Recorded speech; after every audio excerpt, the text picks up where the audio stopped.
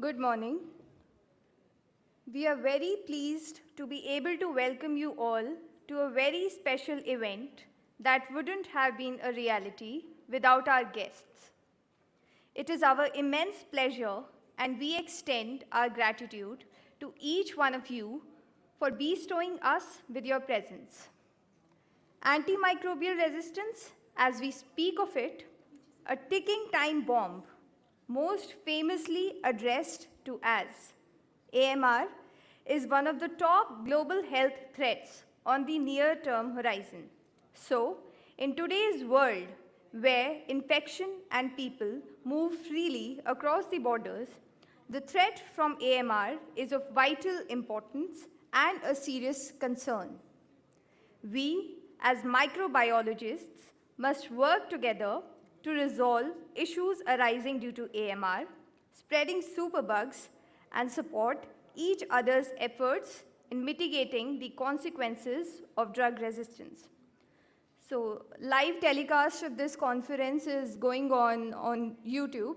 So, we'll be formally starting with the event now. So, heading towards our first session, I hereby request an eminent personality, Dr. Varsha Gupta, Professor and Head, GMCH Chandigarh, to please come over the stage.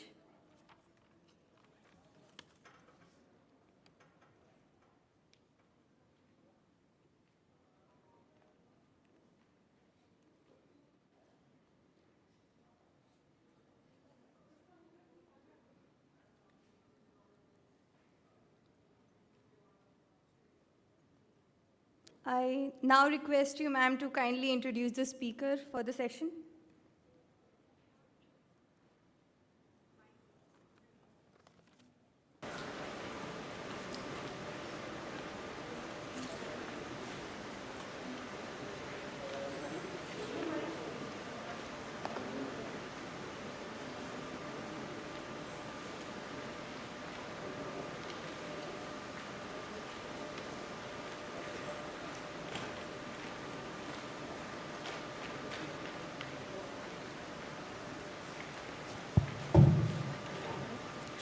Good morning, everyone. We start with today's keynote address. First of all, I'd like to congratulate Dr. Prerna Agarwal, who has taken all the pains to organize this Northwest chapter here in Karnal Medical College. A big clap to her. So today's first speaker for the keynote address, I don't think she needs any introduction, but it is customary, so I'll take 2 minutes. She's Dr. Kamini Walia. She's PhD from MPH from Johns Hopkins, and she is in ICMR on various positions for the past 20 years. Dr. Walia is currently leading the antimicrobial resistance initiative of ICMR, which focuses on various aspects of antimicrobial resistance. She has been member of WHO Scientific Advisory Group of Experts on AMR diagnostics. She has lots of credits to her. She is recipient of ICMR's Shakuntala Amirchand Award, Indian National Science Academy Award, Young Scientist Award, and NIH's Fogarty Fellowship. She has more than 80 publications in peer-reviewed journals. Besides all this, what I have spoken, she's an expert on antimicrobial resistance. So please welcome her with a big hand of applause. Now I request Dr. Kamini Walia to start with her keynote address.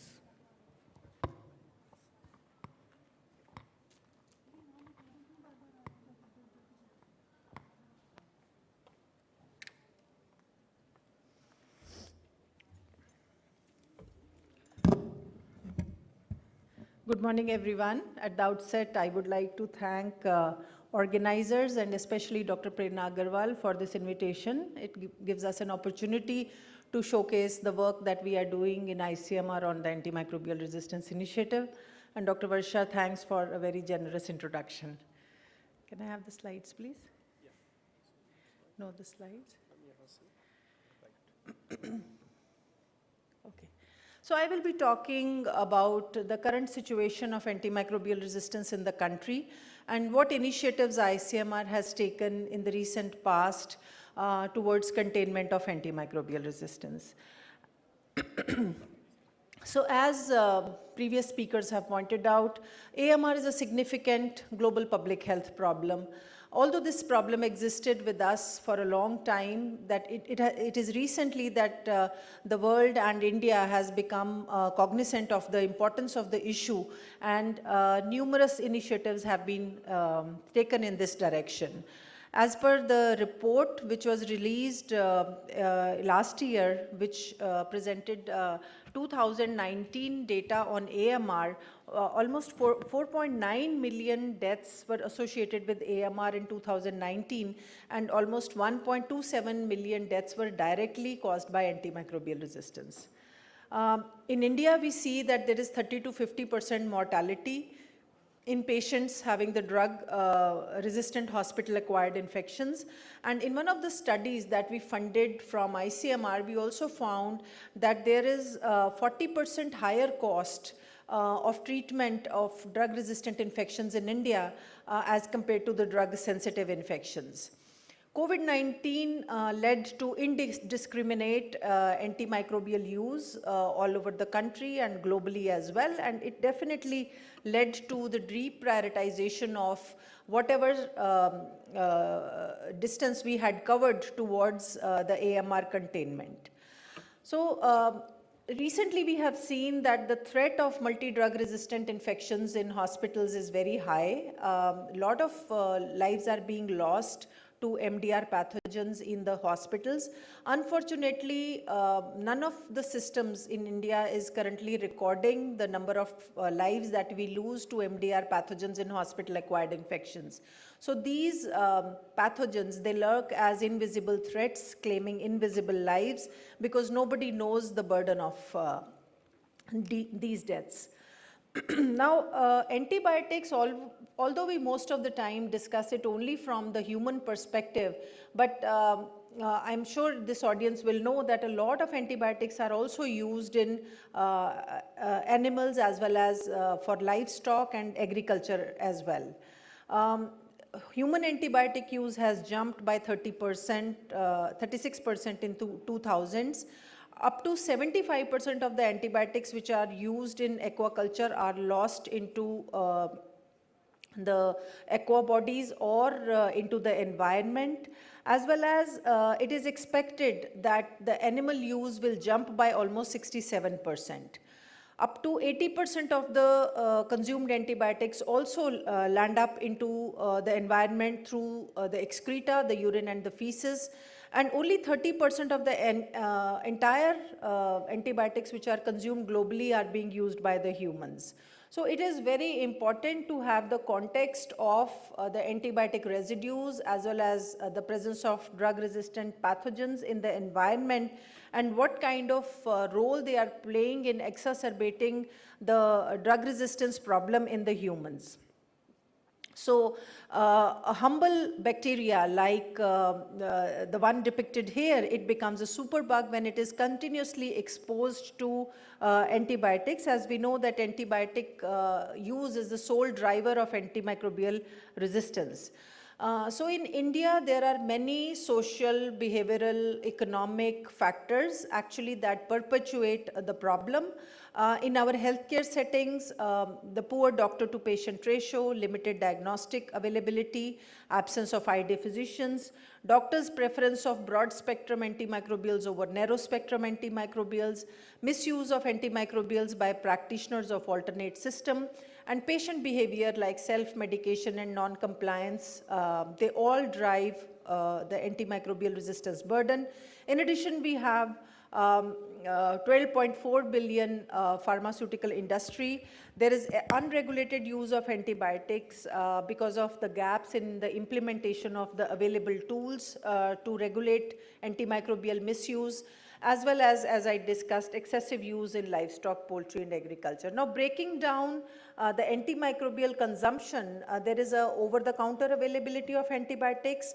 The rising incomes are actually contributing to rising rising antimicrobial use in low middle income countries, online purchase, patient demands, compromised infection control practices, both in community and hospital, are very important, because most of the time the antimicrobial use is, excessive antimicrobial use is there to compensate for poor hygiene practices, whether in hospitals or in community. And the most important is the poor risk perception of the community as well as physicians of the long-term impact of such practices. So the individual benefit over the public health benefit is actually making it very difficult to contain AMR. So what does it lead to? It leads to higher medical costs for the patients, prolonged hospital stays, increased mortality, as well as selection of resistant isolates. So this is was a very good depiction of how AMR is actually accelerating poverty, which we see in our studies from India as well, where most of the patients where they acquire hospital-acquired infections, whenever they are admitted for a long time, they have to borrow money to treat the patient. So this is how it exacerbates the problem. Now, inappropriate prescriptions are driving antimicrobial resistance, not just in India, globally. 50% of antibiotics are prescribed inappropriately. Incorrect indication, choice of antibiotics, duration of treatment, they all are sometimes not as per the guideline. Extensive usage occurs in ICUs. 30 to 60% usage is unnecessary. 90% of the antimicrobials are sold without prescription. Upper respiratory tract infections are a good example for which antimicrobials are prescribed over the counter, and suboptimal doses further add to the problem. This is some of the data from India. 80% of the use in community occurs in community, ARI being most common. And cephalosporins, penicillins, and macrolides are the most commonly prescribed antimicrobials. This is another study from India. 4 government tertiary care hospitals and 1 private. They looked at almost 3,000 prescriptions, and what they found was that third generation cephalosporins from the watch category of WHO are most commonly prescribed. 1/10 of the patients received more than 3 antimicrobials, and 7% of the patients also received a double cover for gram-negative, for example, colistin with meropenem, piperacillin tazobactam with colistin, or with levofloxacin. This trend continued in COVID as well. We saw corresponding increase in antibiotic prescriptions and consumption in both the waves, waves 1 as well as wave 2. So why are national efforts crucial for AMR? India is home to 18% of the world population. So if we have taken care of AMR, we have taken care of 1/5 of the population. We are falling short of the life-saving drugs for gram-negative infections, as the resistance is as high as 40 to 90% in E. coli, Klebsiella pneumoniae, Pseudomonas, or Acinetobacter. AMR somehow does not draw required level of meaningful and actionable attention from the policymakers. There is very less focus by major pharma on development of new antibiotics. Our healthcare system has specific needs. The solutions which are provided by Western countries may not be good for the healthcare system like India. And that is the reason we need more research around the solutions that are needed for antimicrobial resistance containment. This is the National Action Plan. Many of you would have already seen it. And there are 6 pillars on creating awareness and understanding, improving availability of evidence, infection control practices, optimizing the use through antimicrobial stewardship, and having innovation and R&D to develop new drugs, new diagnostics. And the most importantly is the leadership. As many of you would know, there are vertical programs for TB, HIV. Unfortunately, for antimicrobial resistance, we still do not have a nationwide program. ICMR is working, ICMR is a research body, so we are working towards developing, generating reliable evidence, supporting diagnostic, antibiotic, and infection prevention stewardship, understanding mechanisms of resistance, and also creating platforms for integrated surveillance on the One Health note. And also we support a lot of basic and clinical research with all the partners which are listed on the slide. So we started AMR surveillance in 2013. This was started in 20 hospitals in ICMR. This was followed by infection prevention efforts which were initiated in the form of HAI surveillance, building capacity for infection control. And in the same hospitals, we are also working with clinicians to create a climate for antimicrobial stewardship and to prevent unregulated prescriptions. So we are trying to build a multi-layered initiative in the same hospitals, thus creating a model which will work in our tertiary care hospitals. So from the data available so far, we understand that gram-negatives are the serious concerns. Enterobacterials, gram-negative non-fermenters, they form the major proportion of 5 to 10% in almost.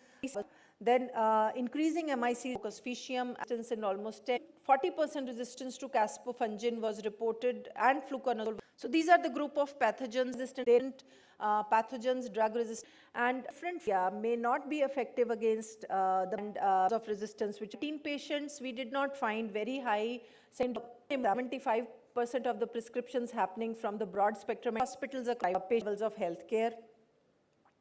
Having its own, unless it is supported by a good diagnostic lab which provides diagnostic stewardship and the appropriate infection control practices.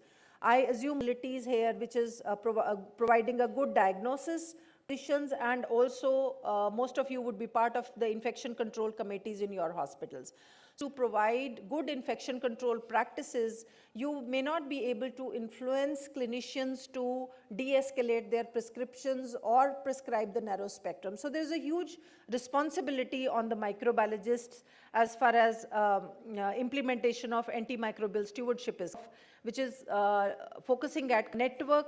We have trained more than, and we have also implemented successfully stewardship process and framework in these hospitals. Most of these hospitals did not have antimicrobial stewardship committees, but after implementation of this project, most of the hospitals were able to establish the AMS committees. They were able to practice sending cultures as well as capturing antimicrobial consumption. Since most of the Indian hospitals, but to our surprise, they were led by clinicians from other than ID physicians. As I mentioned, that diagnostic stewardship is very important. You need a good lab, and you also need a good point of care tests which can help you in detection of, for example, something like a simple UTI at the PHC level. So for this, ICMR has initiated one project where we are making target product profiles for diagnostics. We are also looking at what is available and what is already developed in the country, which we can bring to the market or take to the program very fast.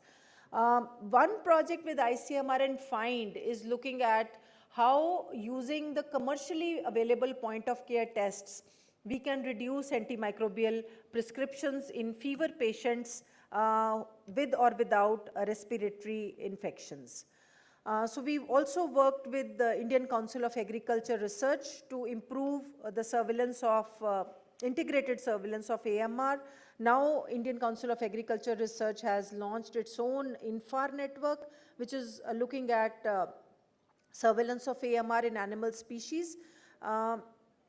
So these are the various actions which government has taken at a regulatory level to streamline access to diagnostics as well as prevent excessive use. There is a National Essential Medicine List which has complete chapter on anti-infectives, what drugs can be procured at different levels like primary, secondary or tertiary. Then there is a H1 schedule which makes some of the products prescription only and they cannot be bought over the counter without doctor's prescription. Then there are some banning of 354 FDCs was done by DCGI, and out of which 24 antimicrobials were banned, which also had fourth generation cephalosporins and carbapenems. In livestock and fisheries, there has been ban on the use of colistin as a growth promoter. Also, recently there was a ban on using streptomycin and tetracycline in agriculture. FSSAI and Ministry of Exports actually have come up with some guidelines to restrict antibiotic use in aquatic animals, as well as limit the antibiotics and other pharmacological active substances in seafood, as well as they have set up antibiotic residue limits in eggs, honey, milk, and poultry. So, besides all these initiatives, there is a lot of focus from government to strengthen district hospitals. There has been an initiative to have infectious diseases blocks in all district hospitals. National Medical Commission has made it mandatory for all medical colleges to have AMSP and hospital infection control committees. And ICMR released the essential diagnostic list, which makes it mandatory for every district hospital to have a culture facility, whether through automated or through manual techniques. So all these initiatives actually augur very well for strengthening the evidence generation at all levels of healthcare by capacity building in these levels. There are various guidance documents which were published by ICMR on AMR, the recent one being a guideline on management of carbapenem-resistant organisms, as well as we launched a mobile application for ICMR treatment guidelines in 2022. This can be downloaded on both Android as well as the iOS. So, when we overuse the antimicrobials, this is the price that we pay. The antibiotic is boomeranging on us right now, and we really don't have many products to give to the patients who need them the most. So going forward, new drug development will be an answer, but it may not be an answer because new drug development requires billions of dollars, and the pipeline that we see right now, there is not even a single product that we can think will be available sometime soon. So the best is to judiciously use what we have today. So generating evidence, community awareness on this issue, better infection control and AMS practices, customized to country healthcare system and needs, more cost-effective diagnostics, drugs to address new mechanisms of resistance, and individual patient management with the representation of Indian isolates for new drug development, antibiotic stewardship. These are the answers going forward. Thank you. This is my last slide. Thank you, Dr. Kamini. She has nicely put up whole of the scenario of antimicrobial resistance in the world and especially in India. And just to highlight few points, she has talked about overuse and misuse of antibiotics. The watch group of antibiotics which are commonly used come under aware group of drugs, and then poverty leading to infectious diseases, and then drug resistance. She's talked about a very important point, that is a lack of a national program on AMR, which is the need for today, I think, because we are not able to give best to the antimicrobial resistance program in our own way, though committees like ICMR and CDC are working on it. And what as microbiologists we can do? A minimum of data collection, like based on recent CLSI guidelines 2023, what all microbiologists should do, like we can do in Northwest, we can compile our data, share our data so that we know the lacuna and where to correct it. And secondly, the antimicrobial, antibiotic protocols for our institute. If that is done, that is the first step to curtail AMR at the level of medical colleges and in the regional level. She's talked about diagnostic and infection control stewardship going hand in hand with antimicrobial stewardship, and a few things like INFAR and all. Superstitiously, it is not required to have question answer session in keynote address, but I leave it to Dr. Kamini Walia as she thinks. Okay, so we can have 2-3 questions from the audience or comments. Like seniors are also sitting, so any comments, please?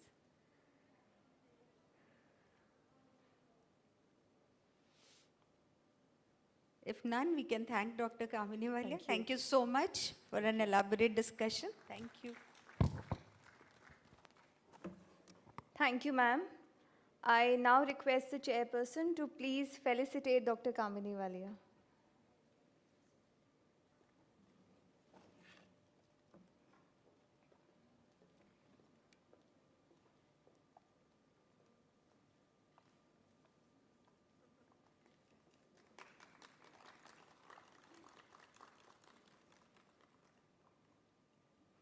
I would now request Dr. Kamini Walia, ma'am, to kindly felicitate Dr. Varsha Gupta.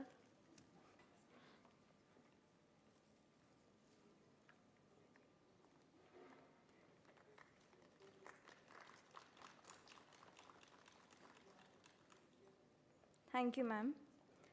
So proceeding towards our next session, we have a widely read personality, Dr. Shashi Sudan, Professor and Head, GMC at Jammu. I request you to please come up and chair the session.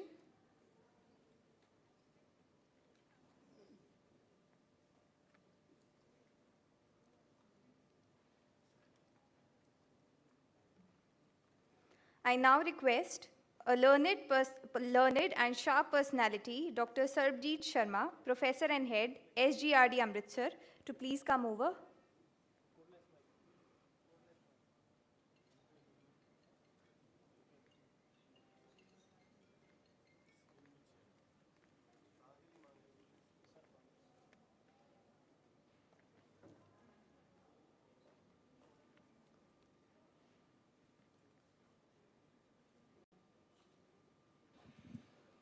I request you to please introduce the speaker. Hello.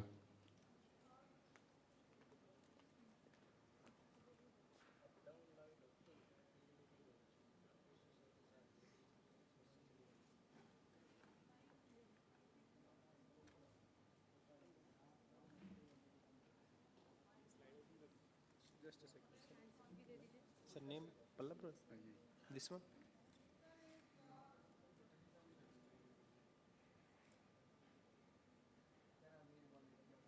Very a big august audience, the microbiologists, and we are here to discuss the matter of grave concern, the area of focus world over and nationwide also. It's a matter of grave concern. Every institution, this is the biggest concern. And now that I am an administrator also, prevention is better than cure. Dr. Pallab, I think छोटा मुंह बड़ी बात, जैसे Dr. Pallab के लिए तो this is what I always think. I met him for the first time in the year 1999. It was a workshop on, it was WHONET AMR, if sir also remembers, in MEMC. And then and there, it is more than 2 decades now, the alarm had rung, the alert had sounded, and there we had begun, and it was already realized then, about 24 years back, that the AMR is the matter that is to be struck. Dr. Pallab has done his MBBS in the year 1980 from Medical College, Calcutta. MD 1987 from PGI MER Medical, Chandigarh, from where he superannuated also. DNB in 1989, again in microbiology. Faculty Department of Medical Microbiology, PGI MER in 1990, and retired as professor and head also from there. Has guided more than 150 theses. I think it is much more. It is unofficially maybe 100 times more. He has guided so many, including me. Dissertations, more than 250 publications, mostly international. The standard of his publications, whenever I try to read and understand, it is beyond my understanding many a times to the molecular levels. He is applied microbiologist. Special interest, antimicrobial chemotherapy, staphylococcal infections, sepsis, hospital-acquired infections, medical education, teaching technology. So he is an applied microbiologist. In charge, ICMR, National Surveillance of Resistance in Enterobacteriaceae. Dr. S.C. Agarwal Memorial Oration and most prestigious award of IAMM, President of IAM from 2020 to 2021. So he has much more than this, accolades, awards, innumerable, and sir's stature is much bigger than what I have said. Please, sir, I welcome you, sir. Thank you very much, ma'am. I also thank the organizers and Dr. Prerna for calling me to be a part of this academic endeavor. Can I have the presentation, please?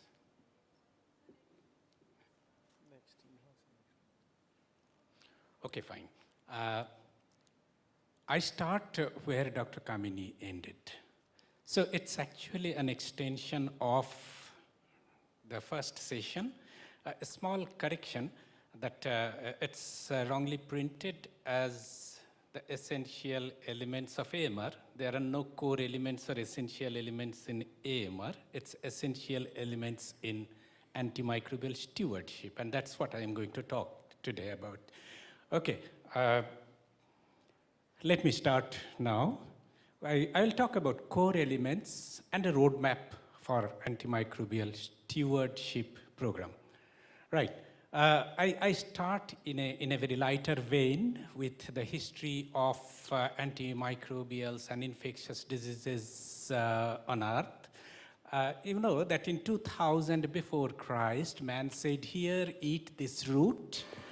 Then in 1000 AD, 3000 years more, that root is hidden. Here, say this prayer.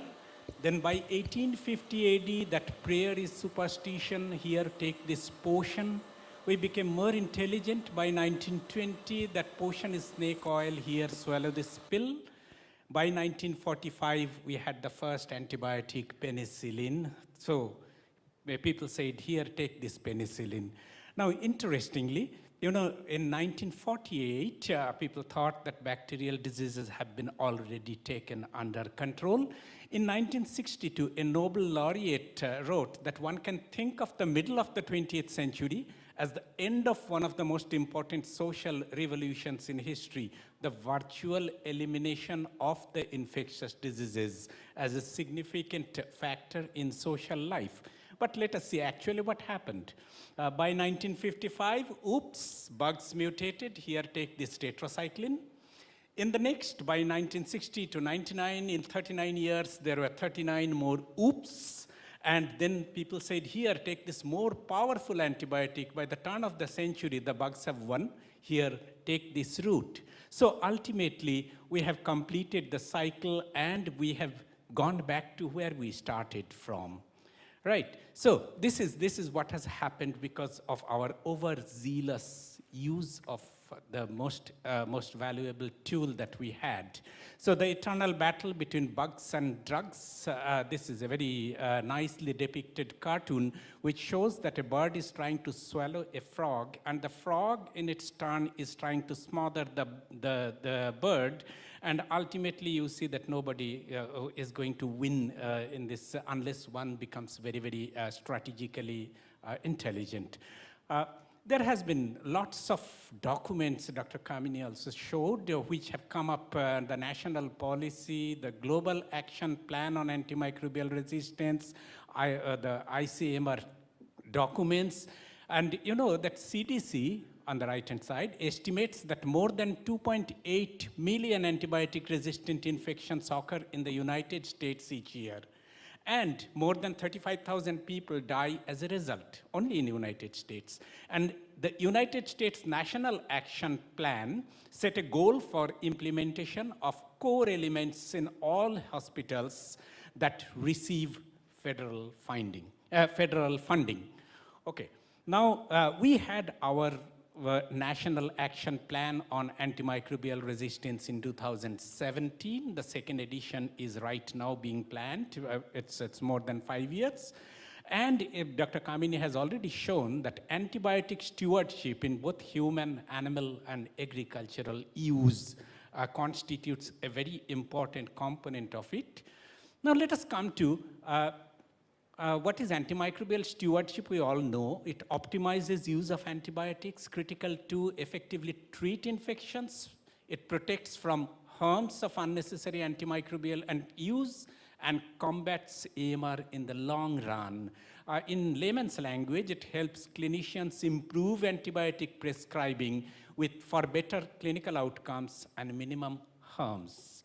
So now let us come to WHO. In 2019, came out with a document that antimicrobial stewardship program in healthcare facilities in low and middle income countries. This is in the form of checklists, national, state, regional level, and it guides to identify the core elements, and it also helps us to have a gap analysis where the gaps exist in our setup, so that simply in the checklist, this is the WHO toolkit for antimicrobial susceptibility program. You can tick what we have, what we don't have, and then you can assess where I stand to start an antimicrobial stewardship program. CDC in 2019, WHO had nearly 19 points there. CDC summed it up into smaller number of points and came out with the document, the core documents of hospital antibiotic stewardship programs, which was actually started in 2014. It implemented it in all their federally funded hospitals. And then, depending on the feedback and the gaps, they updated it in 2019. So, they summed it up in 7 points: hospital leadership commitment, accountability, pharmacy expertise, action, tracking, reporting, and education. And at the end of this document, they're all available in the public domain, and if you want, I have copies of them. I can easily give it to both the WHO document and the CDC document for easy reference.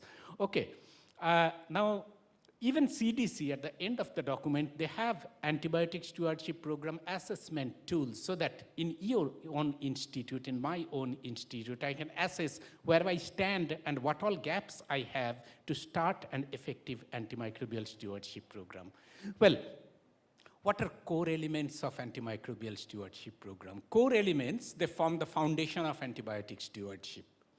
They are applicable in all hospitals, and it's an adaptable framework to guide efforts to improve antibiotic prescribing. So it's an adaptable framework. Remember that. No single template, there can be no single template to optimize antibiotic prescribing in hospitals, because implementation requires flexibility due to variability in the size and types of care, and due to complexity of the medical decision-making process in antibiotic therapy. That's the reason it's flexible, but it's applicable to all the hospitals. So these are the 7 points. The most important points are point number 1 and point number 4. I have four slides for those 2 points and single slide each for the other 5 points. So in all, I have 13 more slides, not more than that. Okay, let us come to the most important point. The first point, hospital leadership commitment. It's most important to start a hospital antimicrobial stewardship program. It has been found that administrative support and commitment from leadership is critical to success, and a lack of support is the top barrier for antimicrobial susceptibility, antimicrobial stewardship program. So priority examples of leadership commitment, CDC divides the different points into priority points and other points. Priority points are most essential points, other points are welcome, but not very essential. The priority examples require giving time to program, which usually the leaderships, they don't have. They have to give time daily to stewardship interventions, provide dedicated and empowered human resources. So if they don't have teeth, they cannot implement what they actually want to. So they have to be empowered. There should be regular meetings. They should appoint a senior executive leader as point of contact, who is the stewardship champion. And the team should be regularly reporting activities and outcomes to senior leadership and hospital board. Okay. The other examples of leadership commitment include issue formal statements of support, not only lip service. It should be a formal document that the leadership wants antimicrobial stewardship and supports all the activities for it. And integrating antimicrobial stewardship with all other quality improvement and patient safety efforts like sepsis management, like diagnostic stewardship, there should be defined expectations for leaders on responsibilities and outcomes. It's not that they're working on antimicrobial stewardship. There should be time-bound, defined expectations. And in AMSP duties for the leaders and the key support staff, antimicrobial stewardship duties with allocated time should be mentioned in their job description. It's not a very loosely used term. It should be mentioned in job description, and it should figure in their annual performance reports so that they are actually dedicated to it. And supporting the training and education for program leaders and hospital staff. Okay, there are key supports which are needed from hospital leadership to ensure awareness, and key support is needed from microbiology or laboratory staff. Dr. Kamini has already touched this point.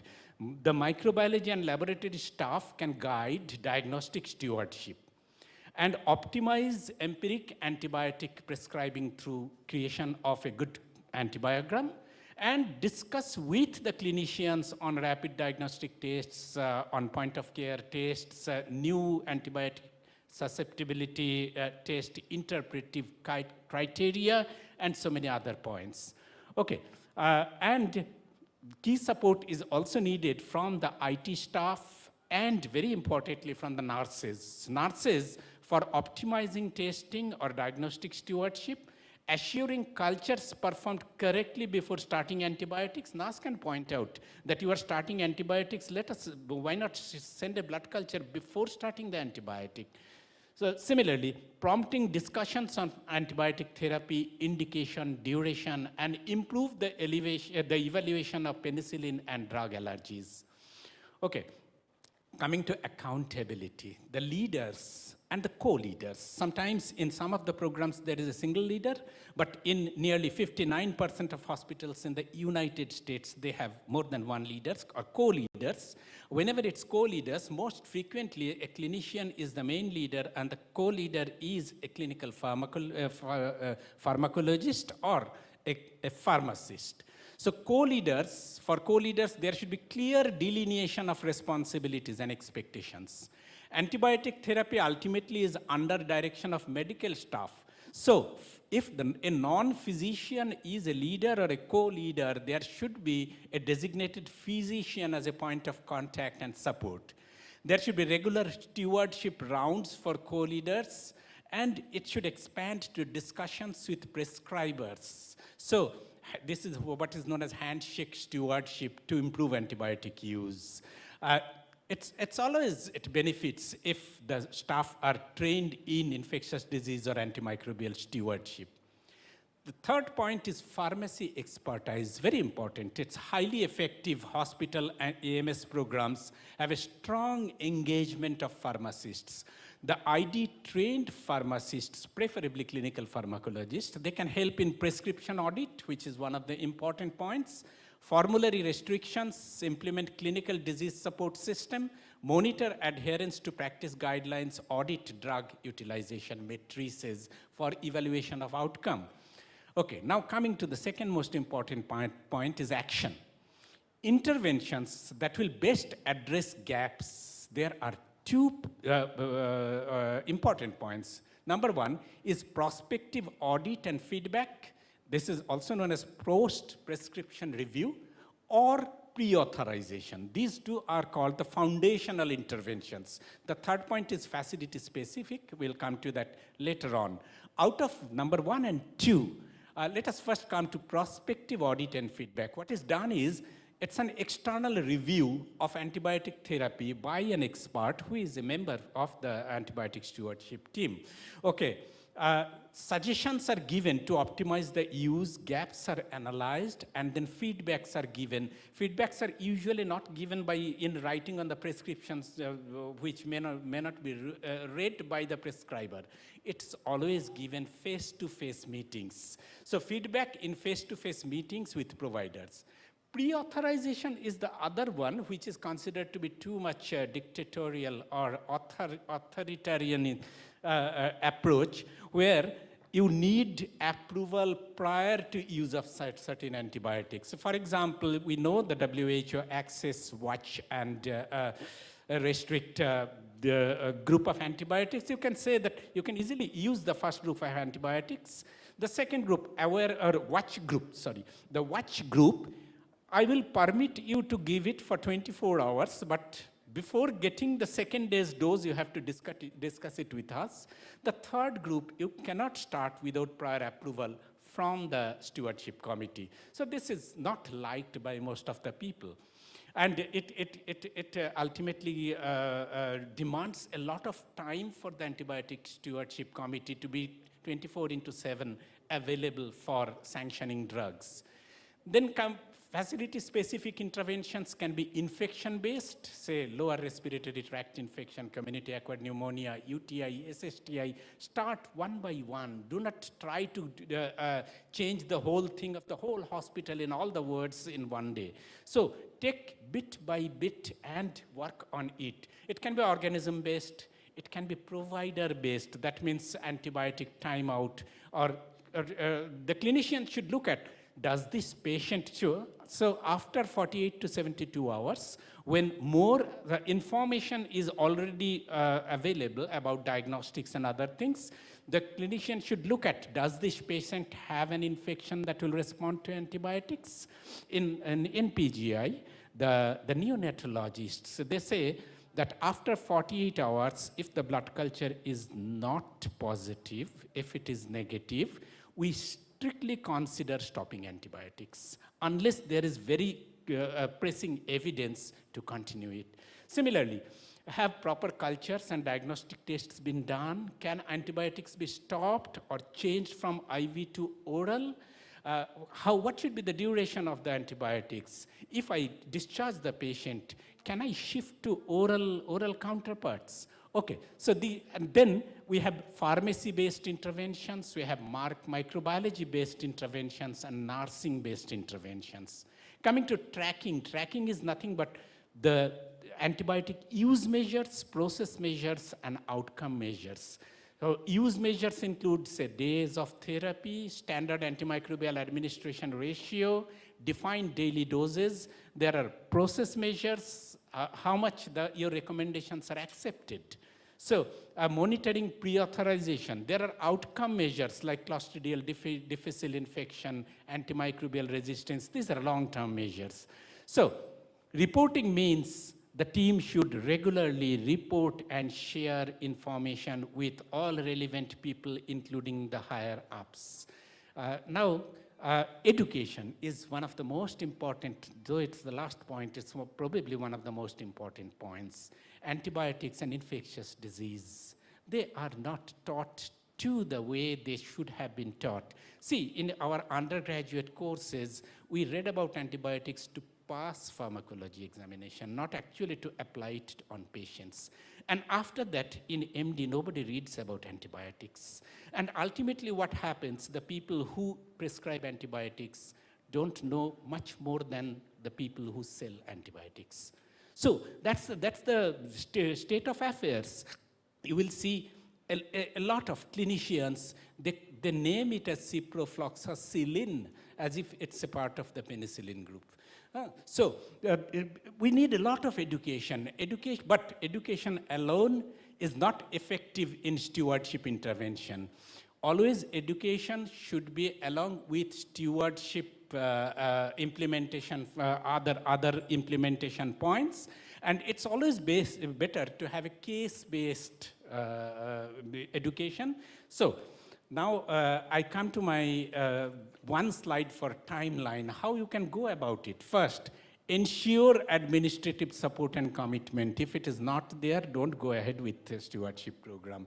After that, set up a committee, policies, set up antimicrobial stewardship team to implement and monitor.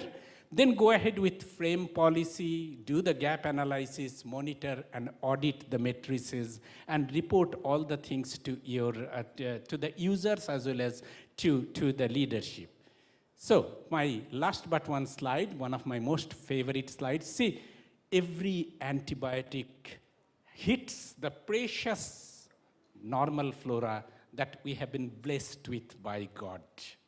And therefore, this is one of the posters which came in Nature, stop killing of beneficial bacteria.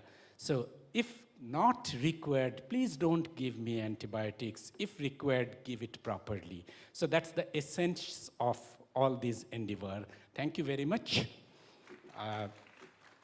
for your careful attention. As expected, a very comprehensive and complete, and especially the last slide. So about surgeons, they say the best surgeon is one who knows which surgery could have been avoided. And same is true of antibiotics. So whatever, any antibiotic that could have been avoided. And we all know it is overuse of antibiotics. That is the area of main concern, self-medication and over-the-counter and all those things. And I think, sir, I would invite your comments on rotation of antibiotics, like 100% sensitivity, as Dr. Kamini Walia said, of a particular bacterium to chloramphenicol, ampicillin, and cotrimoxazole. What is the reason, like it has restored, or things like that? Your expert comments. Well, rotation of antibiotics. So let us think about what actually it entails. You can rotate antibiotics only when you have multiple members of a particular group of antibiotic, and cross-resistance to one of them will not give you cross-resistance to other members. The classical example is aminoglycosides. In aminoglycosides, we have gentamicin, we have amikacin, we have tobramycin, sisomycin, netilmycin, so many. And there is no hierarchy that resistance to one of them provides resistance to all others. So this phenomenon is not there. So ultimately, the rotation happens in that group of antibiotics where we have multiple members without cross resistance. We have very few groups there. Now people have been working on relative advantages of rotation versus mixing.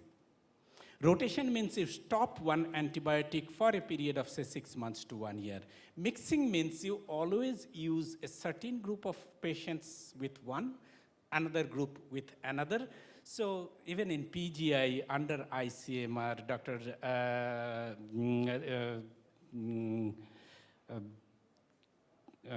Jayashree, she carried out a study of comparative things, and she found that mixing gives much better results rather than rotation. So rotation was very popular earlier, and gradually it's falling from its reputation.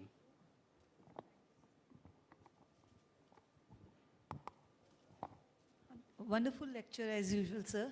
You're so passionate about microbiology and about AMR in particular. Now the house is open for any questions.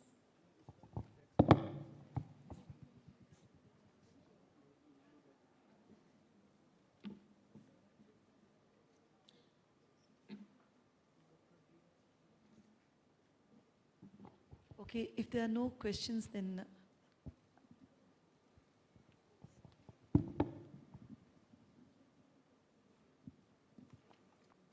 Thank you, sir.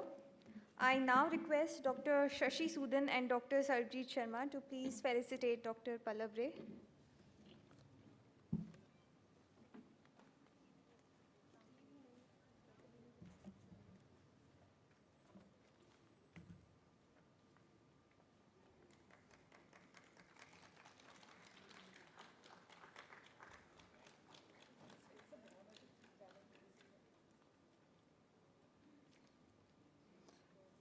I would now request Dr. Pallav Ray to kindly give the token of appreciation to Dr. Shashi Sudan and Dr. Sarbjeet Sharma.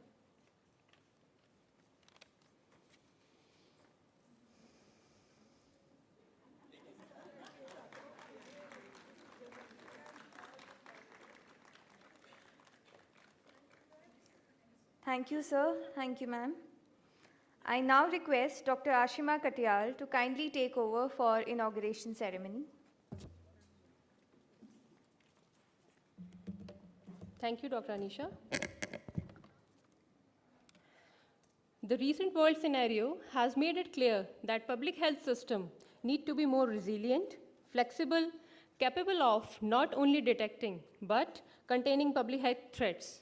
Today, antimicrobial resistance threatens modern medicine and its ability to treat common infections as a ticking time bomb. Let us join hands to diffuse it effectively in time to ensure that the foreseen apocalyptic scenario does not unfold in front of us. A very good morning to one and all. I, Dr. Ashima Katyal, welcome you all on behalf of Department of Microbiology, Kalpana Chawla, Government Medical College, Karnal, Haryana, to the Northwest chapter of MICROCON 2023. At the outset, I would like to propose a thanks to all the delegates who have gathered here to make this academic extravaganza a success. Thank you. Without further ado, let's start the inauguration ceremony. I request Dr. Prerna Agarwal, Organizing Secretary, to kindly welcome the dignitaries on the dais.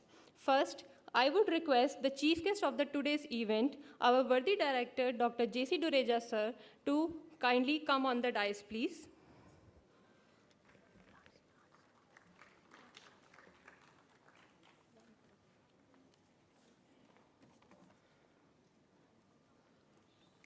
Next, I request Medical Superintendent Dr. Himanshu Madan ma'am to kindly join, please.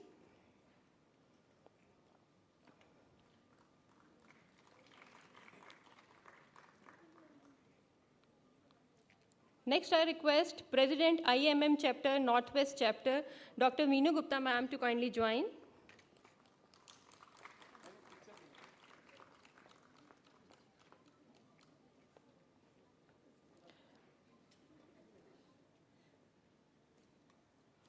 Next, I request Secretary IAMM Northwest Chapter, Dr. Aparna ma'am to kindly join, please.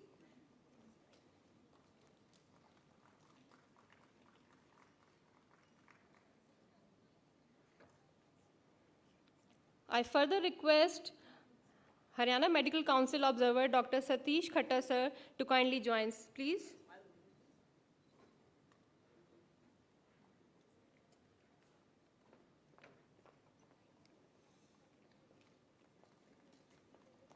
Now I request Professor Vijay Pal Khanagwal sir to kindly come on the dais and join, please.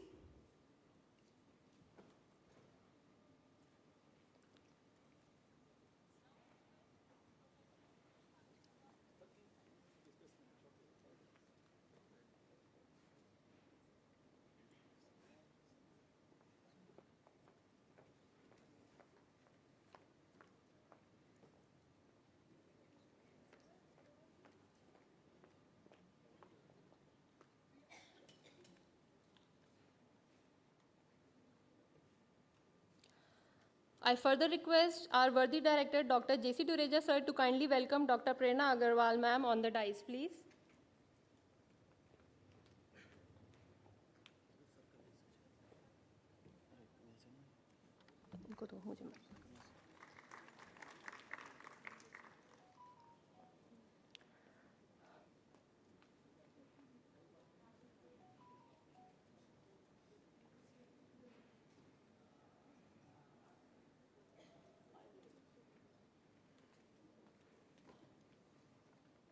I now request Dr. Prerna Agarwal, a scholarly personality in herself, to welcome you all. Ma'am, please.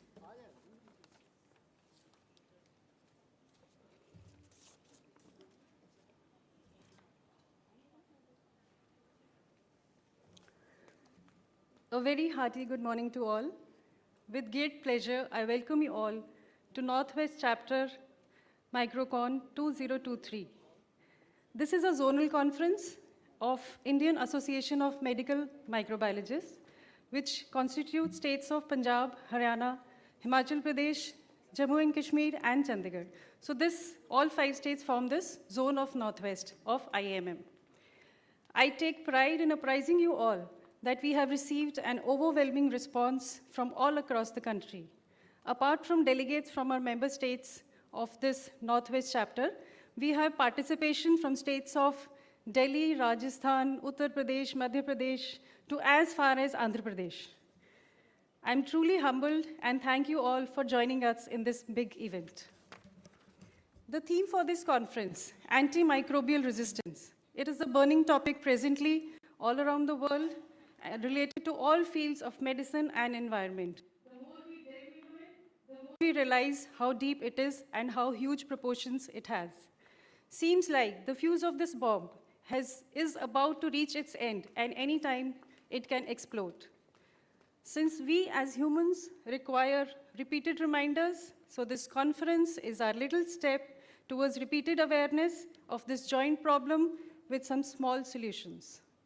At the outset, the organization of today's event has been possible only with support from our worthy director, Dr. J.C. Dureja, who is our chief guest and patron for the day. I welcome, sir. I welcome our co-patrons, Dr. Himanshu Madan, Medical Superintendent, KCGMC. She has been an unconditional support throughout, no words for that. I heartily welcome our President, Northwest Chapter, Dr. Veenu Gupta. She's Professor and Head Microbiology, Dayanand Medical College, Ludhiana. She has always been there throughout my journey of preparation. Thank you and welcome. I respectfully welcome our presidents, past presidents, Dr. Varsha Gupta, ma'am. She has been a great leader. Ma'am, you've always been a guide to all of us. I welcome Dr. Khanagwal, sir. Special thanks to him. He has been my guiding star in this whole preparation of conference here in KCJMC. I also extend a warm welcome to all my colleagues of Kalpana Chawla who are present here. Thank you so much for joining me and taking time out for this. I extend a warm welcome to all our guest speakers here who have agreed to share their pearls of wisdom with us. And lastly, without whom this conference would not have been possible is my department team, my co-organizing secretary, Dr. Dipinder Singh, who has managed all the legwork single-handedly, all kudos to him, and my all joint secretaries, plus my SR, my PGs, who have been working 24/7 for this. It has been a great teamwork. I welcome them all here too. And with this, I once again extend a warm, wholehearted welcome to all present in the hall. A very hearty welcome. Good morning.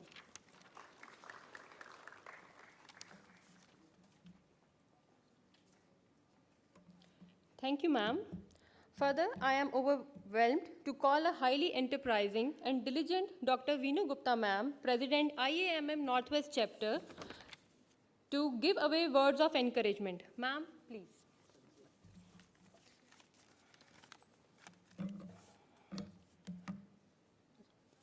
Thank you.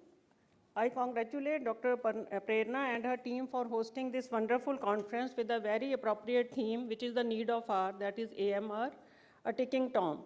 This theme is very appropriate as we are on the verge of being thrown back to the pre-antibiotic era, as irrational use of antibiotics has led to multi-drug resistant infections.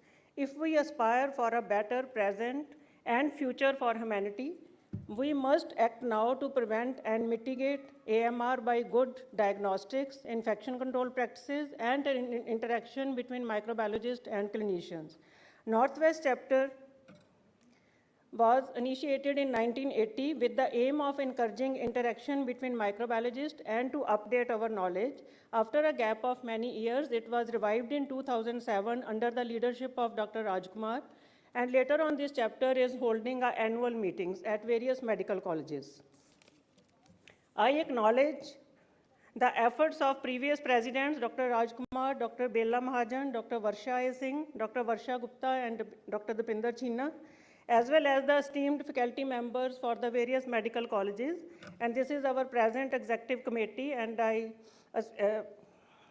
acknowledge the participation of all and the support of all the executive committee members. The initiative taken by this executive committees for this year was we are holding a PG master class, so to update the knowledge of all the postgraduate students, and the lectures are taken by respective medical college faculties. And second initiative we had is the directory, Northwest directory for the interaction and compilation of all. Thank you, and congratulate Dr. Prerna for all the efforts.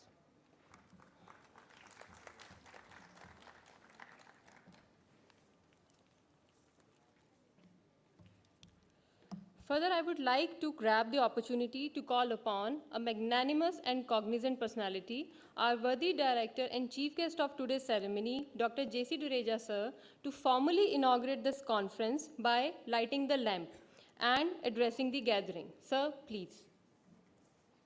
I request all the dignitaries on the dais to kindly join sir for lighting the lamp.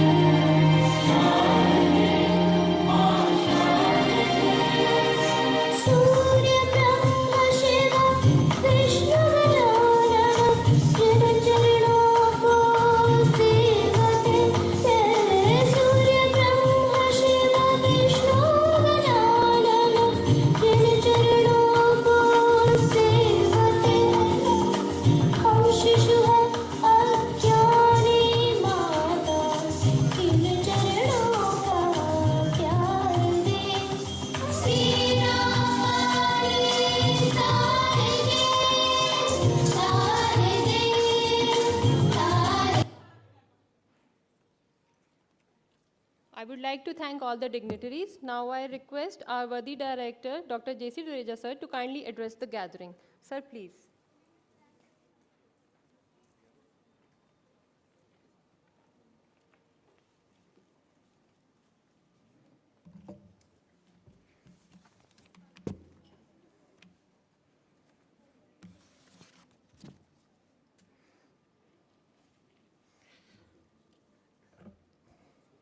A very good afternoon to all of you.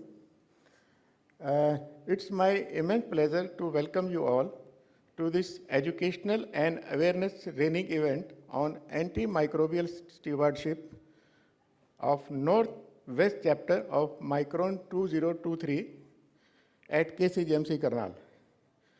Firstly, I would like to welcome and thank all the microbiology experts who have come from the different parts of the country to attend this conference and share their experiences.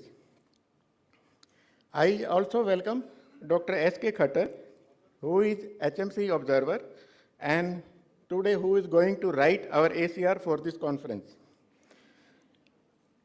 I also welcome Dr. Veenu Gupta, President, and Dr. Aparna, Secretary, IAMM, Northwest Chapter, who have kindly consented to host this MICROCON 2023 at KCGMC Karnal. I also thank Medical Superintendent, our organizing secretary, joint organizing secretaries, coordinator, advisory committee, KCGMC faculty members, Dr. Khanagwal, and our Reverend teacher, Dr. Desraj Arora. I welcome you, sir, at KCGMC Karnal for sparing your precious time to make this event successful.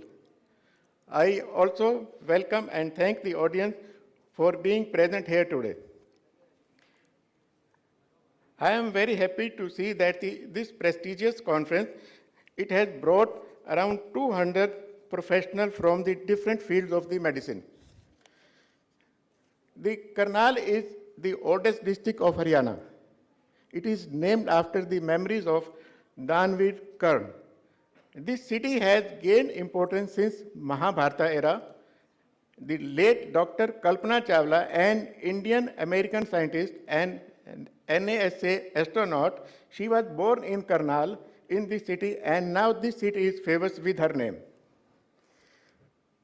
KCGMC Karnal is one of the premier government medical college. It is located in the center of the Haryana, Karnal, and this college aims to provide high quality medical education and healthcare through highly skilled, dedicated, compassionate doctors and staff.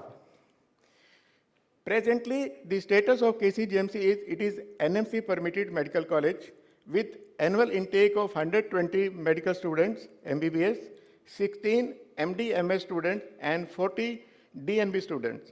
In addition, the institute is also teaching BSc OT, lab technology, BSc radiography, and BSc optometry courses. This AMR, this antimicrobial resistance, this is a ticking time bomb. This is for whole world, including India. This antibiotic resistance, this is a very serious problem, and it has been identified as a major threat to public health, economy, as well as security. It has spread to each and every continent in the world, and it is estimated that if it is continued to rise in the AMR, and it will lead to 10 million deaths yearly across the globe by 2050. During the last decade, there was a surge in dramatic increase in the antimicrobial resistance, especially with the GNB, gram-negative bacteria. This AMR is natural phenomena, we all know, but certain human actions, that is like inappropriate use of antimicrobial agents in the healthcare, breeding of crops and animals, inadequate sanitary conditions, inappropriate food handling when the food is not properly stored, poor infection control and prevention practices in the health, they can also contribute to emergence and spread of AMR. During COVID-19, it is expected that it will lead to worsen of the global problem of AMR. Another aim of this workshop is to evaluate the potential magnitude of the COVID-19 on AMRs. The theme of the conference, that aim is very useful. As we all clinicians, we use antibiotics every day. And maybe surgeon, physician, intensivist, all they use regularly. But we have all seen that during the treatment, at point of the time, the patients, they start not responding to the antibiotics. So when the AMR is likely to develop, how to tackle, what is the mechanism, they all will be explained by the experts during this conference. And certainly, if we aspire for a better present and better future for humanity, we must act now to prevent and mitigate this AMR. Otherwise, we will slip back into an era where a simple cut can cause life-threatening infection or even death in otherwise healthy people. Because the available drugs, treatment, they will be rendered ineffective because of the AMR. I am proud to highlight that in spite of being few faculty members in the Department of Microbiology and facing the manpower scarcity, in spite of that, the Microbiology Department is successfully organizing the zonal conference. I heartily congratulate the whole Department of Microbiology of the KCGMC Karnal. I am sure that attending this workshop and the conference, it will enhance our knowledge, especially in the field of AMS, and we will learn new things to reduce the morbidity and mortality in relation to AMR. Thank you very much. Jai Hind, Jai Bharat. Thank you very much, sir, for your words of wisdom and encouragement. Now let us start with the felicitation ceremony. I have always felt that the true textbook for the pupil is his teacher, was a statement by Mahatma Gandhi for his teachers.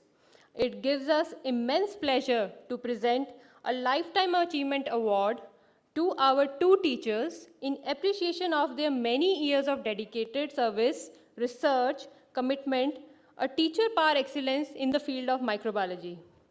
First of all, I would like to call upon Dr. D.R. Arora sir, who has been ex-professor and head of microbiology, Postgraduate Institute of Medical Sciences, Rohtak, Haryana, and then after that Agroha, after that SGT University, Gurugram, presently working as chairman, NABL Quality Council of India, have more than 45 years of teaching experience, have published more than 12 textbooks on microbiology and allied, and more than 150 research articles. The results of his research on malaria parasites Klebsiella pneumoniae have been cited in World Health Organization and Topley and Wilson's Microbiology and Microbial Infection Spectrology Volume 2, 10th edition, 2005, respectively.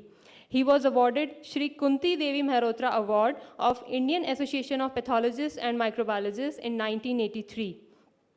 He was awarded WHO Fellowship on Laboratory Aspects of HIV, AIDS, and STD at Community Health Surveillance and Laboratories Administration, Baltimore, Maryland in 1992. He was honored by Indian Medical Association Cathal on Doctor's Day on 1st 7/1999. His biography, including academic activities and research work, has been published in Who is Who in Medicine and Healthcare 2011-12 and 11-12, 8th edition, USA, distinguishing him as one of the healthcare professionals from around the globe. So I request all of you to welcome Dr. D.R. Arora sir and give a big round of applause. I think he is teacher to most of the audience sitting here right now. Sir, please.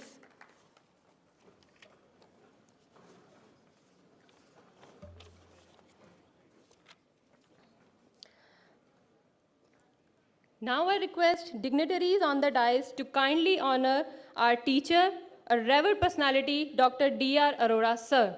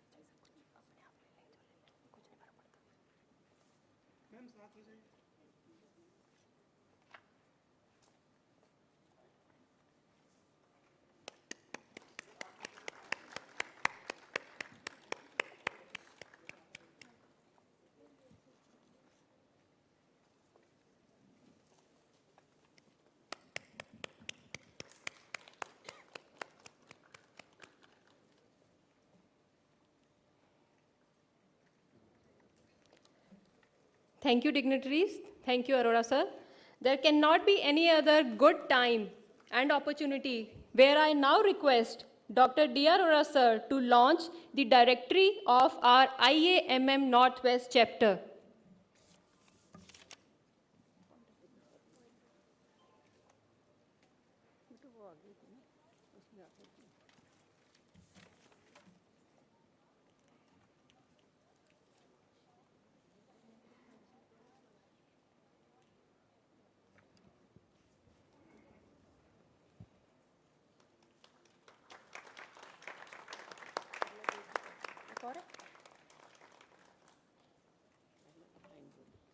And MM.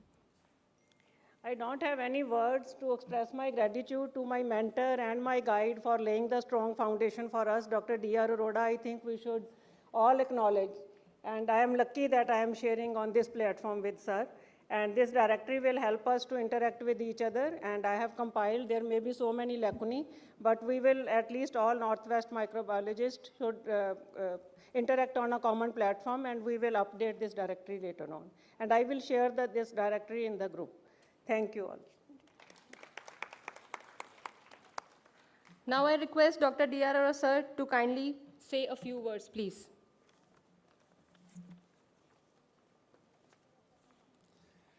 I am thankful to the organizers for conferring this honor on me.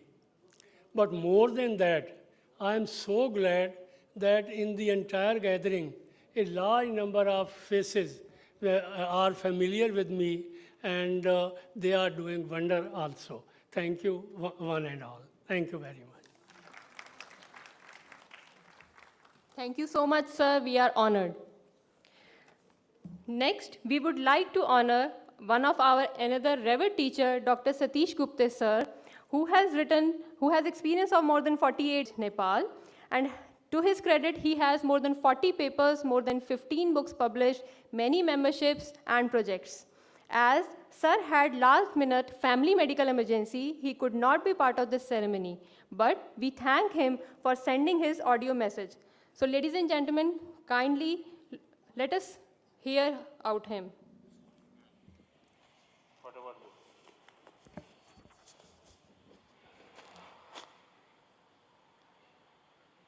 Esteemed chairperson, dignitaries on the dais, delegates, members of our association, good day. At the onset, I wish to offer my apology for not being able to join you all in person on account of unavoidable circumstances.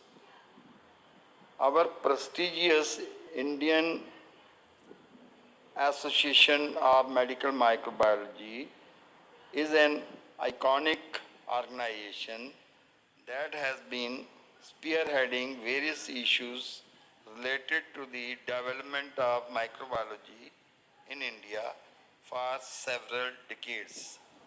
Having been with it over a few decades, I take pride in sharing with you that today association has earned place of pride among us various medical organizations in India. Hope participants of zonal conference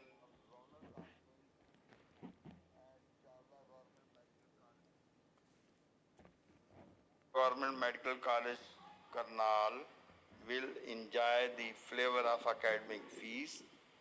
My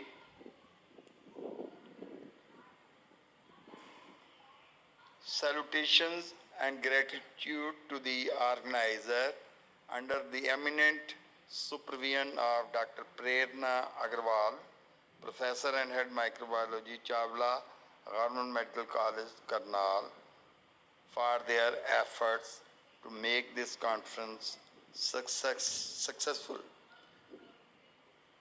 My best wishes are with you. Thank you. Thank you, sir.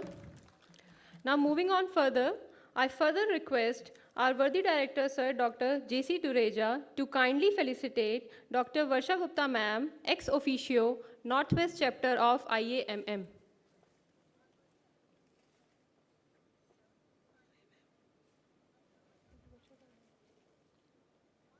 Moving further, I request the dignitaries to honor our President, Northwest Chapter of IVMM, Dr. Veenu Gupta, Professor and Head, DMC, Ludhiana.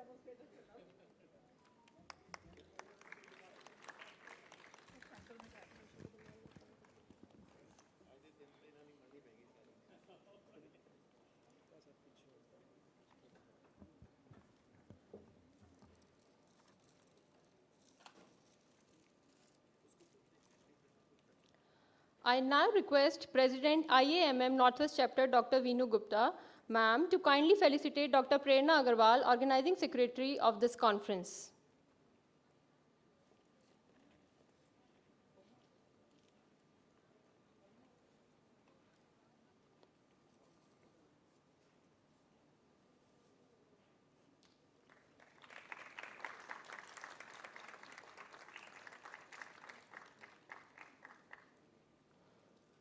I request Dr. Prerna Agarwal to kindly honor Haryana Medical Council Observer, Dr. Satish Khattar, sir.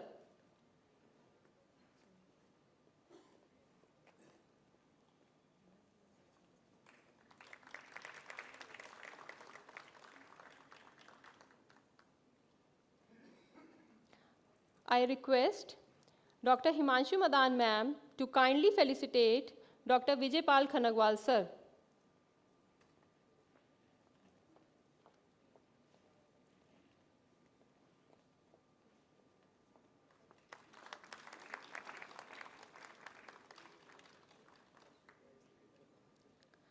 Now I request our Medical Superintendent, ma'am, Dr. Himanshu Madan, to kindly felicitate our Secretary, IAMM Northwest Chapter, Dr. Aparna, ma'am. She's a very good friend of mine.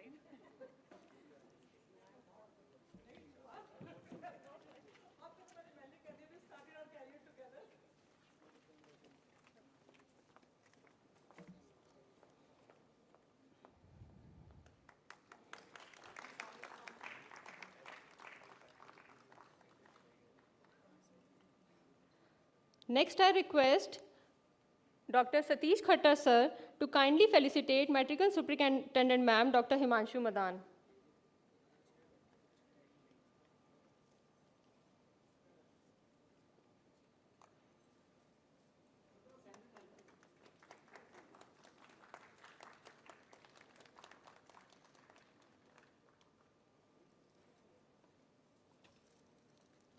I request all the dignitaries on the dais to kindly felicitate the chief guest of the event, our worthy director, Dr. J.C. Dureja, sir.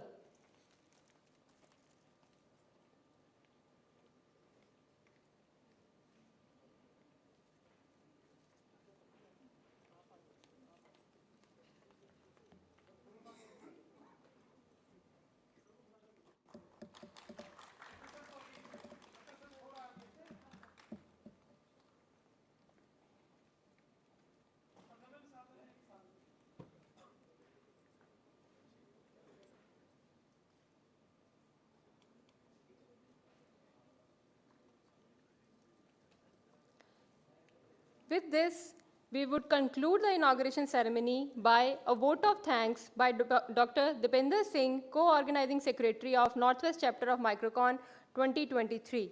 Dr. Dipender, please.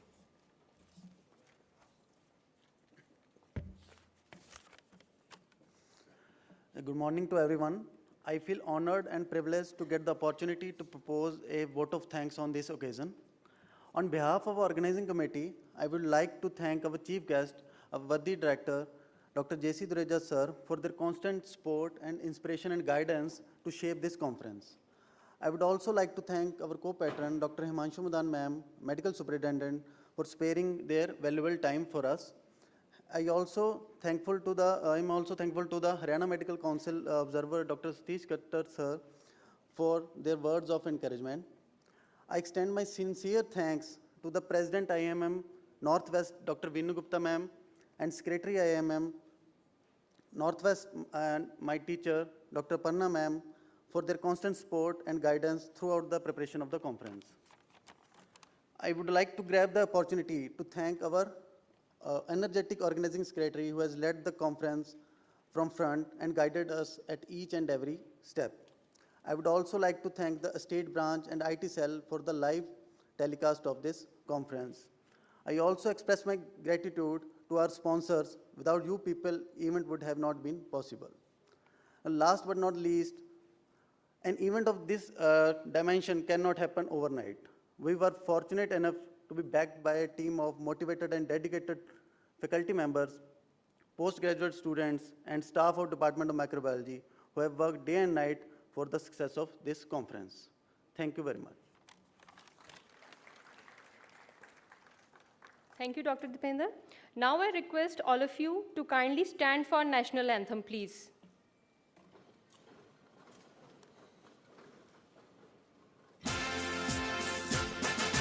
Jana Gana मन अधिनायक जय हे भारत भाग्य विधाता पंजाब सिंध गुजरात मराठा द्राविड़ उत्कल बंगा विंध्य हिमाचल यमुना गंगा उच्छल जलधि तरंगा तव शुभ नामे जागे तव शुभ आशीष मांगे गाहे तव जय गाथा जन गण मंगल दायक जय हे भारत भाग्य विधाता जय हे जय हे जय हे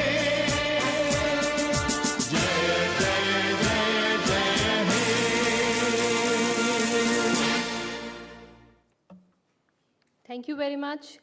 Kindly join us for high tea upstairs. Thank you.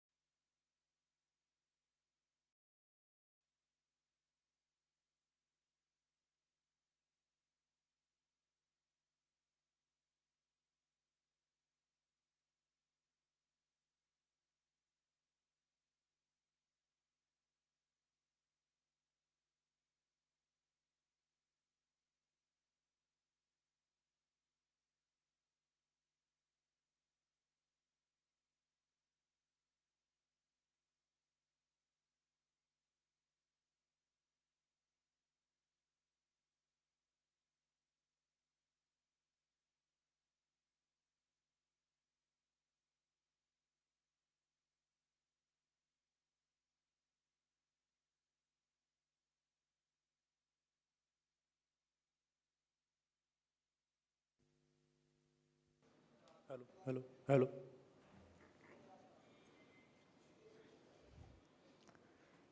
I welcome you back, and I hope everybody is charged up for the day ahead.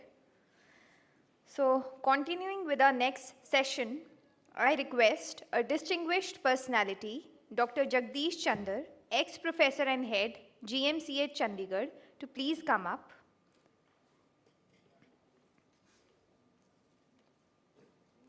I also request an extremely graceful and clement personality, Dr. Aparna, Professor and Head, PGIMS Rohtak, to please come over and chair the session.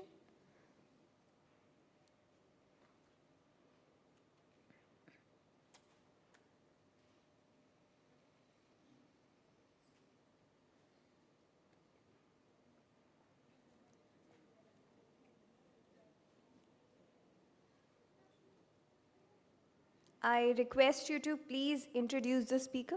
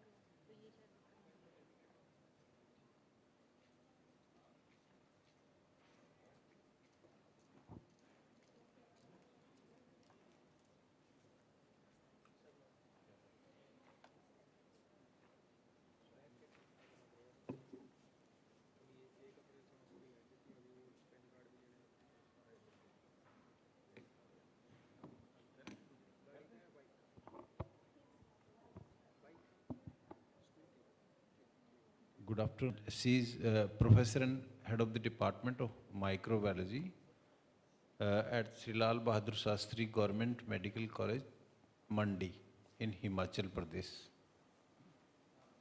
She has rather established the first genomics lab for COVID in his state of Himachal Pradesh. She is consultant cum state nodal officer of the BMWM and COVID-19 waste management.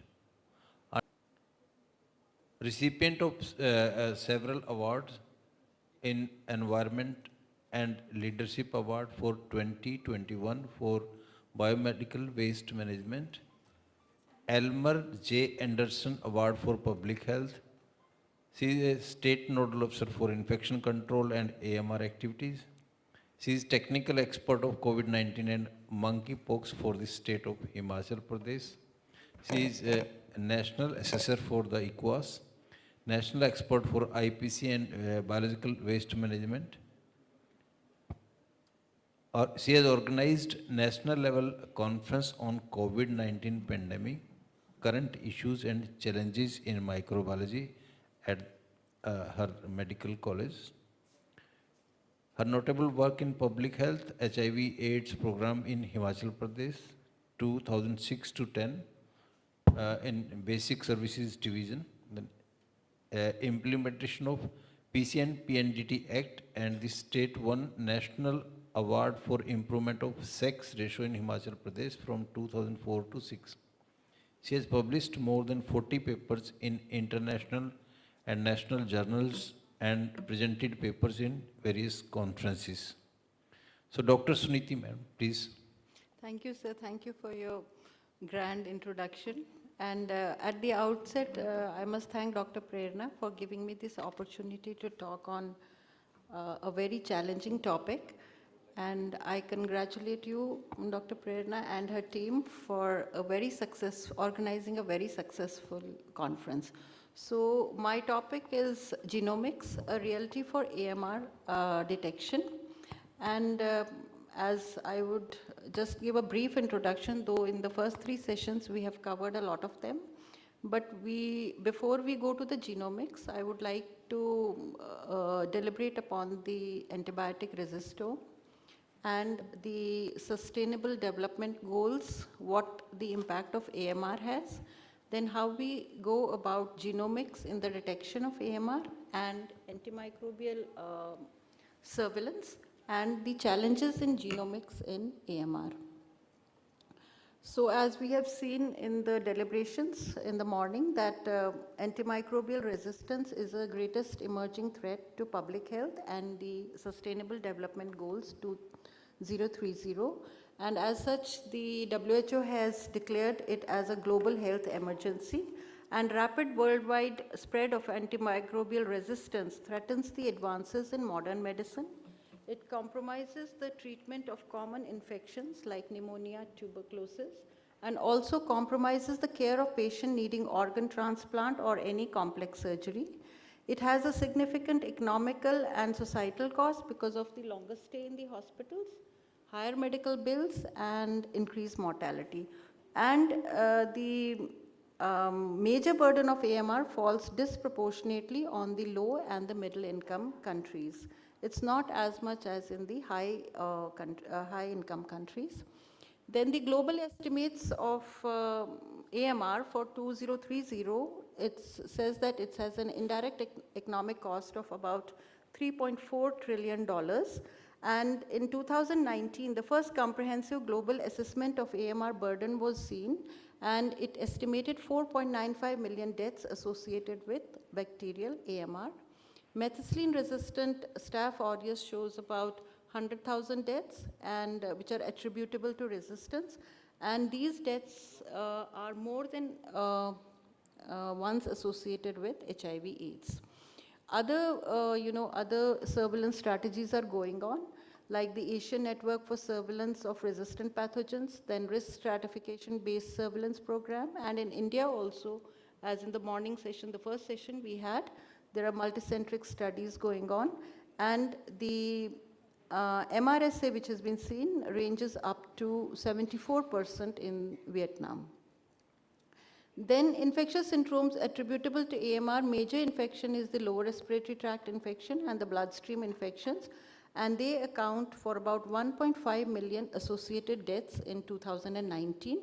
6 priority pathogens, as has already been discussed in the morning also, that have been seen, and each is responsible for more than 250,000 deaths associated with AMR.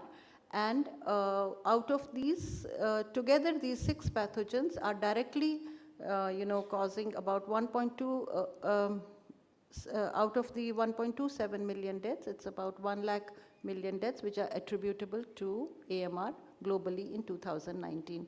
So as it has been said, drug resistance follows the drug like a faithful shadow. So once the drug, we develop a class of drugs, it is natural that the organisms evolve to resist their action. Now, briefly about the antibiotic resistance. It is a natural part of the regulatory factors in any ecosystem.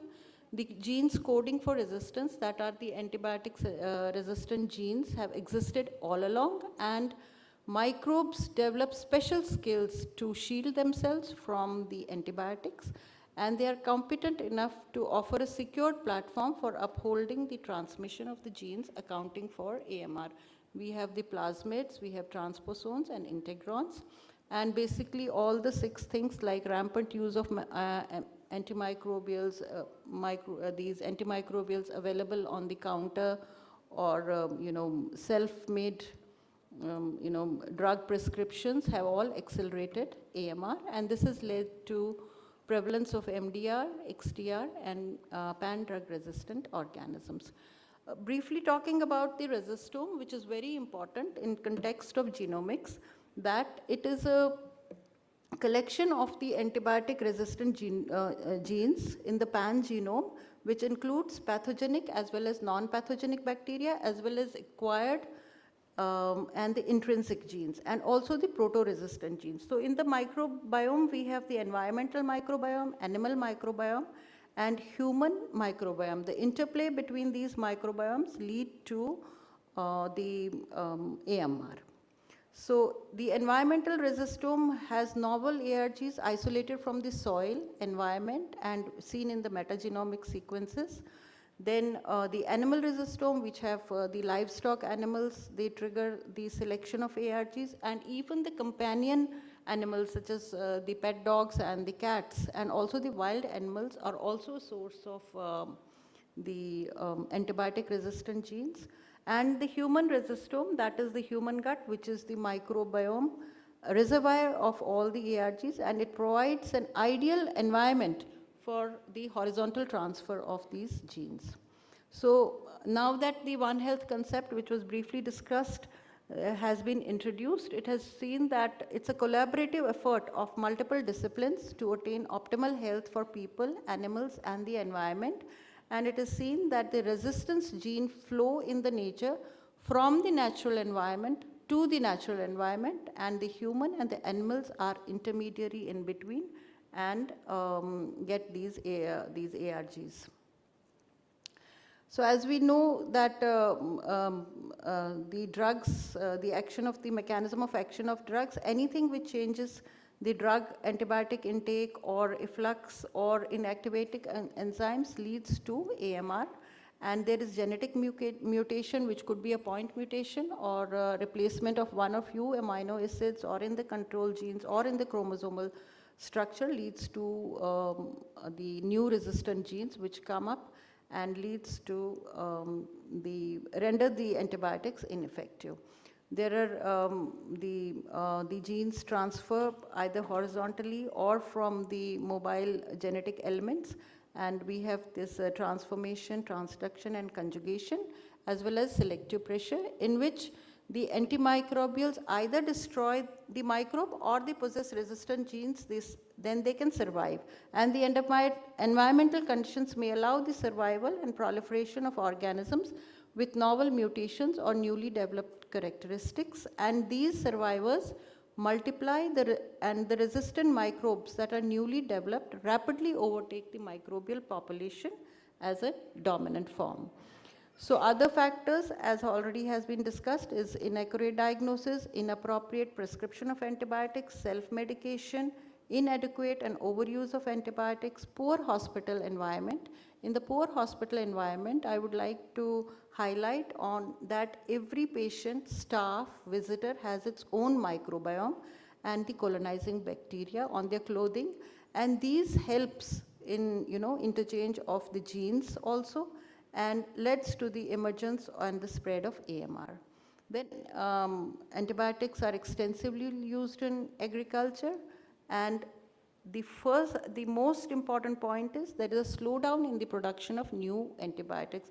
In the years to come, we do not have any antibiotic in the pipeline because of the cost, because of the technical challenges, regulatory hurdles, and even if it is developed, resistance is sure to develop within a short time, which is unavoidable. The impact on these SDGs, in fact, it has, impact of AMR on the Sustainable Development Goals is enormous.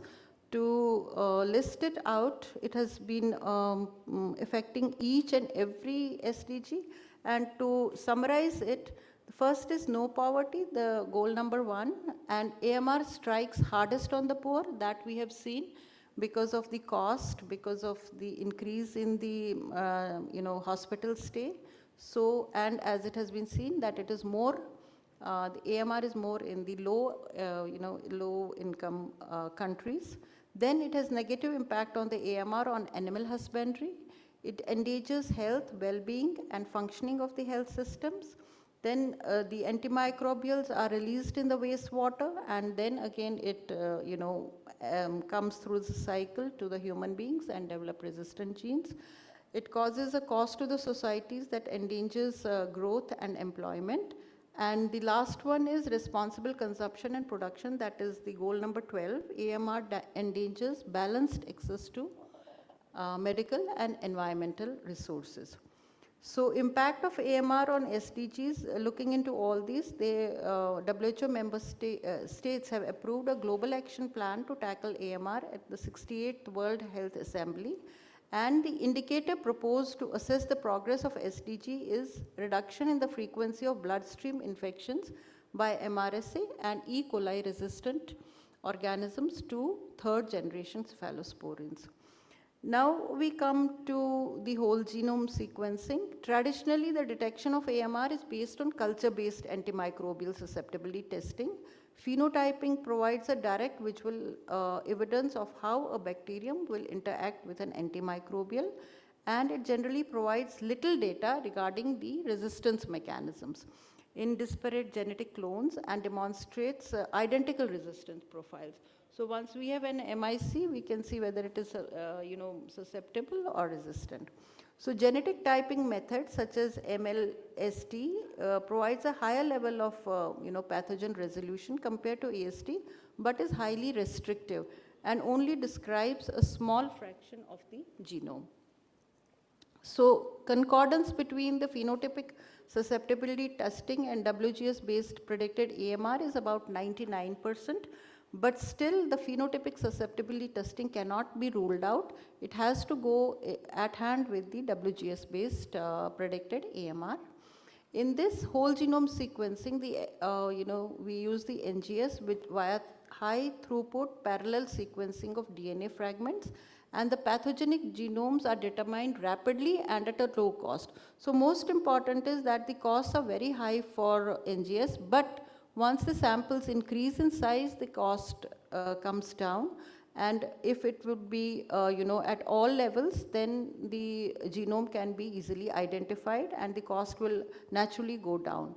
High resolution for identifying and characterizing the pathogens, and superior reproducibility, and we have a vast information. We have the complete genome with us.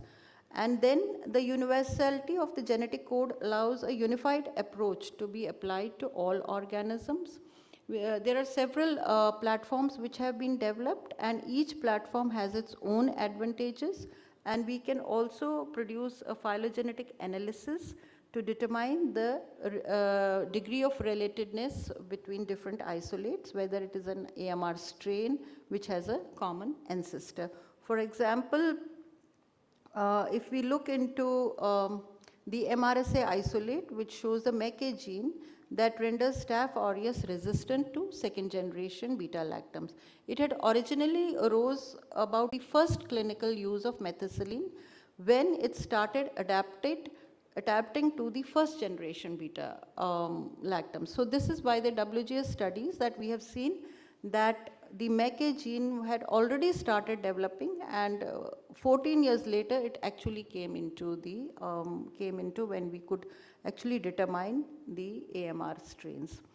And then also MRSA is not, this is also by the WGS studies, that MRSA is not restricted to events between the hospital, but increases proportionally with the number of patients referred between different hospitals. So if you transfer a patient from a lower hospital to a secondary hospital and then to a tertiary hospital, it carries the MRSA genes to those hospitals also. So you can actually locate the actual placement of the MRSA gene from where it has started.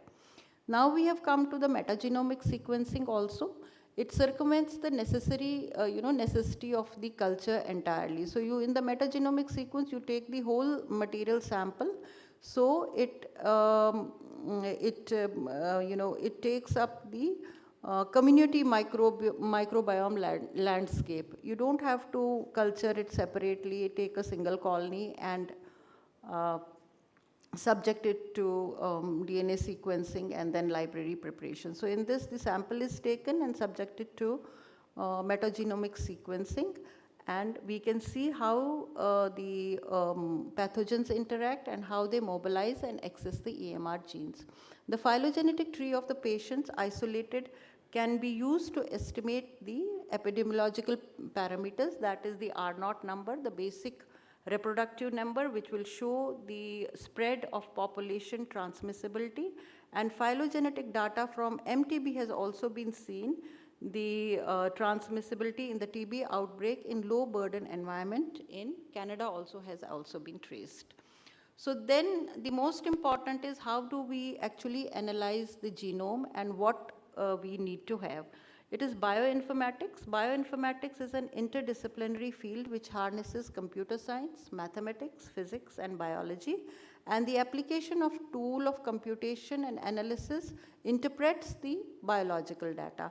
So bioinformatics is used for analysis of the genome sequence data, gene variation and expression, AMR, prediction of gene and protein structure, and its function. So the algorithms, the last session probably is on AI, so and machine learning. So in that, how they develop the algorithms and how these pipelines are developed, and with a standard, of course, and you get the final results in bioinformatics tools as we use for genome sequencing. We have several tools which we can use. So bioinformatics is important for whole genome sequencing, serovar prediction, plasmid identification, AMR gene identification, metagenomics, CARD, and machine learning tools. And this is a sort of deep surveillance that can uncover the potential drivers of AMR resistance and evolution. And it provides us a more refined opportunity to see the microbial risk analysis, which is based on association of resistant traits with specific sources. Then AMR surveillance is very important, by which we can find out find out how the infection is spread, and it is a core component of the infectious disease management. And evidence from WGS data can be used to strengthen programs for IPC and better understanding of spread of antimicrobial resistance. And it will provide data on local, national and international levels, and we can serve to improve public health, inform public health policies, trigger responses, and see the long-term resistance trends. This can also aid to develop rapid and sensitive molecular diagnostic techniques that can detect AMR as point-of-care tests, like we have for quinolone resistance, which is under trial for Neisseria gonorrhoeae, and for tuberculosis, we have point-of-care tests being developed. Then epidemiological implications of WGS is strain typing. Then resistance genes can be identified by microarray, PCR sequence analysis, and plasmid characterization. WGS basically provides enhanced molecular epidemiology. Clonal distribution of monomorphic species can be characterized, like Staph aureus monomorphic species, so you can see the clonal distribution. And even the high-risk clones are identified, like for E. coli, you can see the strain typing and the resistant genes. But for low and middle income countries, the AMR surveillance is variable, and it mainly relies on the microbiological characterization of isolates and their distribution in the population. And we still use the phenotypic methods, and we'll still be using it because though the concordance between phenotypic and the genotypic methods is around 99%, but the phenotypic method basically provides how the bacteria responds in presence of an antimicrobial. The genotype will only characterize the gene which is responsible for it. But the response to an antimicrobial is by the phenotypic method only. And we have both MIC and the surrogate phenotypic test. These are the DD test, or a gradient, or a semi-automated test, which is interpreted against the CLSI breakpoints for CSLI and the EU standards. The limitations of the phenotypic test are a potential ambiguity in interpretation, because we have to maintain a proper temperature at a proper standard atmospheric conditions, concentration of the ions in the culture medium, and the disk diffusion tests may not be recommended for certain antibiotics like cholesterol. And also for certain slow-growing fastidious bacteria, there may be no breakpoints, like for the anaerobic bacteria or rare bacterial species, there are no clinical breakpoints. So these are the some limitations of the phenotypic tests. But for if we take AMR surveillance in our country also, we can enhance the surveillance capacity to better inform strategies to track AMR, and it will be cost effective in the long run. And we can untangle the processes that can lead to emergence and spread of AMR in human livestock interactions, which has been seen by COPAS, which is whole genome sequencing done by the Colombian Institute of Farming and Livestock Research, now called AgroSavia, and identification of co-infections with other pathogens and the burden imposed by AMR.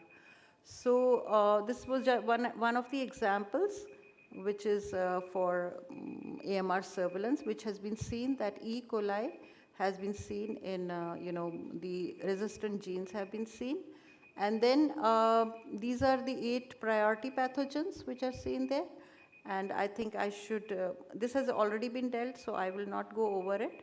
It's also important for outbreak analysis, and we have, they have traced this strain, the foodborne outbreak in US by Salmonella Bareilles strain. It was an outbreak in Maryland and New York, and they, the complete genome of 100 species of Salmonella Bareilles isolates were put to WGS, and the data showed that it has it came from sources originating at a facility in India. So, so these are the bioinformatic resources which are freely available, and so profile studies can be done, and we have a comprehensive AMR database card which can be used, which use the resistance gene identifier program.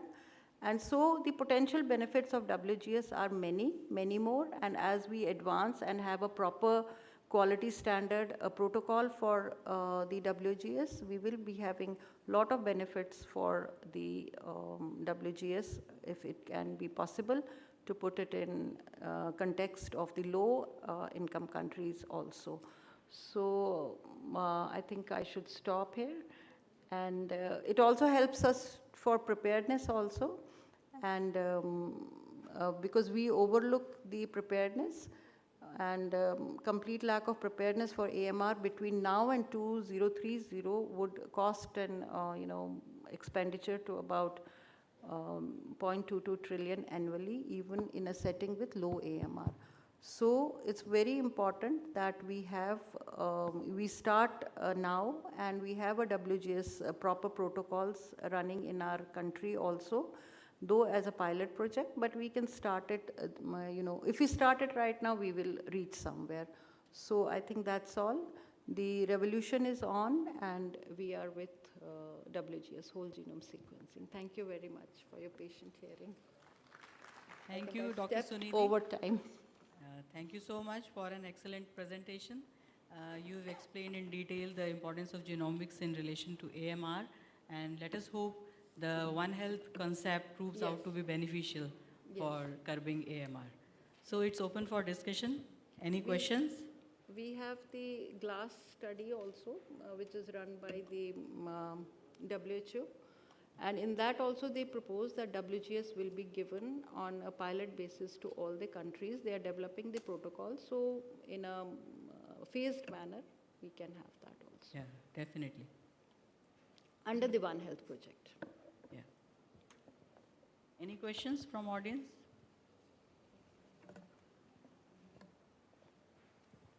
I think she explained it very nicely, so no questions. Thank you so much.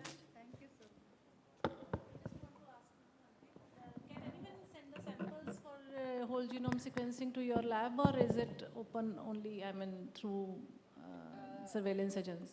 No, actually this time we are only receiving samples from our state. Our lab has been accredited and we are putting the sequences in the INSAGOG also. But we cannot release the reports to you. It is the government to release the reports. Okay, means directly suppose we want to send some samples to you, it's not possible. Thank you, ma'am. I now request the chairpersons to please felicitate Dr. Suniti Ganju.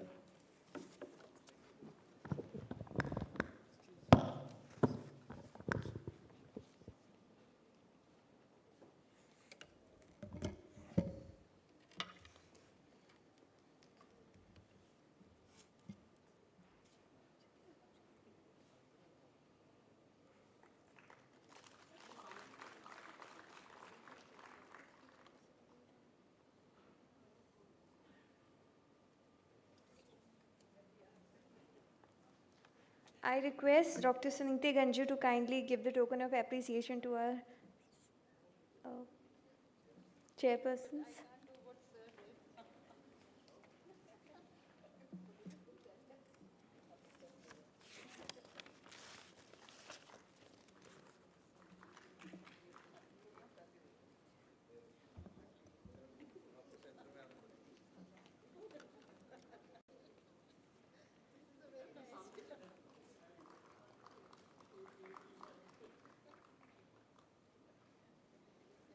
Thank you, ma'am. Thank you, sir. Heading towards our next session, I request Dr. Veenu Gupta, who needs no introduction, Professor and Head, DMC Ludhiana, and a very learned personality, Dr. Shashi Chopra, Professor and Head, PIMS Jalandhar, to please come on the stage and chair the session.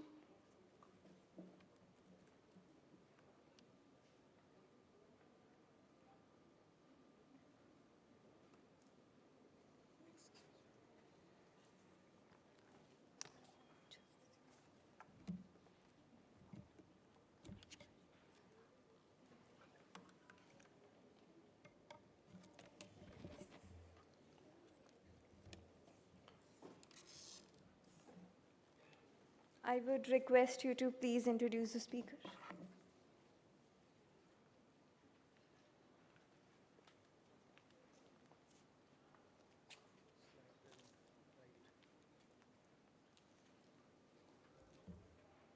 इसकी ज़रूरत नहीं है।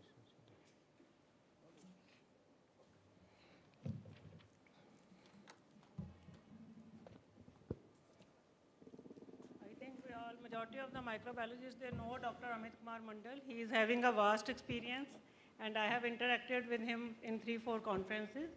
He is teacher for IDCCM since 2010 and IFCCM since 2014. He is institute teachers for DNB Critical Care 2022, institute principal investigator in respiratory medicine as a part of phase 3 multicentric international drug trials. He is co-author for national guidelines for infection prevention and control in healthcare facilities, Ministry of Health and Family Welfare, Government of India 2020. He is having papers in National Journal, IJCCM, and he is speaker and chairpersons in various regional and national conferences. And he is telling us about the role of sepsis in ICU settings, turning things around. Thank you, ma'am. Good afternoon. So I'm the bad guy in the picture where I represent, I'm probably the only clinician in the group. So this is where I would probably go across.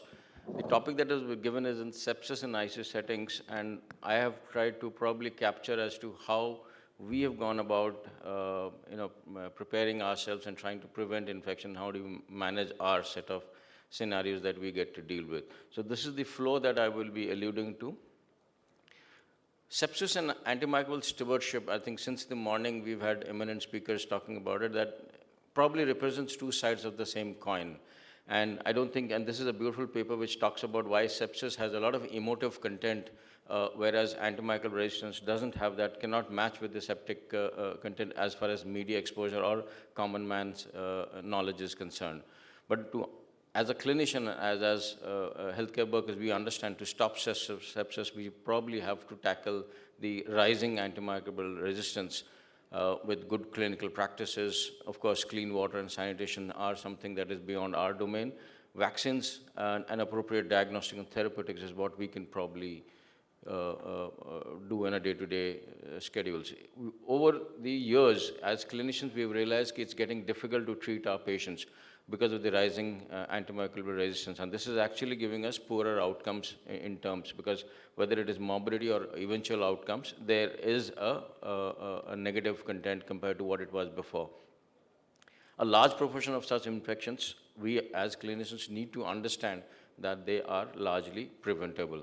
And of course, to control the rising resistance scenario, we not only need to practice or do good IPC practices, build about a good antimicrobial stewardship, and of course, surveillance, which is your domain, not a clinician's domain, but we'll all have to work together.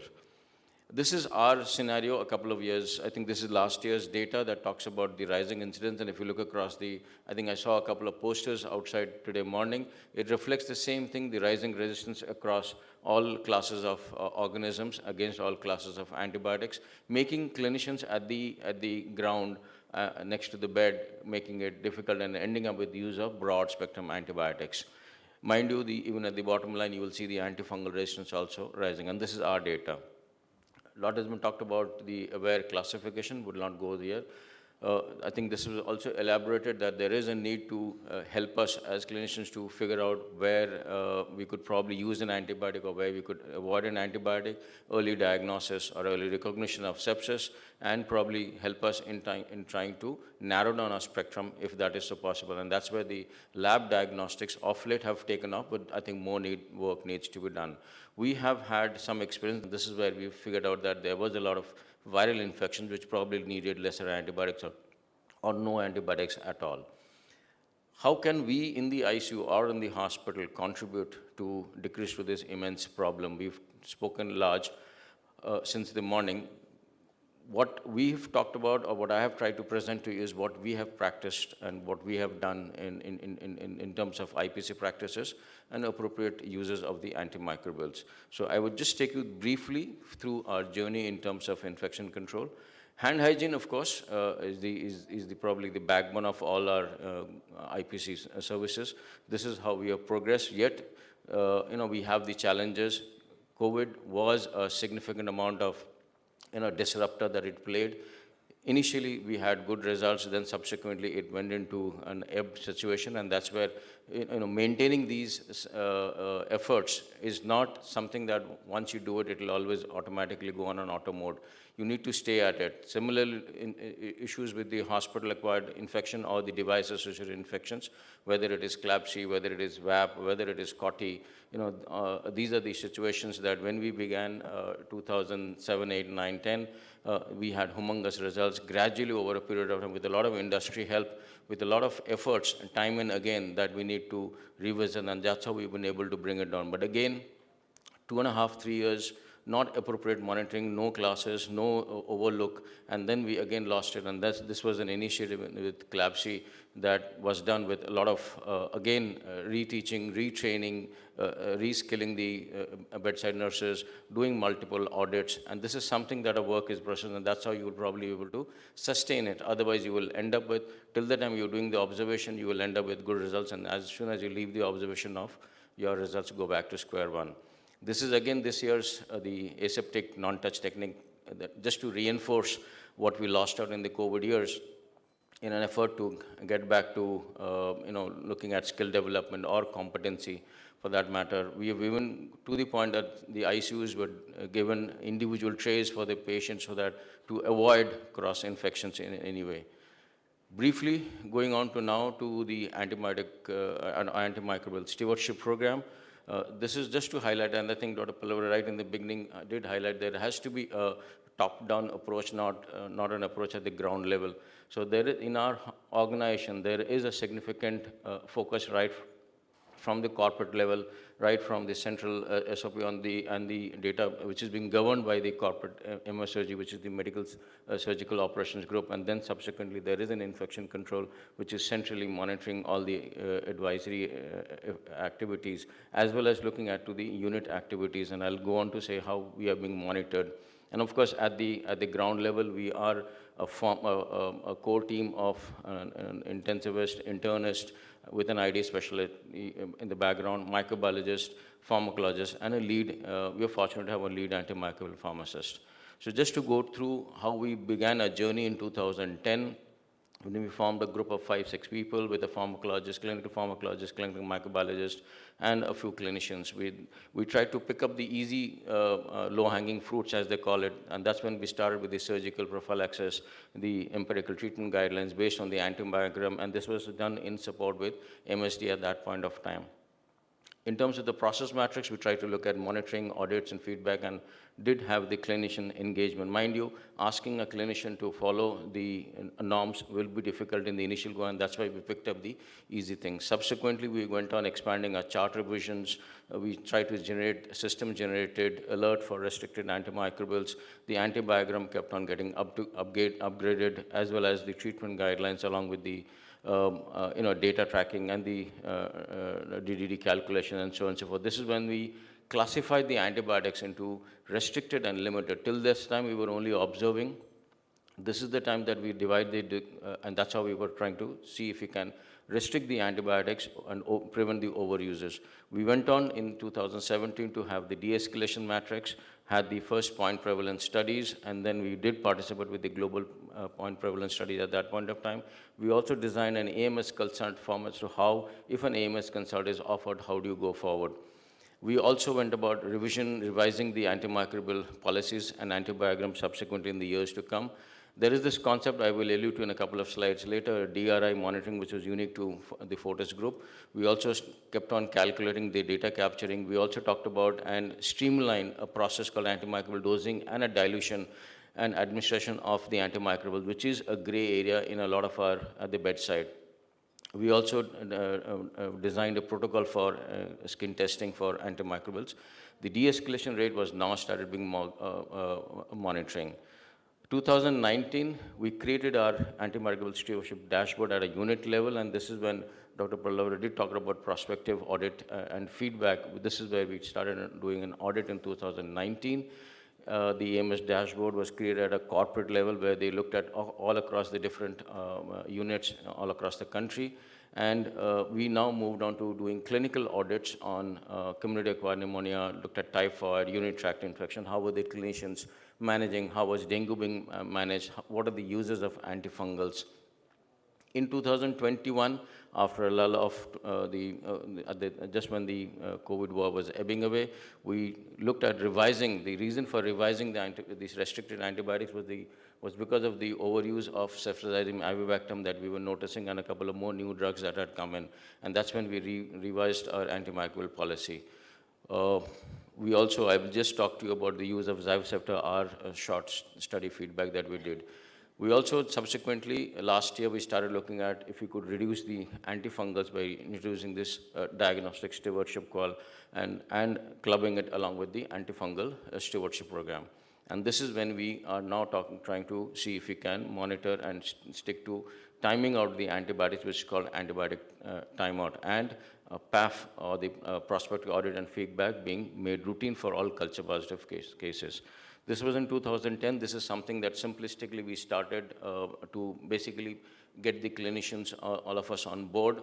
Simplistically, this is way back in 2010. Subsequently, we went on to revising our forms. The forms, the whole idea was to figure out whether the clinician has a site of infection when he's writing an antibiotic, whether there is an indication or a rationale for the antibiotic, whether the appropriate cultures were sent out, and if at a possibility, an antibiotic review could be done on 3, 7, and 10 days. And that's how we revised our antibiotic chart. The dashboard did talk about the processes, to see if we can capture the processes, which is basically the appropriate cultures being sent out, justification forms being filled in case of it is required. Dr. Pallav also did allude to pre-authorization. This is something we must admit we haven't been able to do. We are now actively looking at de-escalation, and all culture positive cases are now being looked at a possible de-escalation. And of course, we have significantly reduced more than 3 antimicrobials on a patient for more than 3 days. Surgical prophylaxis is the triple D, the drug dose and the duration is being looked at, and also most importantly, the timing of the administration. And of course, the AMR structure. There are some shortfalls, but together we would probably be, and if we stay at it, we'll slowly show signs of improvement. This is just to show how each unit is being scored based on the different parameters of the compliance sheet, and that's how we are asked questions by the corporate, what were the shortcomings and how do you plan to go ahead. This is how we are looking at tracking our surgical prophylaxis, ortho, TKR. Mind you, these are the clean surgeries, lap cholecystectomy, craniotomy, CABGs, LSCS, as well as hernia. This is how it is being, year was being calculated. We also looked at the total antimicrobial consumption, the DDD over 1,000 patient days, and this is since 2017 that we've been monitoring. There is a slight increase in the last 2 years. Restricted antibiotics, as I said, we have included ceftazidime, avibactam, as well as fosfomycin and echinocandins. The whole idea is to want to look at if we can de-escalate or probably stop these antibiotics and prevent the misuses. Limited antibiotics, we have kept carbapenems, glycopeptides, and aztreonam in the limited class. The whole idea is, again, to watch and monitor, not do anything beyond that. And wherever the opportunity, now with the PAF coming in, we are trying to give them a feedback and see if we can, after the audits are done, see if it prospectively they can probably lead to reduce usage. Now, this is basically looking at the antibiotic consumption. We've realized that the polymyxins, as expectedly with the rising antimicrobial resistance, it is increased by about 20%. Echinocandins thankfully have decreased, but whether this is a trend that we can match or continue is time to tell. Linezolid thankfully has decreased after a lot of pressure from the cardiac and the vascular surgical teams. Fosfomycin is largely being used in the oral form by the urologists. Carbapenems, for some reason, 2022 there was a decrease, but we feel that this year it would probably be again on the rising trend. The point prevalence studies are basically to look at how we are probably managing our antimicrobials. This is basically to look at, through MSD in 2009-10, when we formulated our antimicrobial guidelines, we talked about risk stratification, and we are trying to find whether there is a justification for starting a higher class of antibiotics. Differential diagnosis is basically the site of infection. Does the clinician have an idea? Is he treating a UTI? Is he treating a lower respiratory tract infection or an abdominal infection? So that's the idea of that, and the rationale for the antibiotics, and whether the appropriate cultures. I'm trying to treat an LRTA, but I send a urine sample. I'm trying to treat a UTI, whereas I'm sending a sputum sample. These are kind of issues that we have tried to reduce down. And this is, of course, the different metrics as to how we are observing it over the years. Briefly on cephalosporin ibactam, ever since the now the generics are all available, I see when we go to the tier 2, tier 3 centers, one of them being Karnal and Kurukshetra, we realize that cephalosporin ibactam is being used as a first line, a broad spectrum antibiotic. Our results have shown that it's not a broad spectrum antibiotic. We've tried to convince and this was the reason why we got into it, because there was a sudden increase in its users. We realized the evidence-based therapy, when the culture sensitivity was there, only then it showed good results. Otherwise, it was not so good a drug. It's a beautiful molecule, but if it's used appropriately, that's when we'll probably have better results. In terms of, just to allude to, drug resistance index is basically nothing but we as an organization are governed largely by non-medicos. So how do we raise the pitch of an AMR to, or the concept of antimicrobial resistance to the non-medicos? So the basic figure was that if the figure reaches a figure of 1, that means that that particular organism, there are no antibiotics to treat the patient with. And so in our hospital since 2015, as we've been tracking, this is done along with CDDP-EP, along with Fortis Group at that point of time, and that's when we started calculating. So for an organism like Acinetobacter baumannii, we have practically no drugs excepting polymyxins. And this is just a reflection as to how the resistance pattern is observed by the non-medical people. The last portion is looking at the Kerala model, and I think this is a model that should be looked into because we can do small things in silos, but we need to knit it together. We need to go to a broader level, and that's where, unless we go interact with each other, involve other societies, other clinical specialties, we will never go to the next level. And as a hospital, every unit, every specialty should be a part of this program. As a district, everybody should be on the program. Only then can I reduce my infections. A patient being mistreated outside with overuse of antibiotics, I will end up using a broad spectrum and the highest class of antibiotics in our hospital. And this is the beautiful program that it takes through the journey. This was led by Dr. Sanjeev Singh, and full credit to him and his team at Kochi to have spearheaded that movement that they could come out with as the first state to come out with this beautiful model. So it involved a lot of stakeholder meetings. It talked about sensitization meetings, classes, train the trainers, infection control issues, and then they even, I think, yes, they've even gone down to the point of undergraduate and postgraduate medical courses, curriculum changes that they brought in. And of course, the entire government machinery was involved. A lot of professional bodies, if you look at the professional bodies that were more than 20 professional bodies, including the public sector organizations, were all involved.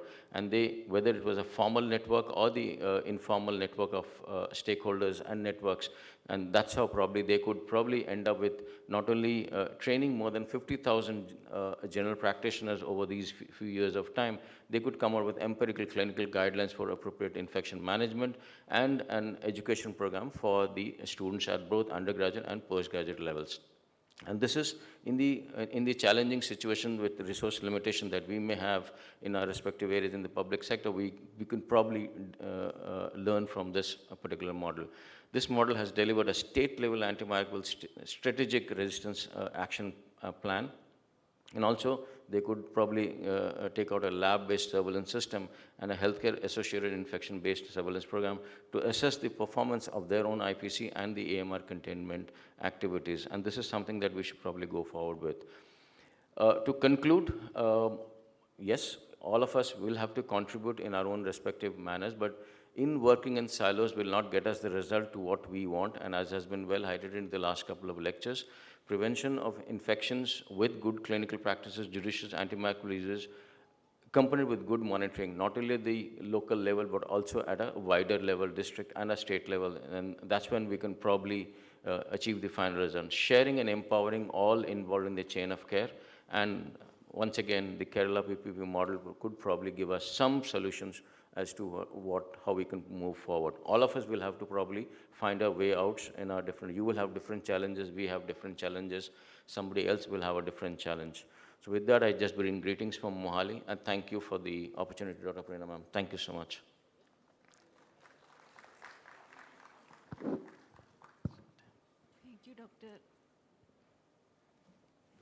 Thank you, Dr. Amit Mandal, for such a nice elaboration on the antimicrobial resistance.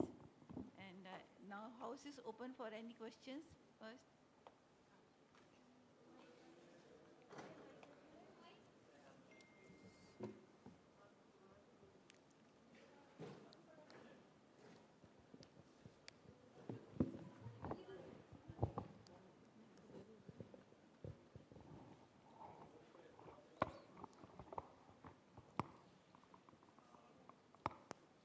Yeah, you're audible, sir.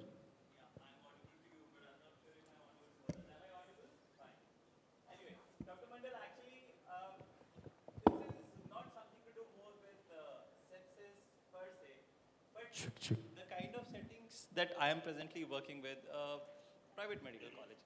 Now, a private medical college is something which falls somewhere in between a government and a pure corporate.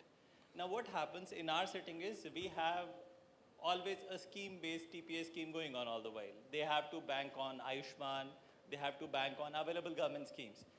The problematic part of the story every time is, some time back we noticed that we were observing an increased incidence of very frequent infections in ICU. So we were monitoring the chart and we went back to get a closer look at that. And what we found was the problem lies with infection control practice. It's all the while the problem is there.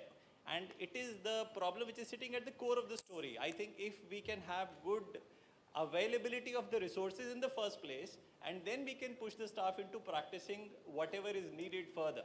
If I do not have a sanitizer in my ICU, there is nothing that I can go beyond and tell the staff you do something. So from your perspective, if you can really suggest something more on that, I think any TPA, any insurance which is going on, it should have a very well-defined, structured infection control budget for each case also. It should be per day based, it should be per patient based, which actually does not exist as of today. If I go back and I ask them, okay, doesn't Ayushman allow you hand hygiene, sanitizer or something? Sir, we do not have. And after all, every hospital is working for profit. They are not working for no profit actually. So I think there are two things which should actually go into in the policy probably, if you can further maybe from your experience elaborate and maybe add to it. One, there should be a defined budget depending upon the patient location. And two, it can be easily tagged to the hospital HIC indexes and the patient stay, for which if a TPA is being paid and the agency knows that he is providing you the necessary, hand hygiene material, and despite that your patient is going into sepsis or some other reasons, then those things can be really, caught up. I think some such mechanism has to be brought in place where we think as of today we are lacking as a policy maker. And I think that's somewhere in the core of it. Infection control practices always sit in the middle of all the story everywhere. Sir, to simply answer it, I don't think we'll have all the answers ready. And to begin, we would want कि पहले ये हो जाए, वो हो जाए, ये हो जाए, फिर हम शुरू करेंगे. That day will never come. We'll have to begin from where we are. Third, we are a purely profit organization. I work in that kind of an organization. If there was no JCI or NABH, believe me, we would not have had this story. So your driving force will have to be your accreditations. The moment now, why are even the public sector hospitals are now all getting NABH accredited.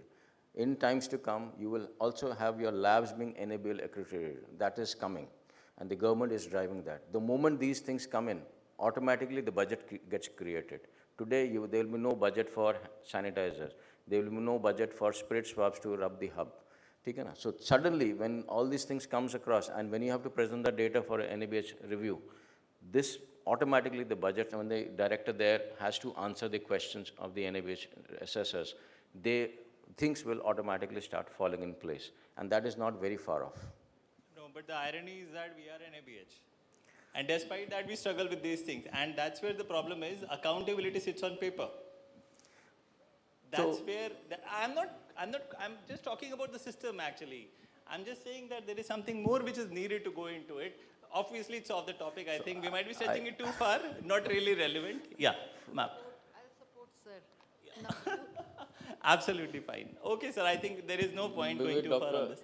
I wanted to say, sir, there are so many programs which give you money actually for infection control practices. You have Kayakalp. If you do well in that, You get about 3 lakh per institution. You have NQAS, which gives you 10,000 per bed, and that is only for infection control practices for the improvement. But like sir said, that you have to get NABH accreditation. But for the government hospitals, we can go for NQAS, we can go for Lakshay, we can go for Muskan. Absolutely. So you have money. You have money and you can channelize that money. Thank you.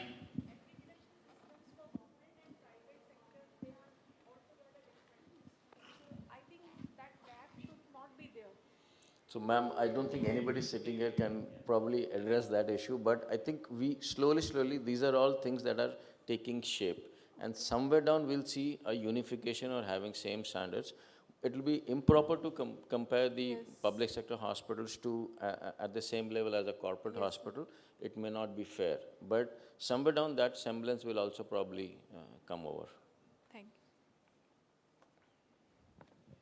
you. Thank you, sir, for such a nice talk. Thank you.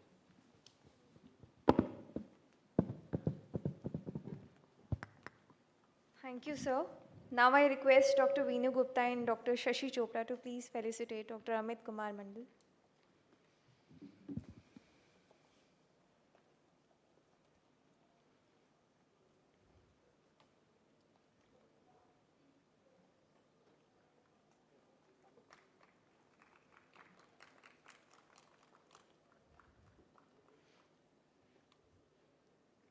I now request Dr. Amit Kumar to kindly felicitate the chairpersons, Dr. Veenu Gupta and Dr. Shashi Chopra.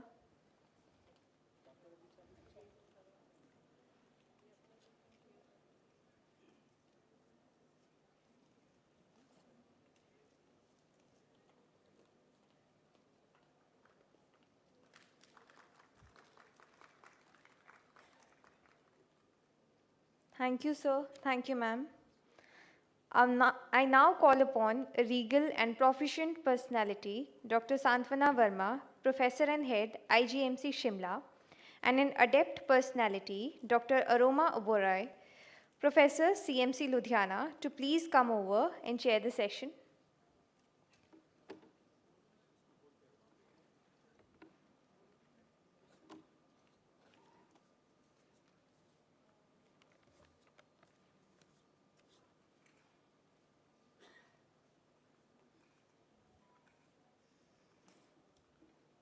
I would request you to kindly introduce the speaker.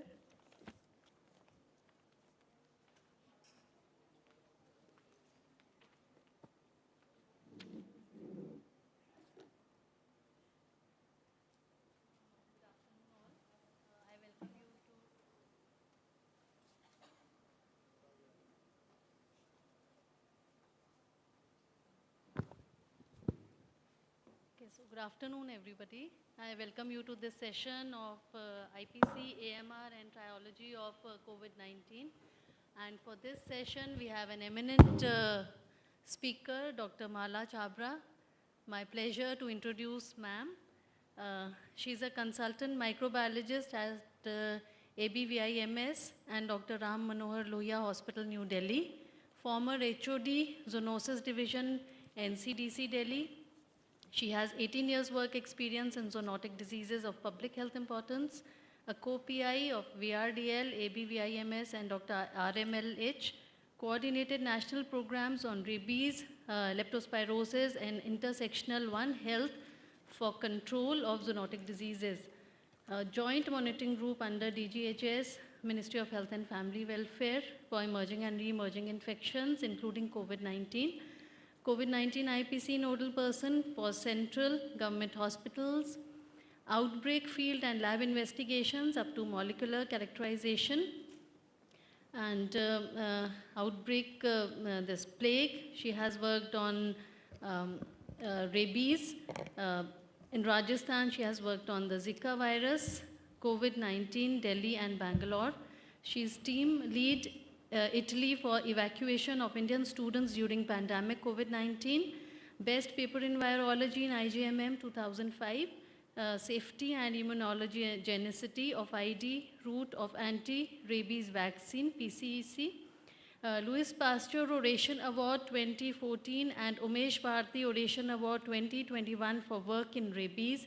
Scientific publications, she has 58 publications in national and international journals, and co-authored national guidelines of anthrax, dengue, Japanese encephalitis, leptospirosis, rabies prophylaxis, seasonal influenza, COVID-19, monkeypox, hand, foot and mouth disease, NAPRE, and has co-authored 17 manuals and 6 chapters in various books. Ma'am, welcome to this session. We are eager to listen to you.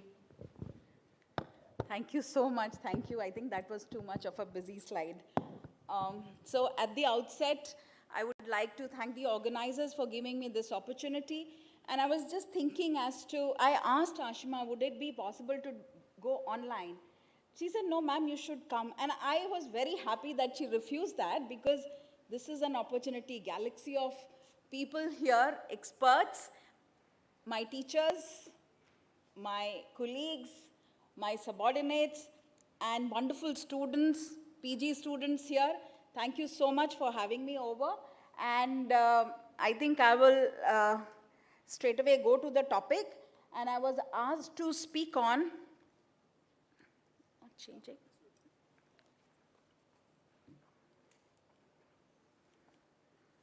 So IPC, AMR, and trilogy of COVID-19.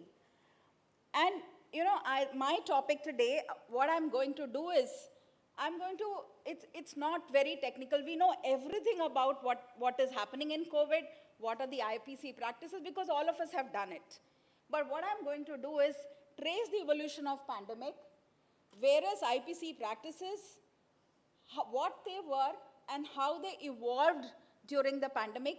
And I talk about the experiences that I gained while working as the nodal person for IPC in Ministry of Health and Family Welfare. Every day there used to be a call. Every day things changed. And we had to do something called risk assessments. And I want to focus on what are the risk assessments, how we did it, and why we did what we did. So it's going to be very light. I want your participation, interaction, questions, and see how we can do. So, this was the scene in late December 19, I should say early January 2020. Contagious, challenging, uncertain, devastating, disruptive, deadly, discriminating because of isolation, and, at the same time, with a lot of hope, lot of encouragement that people got, the frontline workers, including the healthcare workers, that the encouragement they got from the general public for what they did. So, we had the technical expertise and the political will, so we could do whatever we did. We gradually understood the etiological agent and transmission dynamics and changed our strategy from time to time. There was ability to analyze and adapt to change. Some changes were on scientific grounds and others were circumstantial. We knew those things were not right, but we had to do it because we had no other option, and that was the best that we could do in those circumstances, and that was based on risk assessment.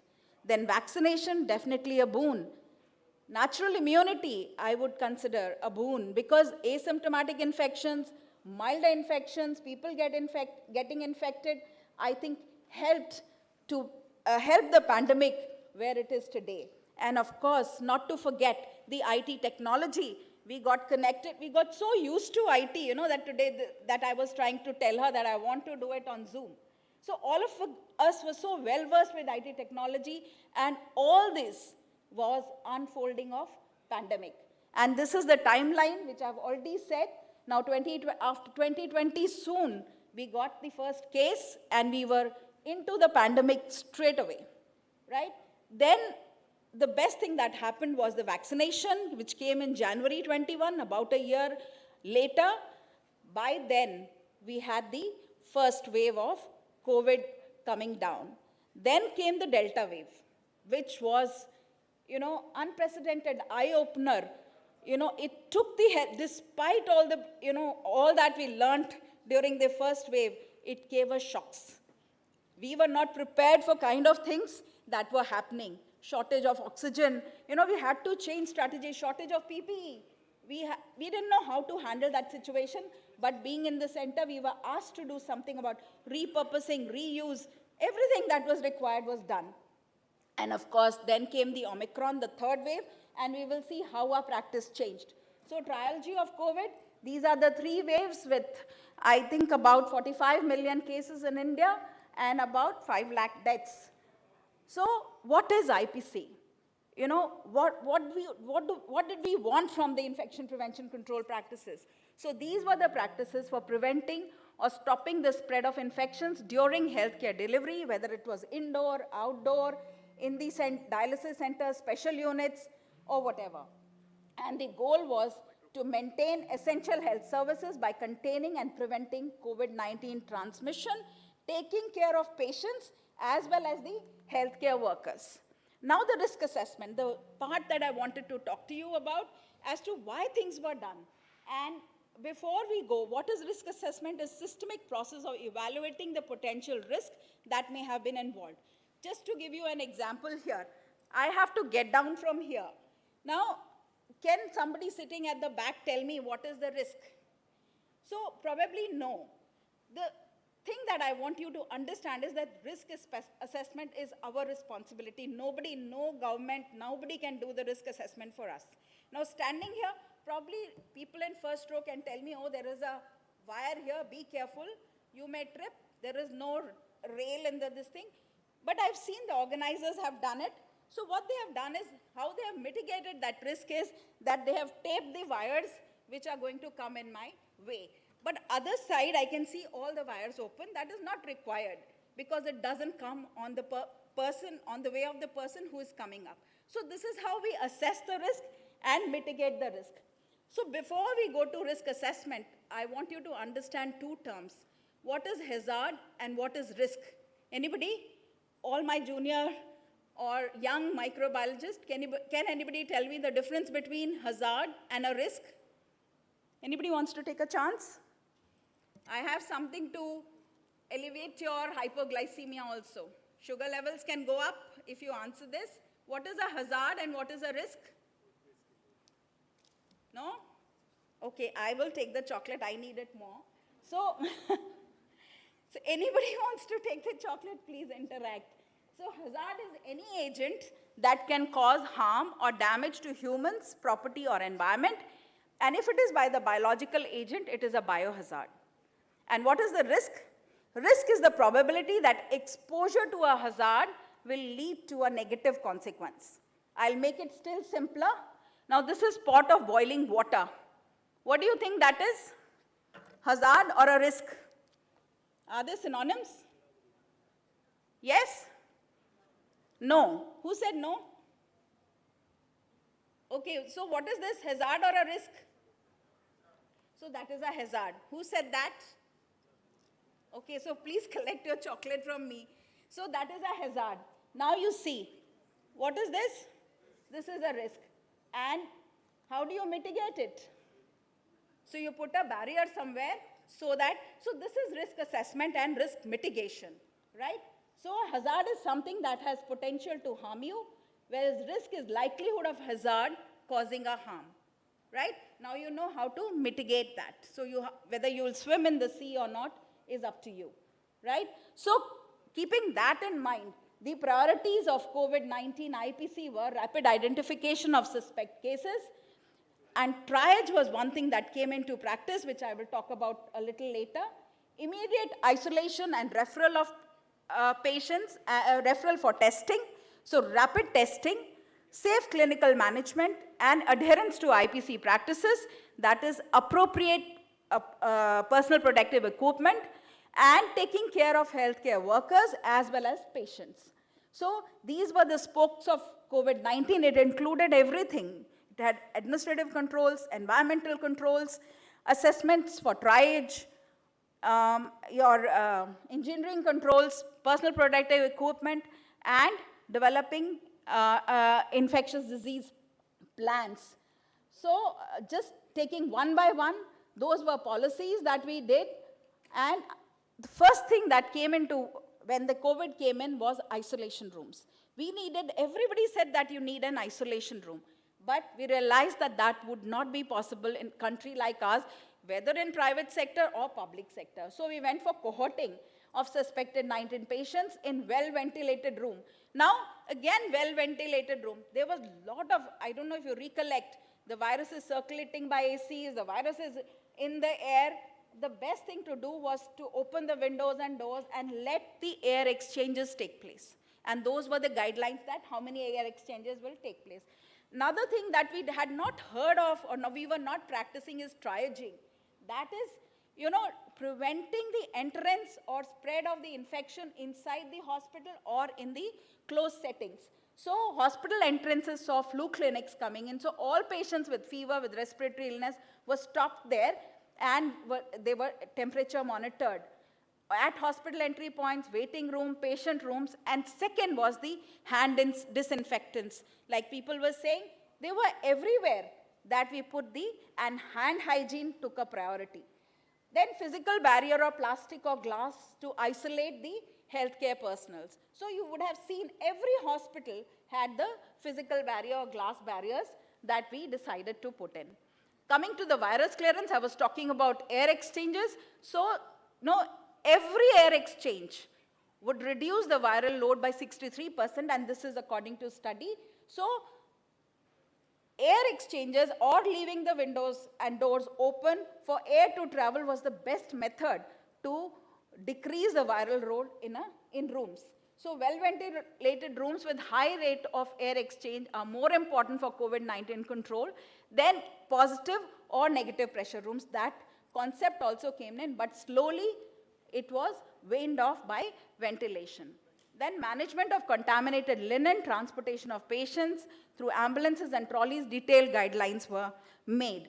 Another concept that is a theater bundling concept. And this was to reduce the hospital-acquired infections and protect healthcare persons. Every hospital identified a clean area, which was a non-COVID area, and a potentially contaminated area. And that concept, now if you think of it, think of 2019 or 2020, we did not have this concept. But now this concept is not new. It is literally entered in our system. And that was the beauty of, unfolding pandemic, understanding of the disease, the agent, and doing the risk assessments. And there was a buffer zone or decontamination areas. We also formed green and red corridors, and accordingly for transportation of patients, and accordingly the guidelines were, IPC guidelines were made. Engineering controls were physical barriers also, so partition and triage areas, which I have already spoken about, curtains around each bed, sealed suction systems, and again, barriers even at the hospital entrances or at the receptions. Coming to personal protective equipment, when the pandemic started, we did, some of you must have participated in those training courses. We did training courses. Ebola was at, full peak in Ghana at that time. This was in 2019. So November, December 2019, Ministry of Health and Family Welfare did regional training courses, and we imparted. Anybody participated in those from here? Yes. So regional training courses were done all over the country, and we imparted training on infection prevention and control, keeping in mind of Ebola pandemic, that Ebola outbreak that might come to India.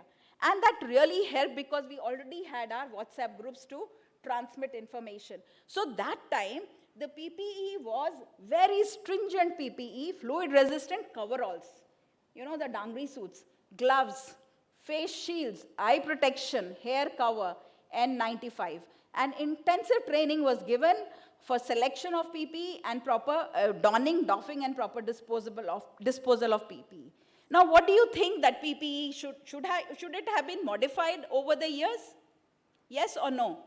Do we need this kind of resistant gowns, N95 mask in each and every area that was that time circulated? No. So the PPE was modified, judicious use based on the risk assessment. And there were total headlines, global shortage of personal protective equipment, because China was the largest manufacturer of PPE and largest supplier of PPE throughout the, and to your surprise, I'll tell you, PPE in our country was all from China. The entire fabric was coming from China. It was getting prepared here and was getting exported to China again. And Ministry of Health and Family Welfare had to take the call to stop that export. You know, and we faced a lot of backlash because of it, but sooner, immediately after that, we became we did some repurposing of PPE. So what is repurposing? That is reuse of PPE with a rider that this item is meant for single use, but is being reused only when there's scarcity, strictly following the laid down protocols for reuse. So risk assessments were again done, and surgical masks were an acceptable alternative to N95 mask, saving N95 for aerosol generating procedures. And the catch was that you have to check the damage and fit before you reuse. And then came the guidelines for reuse of N95 mask, the 5 mask set that you have to use one day each mask, and either disinfect it in a UV cabinet or have those 5 masks hanging outside in a paper bag. Those were the AIMS guidelines which Government of India adopted. Then soon, in May, as early as May, India became the largest producer of PPE. And that was because we developed our own specifications and gave it to the manufacturers and aided them to get it tested in 2 identified labs where they could check, the Citra labs where they could check the fabric, how many GSM is required, because people started using raincoats and plastics, which was really not required and became very uncomfortable. So that was the aid given to them so that they could do. Another thing that happened was double masking. How good or how bad? How many of you agree to this double masking? Show of hands, please. Are you in favor of double masking or not? How many of you say yes for double masking? And how many say no for double masking? Yes, please. So it was very, very difficult task. CDC gave the guidelines of doing the double masking. There was one set of experts who said double masking is required, and they said you have to layer one mask over the other for better fit and better filtration of air. So, and the combination given was that you have to layer the cloth mask over the surgical mask. But what happened? That each and every mask was double masked. So you had an N95 and a surgical mask over it. Was it a good idea? No, because it caused a lot of suffocation and filtration was affected, and then this happened. Everybody started touching the mask, you see, and that was one of the major IPC prevention practices. So that happened. So we had a difficult time, and immediately we made an expert group to say that this was not required, right? So you have to, it's better now, see how we learn about the disease. It's better to maintain a 6 feet distance than to have a double mask. So if you're wearing a single mask, even if it is a cloth mask or a surgical mask or N95, if you're wearing it properly, then it serves the purpose than having double mask and teasing it all the time, right? So that was a big. Now coming to infectivity, discharge and quarantine. Again, now here we, RT-PCR assays as microbiologists, we faced the question of giving CT values. Everybody was asking CT values. CT value bata do, CT value bata do. Did you face that? Yes. Was it difficult to tell the clinician that it has no meaning?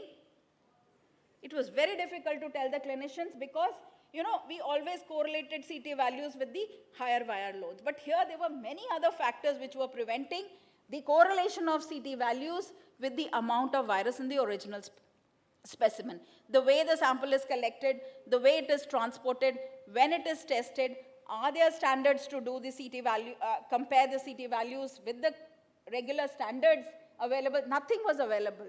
So it was, but when it was used only And then there was repeat testing by PCR. That was another problem. Initially, if you remember, the guidelines were that 2 PCR negatives will be discharged. We had tough time and we said that patients remained positive by RT-PCR for months together. And what to talk about? And then they were described, today a person is negative, tomorrow the person will again turn positive, and we did double PCRs. So it was very difficult to, convince people and change the guidelines that there was no need for repeat tests, a negative PCR, and it was only clinical and symptomatic that a person can get out of it. Similar was dead body handling and management. Now, there was lack of body bags, but that was, I think, a very good step for all infectious disease. I think that should be followed because of extensive rituals that we have for a dead body before it is cremated or buried. So I think that was a very good this thing that happened. Coming to disinfectants. Now, common used disinfectants were bleach, alcohol, quaternary ammonium compounds, and they were used left and right, and see what happened then. So everything, outdoor disinfectant sprays for prevention of COVID-19. Do you think they are safe for the environment or good for people? We saw the disinfectant tunnels, people getting sprayed by disinfectants, and you think it was a good idea, and it became a commercial venture. So everybody would come and say, if you give me we will put a disinfectant tunnel in front of the hospital. How many of you got this offer? Can you see the raise of hands again? We got a lot of offers, and it was very difficult to say that this was it really required? And it defied the principles of microbiology. You see, a disinfectant is any substance or process that is used primarily on non-living things. How could you use such harsh chemicals on human beings? And immediately we came out with guidelines of use of disinfectants both in indoor settings and outdoor settings. Now, it also had deleterious effects of disinfectants and sanitizers on humans and environment. So it caused loss to aquatic life, it caused harmful effects to human beings, it caused harmful effects to the environment, and it led to development of antibiotic resistance. So what was the impact on COVID-19 and AMR? I'm not going to go in details because it has been deliberated, but AMR, antimicrobial came from the drug industry. It came from the empirical prescriptions, which has been discussed so beautifully by the previous speaker, and repurposing of antimicrobials, self-medication of antimicrobials, household use of disinfectants. We used to use Lysol or phenol once a week, and everybody started using Lysol or phenol every day. Quarantine centers were washed with sodium hypochlorite, but we never thought of how are we going to discard that sodium hypochlorite. Now that became a big question. How can you discard sodium hypochlorite in the drain? It will cause so much of corrosion, and it did. Finally, there were pits made where one could discard this huge amount of sodium hypochlorite, and guidelines came out for that. So, but all that, led to residual amount of effect in the soil, in the environment, which led to antimicrobial resistance. And this is the data from our hospital, from ICU and urine patients, and see the commonly used antibiotics showed increased resistance. I'll skip the slides because this matches with our data with all the previous speakers. So it happened with all the organisms. There was ceftazidime, cephalosporins, whatever was used showed resistance, whether it was gram-negative or gram-positive. So back to basics. So COVID-19 prevention, standard guidelines, transmission-based precautions, contact and droplet, and airborne only when you're doing aerosol generating procedures. And standard precautions, these are the standard precautions. My favorite one being the hand hygiene and appropriate use of, do you need coveralls? Can gowns do? Do we need gowns? What kind of gown? These questions we have to ask ourselves to see what we judiciously can use and what we can do away with. Rather, one should practice respiratory hygiene and cough etiquettes. Use disinfectants very judiciously. Hand sanitizers whenever required. It caused a lot of problems because earlier hand sanitizers did not have an emollient. So it caused a lot of dryness, caused cracked hands, and which led to more infection than less. Safe injection practices and storage while handling. Contact and droplet precautions, all of us know. We have to isolate the patient, adequately ventilated rooms, cohorting, adequate transportation of patients, and wearing of masks. There were some changes in other guidelines also. So stop testing asymptomatic cases. Now, if you remember, early on in the pandemic, there was contact tracing done and asymptomatic cases were also tested. That was stopped because one could not meet the resources. Then contact and droplet precautions while reserving N95 masks, respirators, and PAPR units only for aerosol generating procedures. Then reduction in physical distancing. Now this was, more of compulsion than scientific. More the distance, better it was, because many studies said that it could be 4 meters or 3 meters or 1 meter, but we stuck to 1 meter. Why? Again, risk assessment. People already had infection, so there was some natural immunity. People had taken vaccination. People had, they were wearing masks. Other things were available, so we stuck to 1 meter distance in separation of beds or otherwise. Then removing the need for negative PCR for 3 days, we have already discussed. Readopting standard rather than enhanced cleaning procedures. Now, if you remember, all the lifts were sprayed with sodium hypochlorite. And that time, the concentration was 1%, being extra cautious because we were following the Ebola thingy, contact. And then it was reduced to 0.5%, and now it could be even 0.1%. So that caused a lot of corrosion. When I went to Italy, it was deserted. And they were using sodium hypochlorite for about a month in their lifts, which were corroded. You see, then we realized that this is what is going to be future of using of sodium hypochlorite solution. And then healthcare workers, they were quarantined, and isolated healthcare workers were kept in hotels that time so that they don't take infection home. So these practices were not wrong, but based on risk assessment have been reversed. So that is what one has to understand. So variants or no variants, the main protection would be face masks, hand hygiene, social distance. I particularly don't like that term. We should say physical distance, because if you get socially distanced, you are going to go in depression. So it's physical distance, respiratory etiquettes, vaccination, and judicious use of disinfectants and sanitizer, right?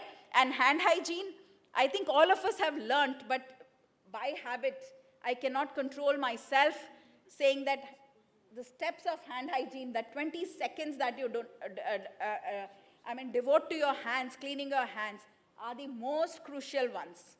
So can anyone tell me what are the steps of hand hygiene? Quickly. Ma'am wants to say, okay.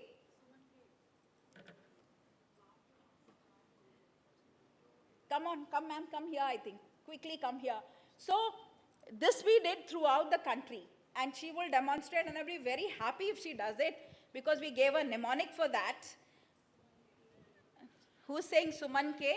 Oh yes, so collect your chocolates, okay? So a very good morning, everyone. I'm Dr. Sapna from GMC Amritsar, an associate professor.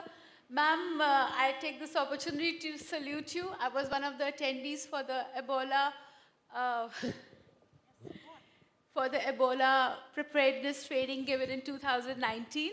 So that's where we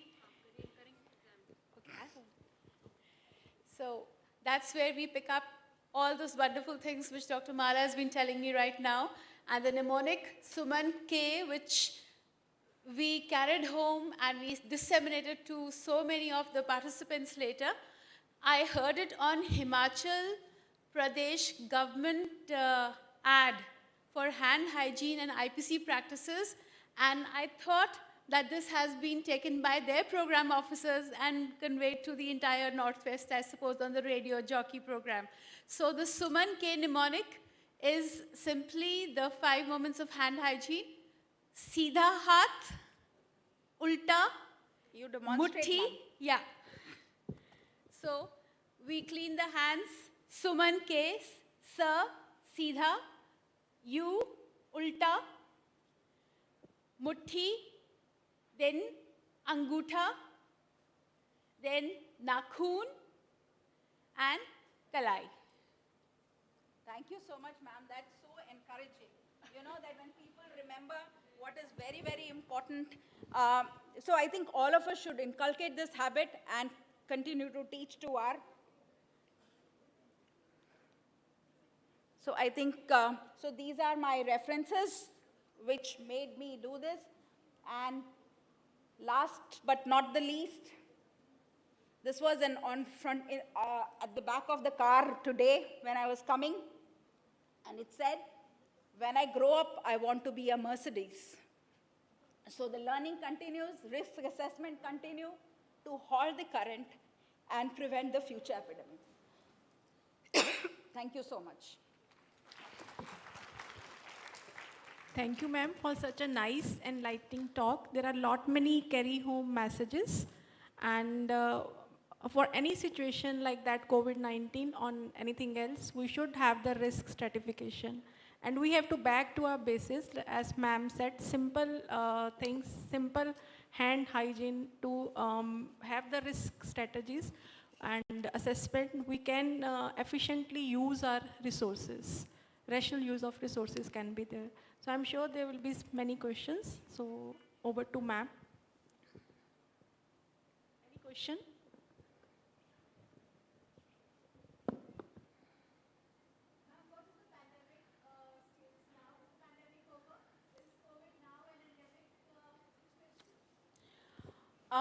Very good question. I don't have to answer that because WHO chief has said something just yesterday. And he said that we have to live with this pandemic. So COVID, we have to live with COVID. But pandemic will soon, you know, they will think of waiving off public health emergency of international concern. So it is WHO chief saying that one should learn to live with COVID-19. So, ma'am, we are still tracking cases of COVID-19 from asymptomatic cases, as you just pointed out. So when is it that we start checking for COVID only in cases of severe acute respiratory infections or people who are hospitalized maybe with other illnesses, and not do it in tracking it in asymptomatic or at traffic signals as we are doing it right now? So, well, the guidelines currently say that you should not test for asymptomatic patient. You should not test patients who are going for surgery or any other major procedure unless it is absolutely indicated because of some comorbidity. So it is only in adults or people with comorbidities that you need to test. Otherwise, you need not test. And to tell you, we did a small study very recently where we tested COVID-19 as well as other respiratory viruses. And to my surprise, Dr. Sir also mentioned that it is influenza A, influenza B, respiratory syncytial virus in children, adenoviruses, you know, rhinoviruses. These are the viruses which are now taking over.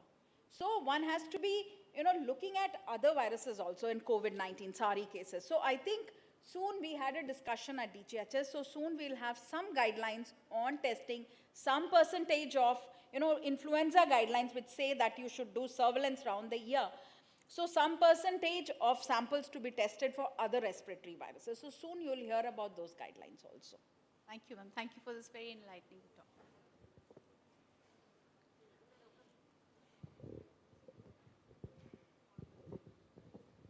Aim of no parasite is to kill the host. Like us, they only want to propagate their progeny. You take the example of malaria. Now what happens?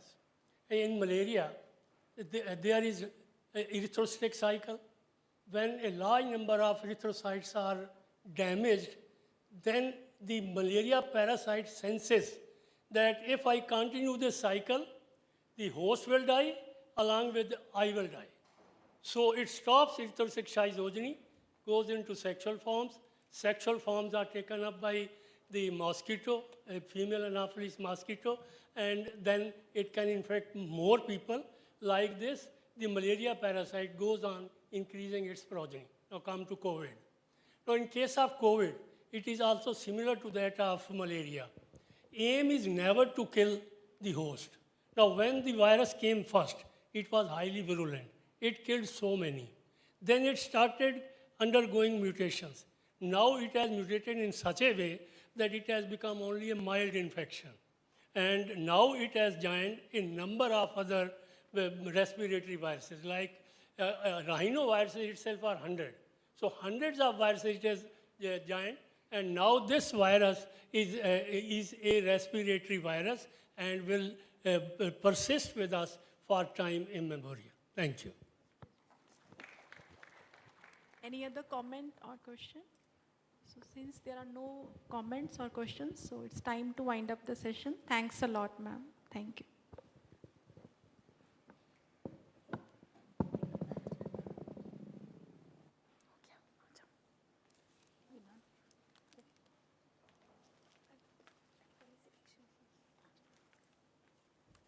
Thank you, ma'am.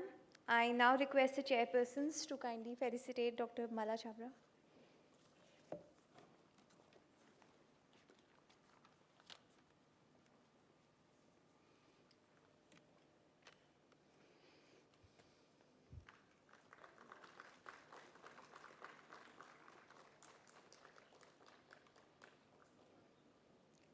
I request Dr. Mala Chawla to please give away the token of appreciation to our chairpersons.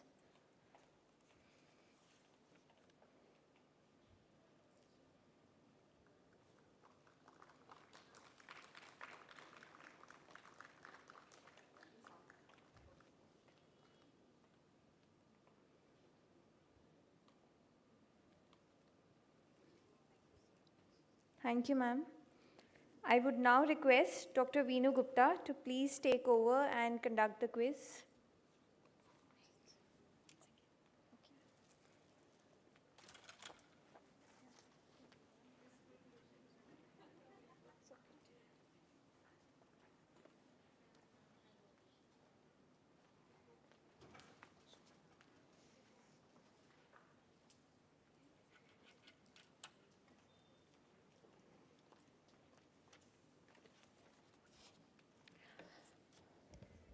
I would hurriedly call the names of the participants, and you are kindly requested to come in the front rows. Dr. Naina Chhabra, PGIMS Rohtak, Dr. Sejji, DMCH Ludhiana, Dr. Priyanka Sharma, IGMC Shimla, Dr. Reena Chandel, Mandi, Dr. Komal Devi from Tanda, Dr. Amarpreet, DMCH Ludhiana, Dr. Nandini Varshine, PGIMS Rohtak, Dr. Sheenu Joseph from GMCH Chandigarh, and Dr. Ankita Dahiya, MAMC Agroha. You are requested to kindly come in the front rows. And these have been selected after a preliminary quiz round.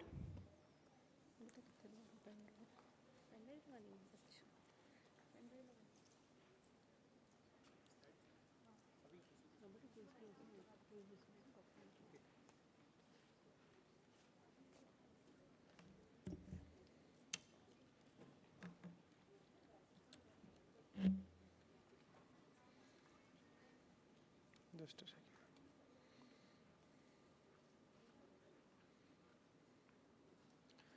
किस नाम से? Folder होगा इसमें.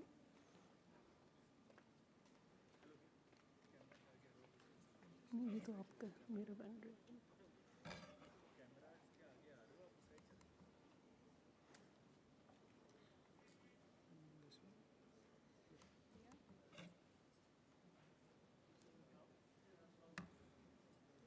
बाद में दूसरा answer वाला बात कर लूँगा. साइड शो कर देना इसका पर. साइड शो तो कर दे. हाँ आंसर वाला भी साथ में. नहीं आंसर बाद में कर लूँगा. ओके. वेट मैं रुकूँ कि जाऊँ? नहीं बस आप नीचे बच्चों को इनको एक एक जगह छोड़ के बैठो.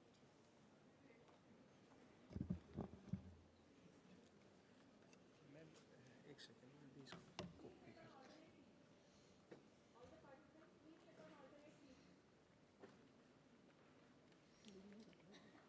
कॉपी कर लेता हूँ. मैम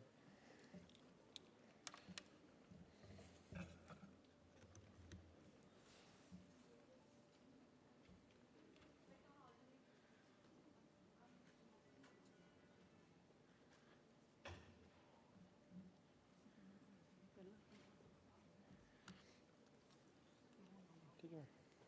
वो वहाँ आ जाएगा अभी थोड़ी देर में. ठीक है अभी मैं डाल देता हूँ.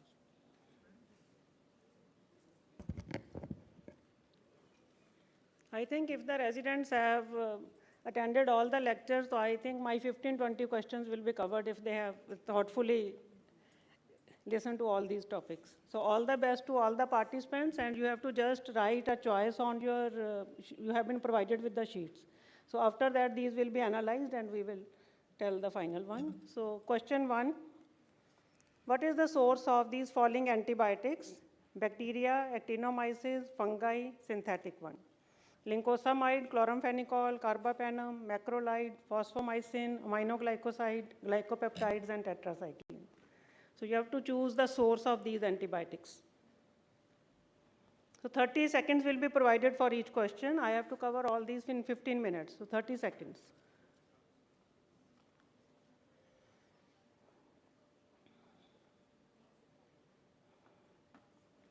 Now the second question, identify the scientist who is credited with the discovery of sulfa drugs.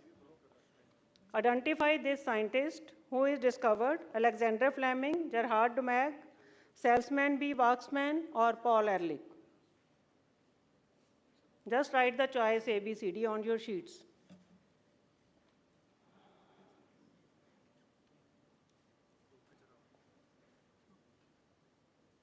Question 3, the antibiotics that act by inhibiting protein synthesis are known to cause drug interactions related with inhibition of cytochrome P450 and cardiac effects like QT prolongation.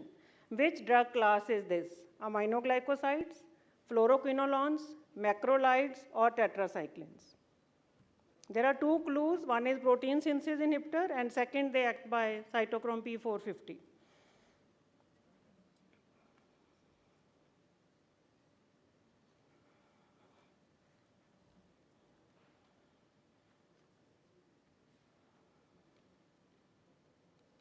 Question 4, concentration-dependent killing antibiotics are all except aminoglycosides, fluoroquinolones, lipopeptides, and carbapenems. Two groups, one is concentration and second are time-dependent. So you have to identify what all of these classes are concentration-dependent except one.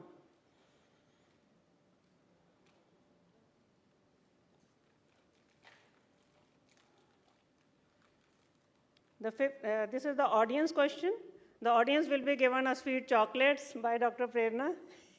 The audience question is, time-dependent antibiotics are all except aminoglycosides, cephalosporins, macrolides, and carbapenems. Anyone? Time-dependent. No one in the audience know the answer? Now I think faculty can also answer and take the prizes from Dr. Prerna. Should I skip this audience question or should answer here? Which one? No, it is the wrong one. Now the question 5, the following logo belongs to CLSI, ATCC, Glass, and UCAST.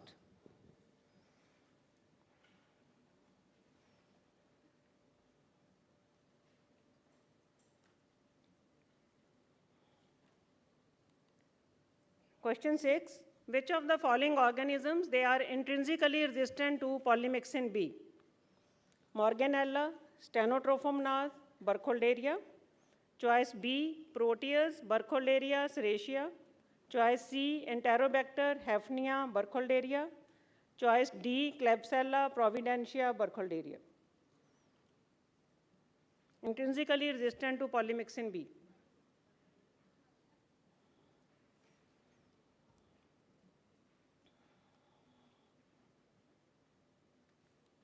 Question 7, a Staphylococcus epidermidis isolate, it is obtained from paired blood culture. It was identified as methicillin-sensitive coagulase-negative staphylococci. What was the zone diameter on Kirby bar disc diffusion test for Foxtin susceptibility? More than or equal to 25 mm, 22, 21, or 18 mm?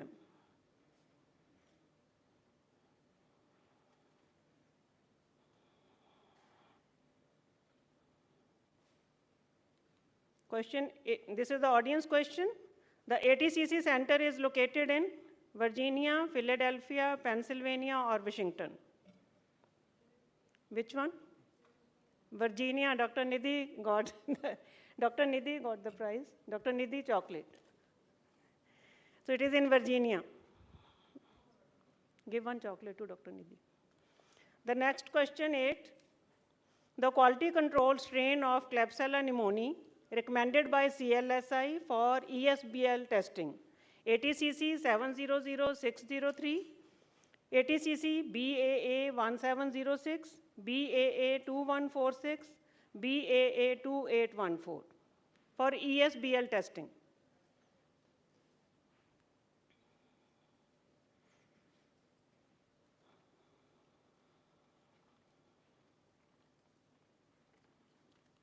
Question 9. This document M27 is used for susceptibility testing of anaerobic bacteria, filamentous fungi, fastidious bacteria, or yeasts.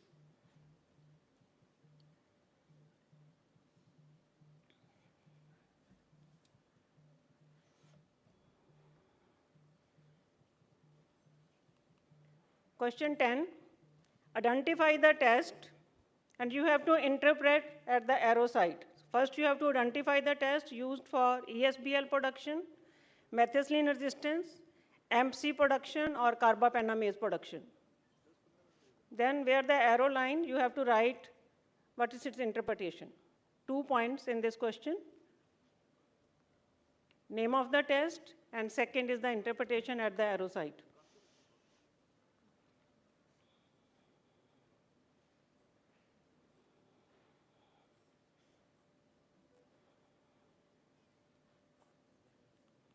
The next question, the following are true for ECIM test for carbapenemase detection, except it is recommended for Enterobacteriaceae, Pseudomonas, and Acinetobacter.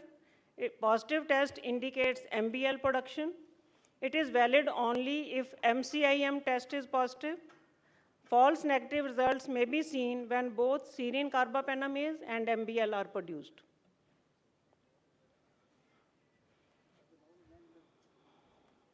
So you have to choose one, except. All the three options are okay, so you have to choose one.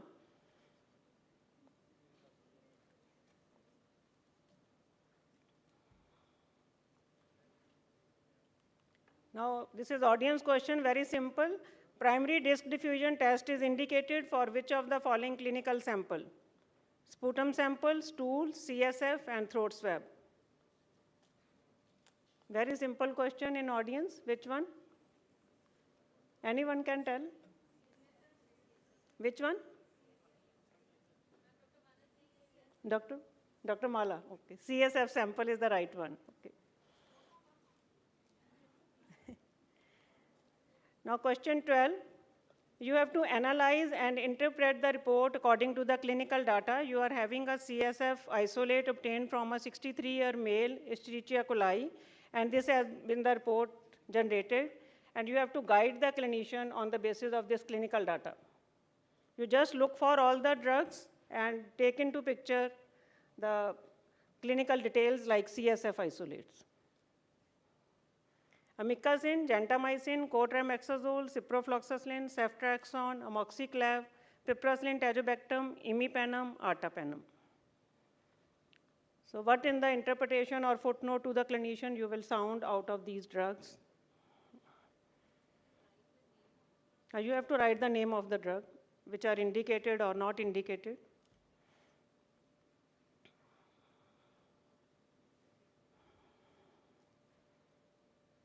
Basically, drugs which are not indicated out of these drugs.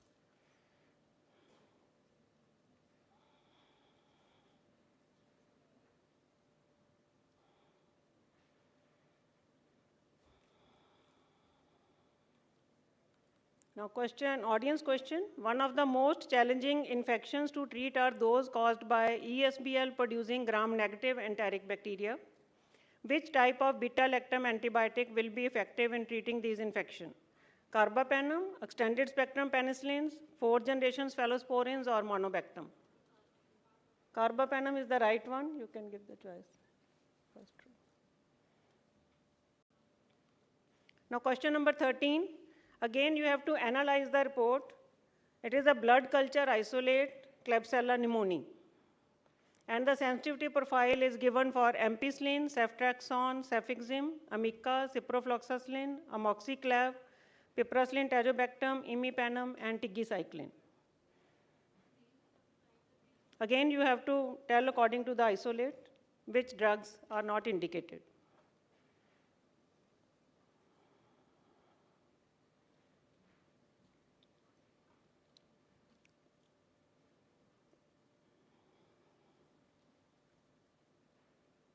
Blood isolate, Klebsiella pneumoniae.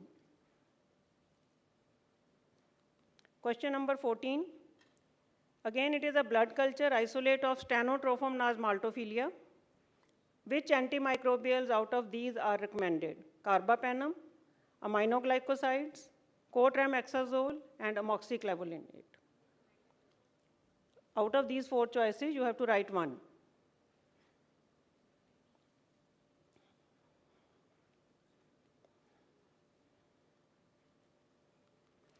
This is audience question. Which antimicrobials are recommended for Burkholderia specia complex? Meropenem, colistin, fosfomycin, and amoxiclav. Meropenem is the right one. Now, this is a sputum sample isolate from an ICU patient. This is a film array report on PCR. It has shown or detected these 3 genes, CTXM, NDM, and OXA48. So they belong to which ambler class? You have to match these 3 genes, CTXM, NDM, and OXA48. They belong to ambler class A, B, C, or D. You have to match these 3 genes with the ambler class.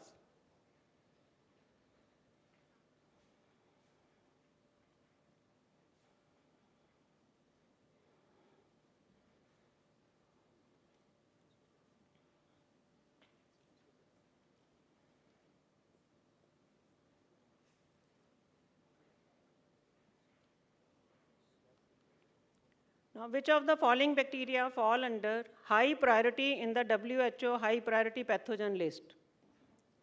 Vancomycin resistant Enterococcus faecium, carbapenem resistant Enterobacteriaceae, fluoroquinolone resistant Shigella species, penicillin resistant Streptococcus pneumoniae. So 3 categories. In the initial lecture, we have already heard about the WHO priority pathogens. So we have to tell in high priority zone out of these 4.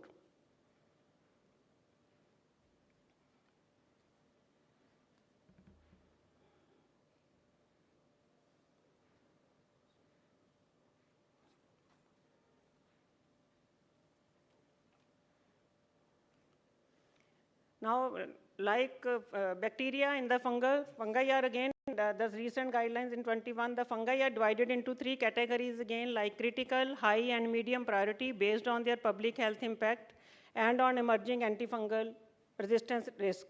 So which of the following fungi are in the critical priority group? Candida albicans, Candida tropicalis, Aspergillus fumigatus, Histoplasma, Candida auris, Candida albicans, Cryptococcus neoformans, Aspergillus fumigatus. Choice C, Aspergillus flavus, Candida auris, Talromyces marnifii, and mucorales. And choice D, Candida auris, Cryptococcus neoformans, Cryptococcus gattai, and Candida albicans.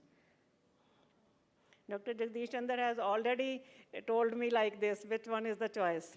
Because this is his favorite question. Sir, wahin se choice ko mark kar rahe hain.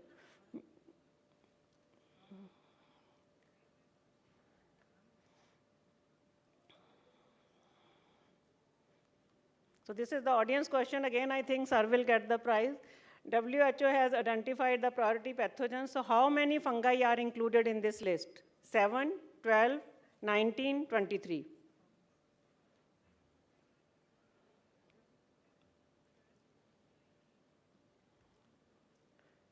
Sir, आप तो बता सकते हो.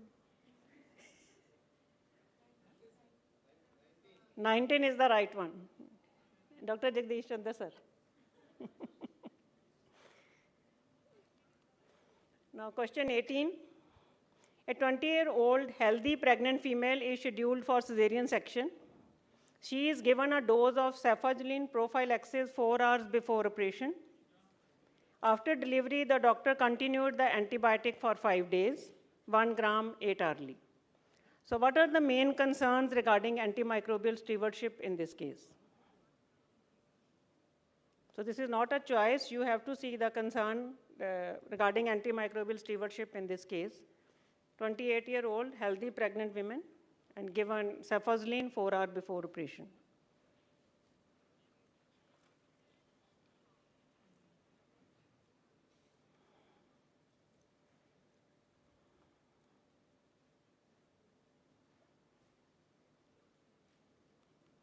This is a very easy question, audience question. Which therapy would most likely contribute to the development of superinfection?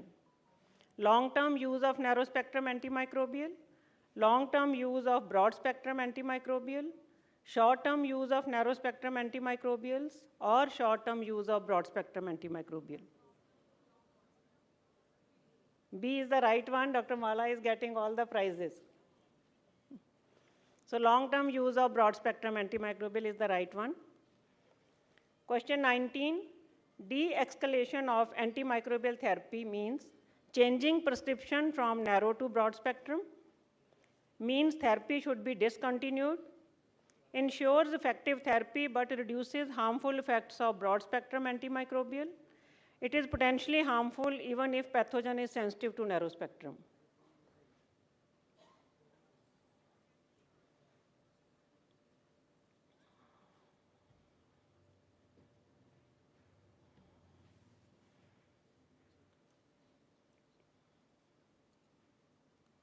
Question 20, what do you mean by selective reporting?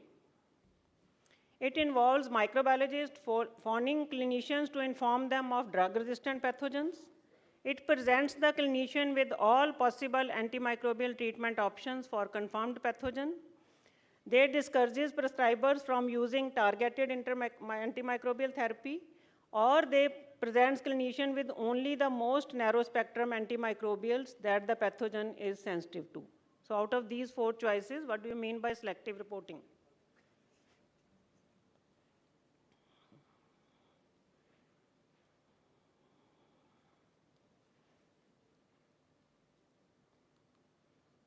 It is the audience question. To initiate empirical antimicrobial therapy, all the followings are true except we have to consider probable site of infection, we have to obtain appropriate specimen, consider rate of resistance among pathogens, and we have to start with narrow spectrum antibiotics.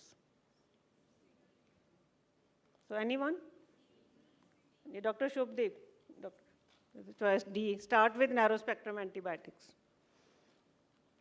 So question 21, Candida auris is a multi-drug resistant yeast that can cause severe invasive infections. Which antifungal medication Candida auris has shown most resistance to? It shows it is a multi-drug resistant pathogen, but the most resistance to echinocandins, azoles, amphotericin B, or polyenes.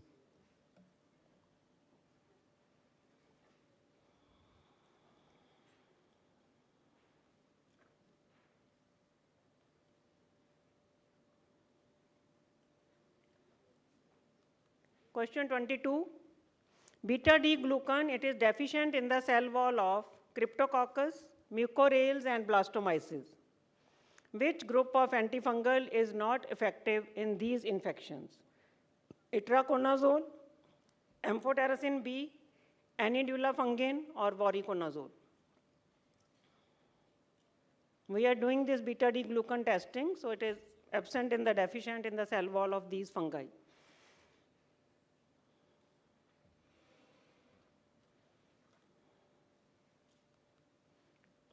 This is question 23. Which of the following types of drug-resistant bacteria, they do not typically persist in individual as a member of their intestinal microbiota? It is methicillin-resistant Staphylococcus aureus, vancomycin-resistant Enterococci, carbapenem-resistant Enterobacteriaceae, or it is ESBL-producing bacteria.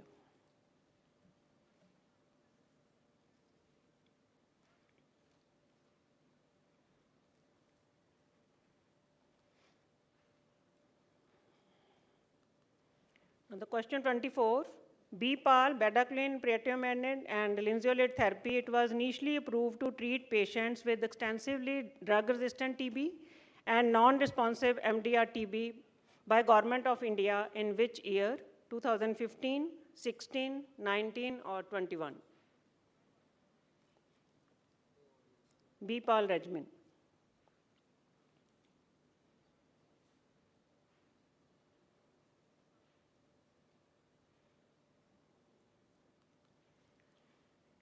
Question number 25. Government of India launched the National Action Plan on AMR containment in 2015, 17, 18, or 20.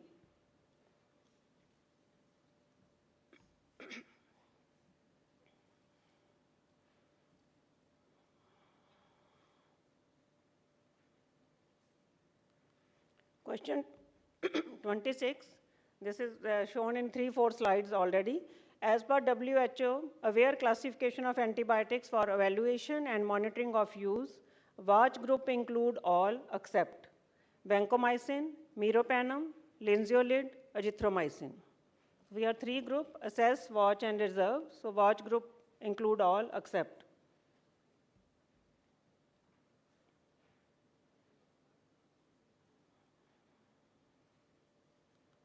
This is the audience question. As per WHO aware classification, reserve group drug include vancomycin, meropenem, azithromycin, and linezolid.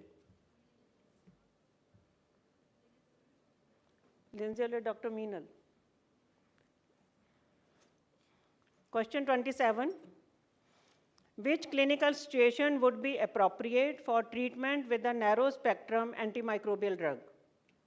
Treatment of polymicrobial mixed infection in the intestine, prophylaxis against infection after a surgical procedure, treatment of sore throat caused by culture identification Streptococcus pyogenes, empiric therapy of pneumonia while waiting for culture results.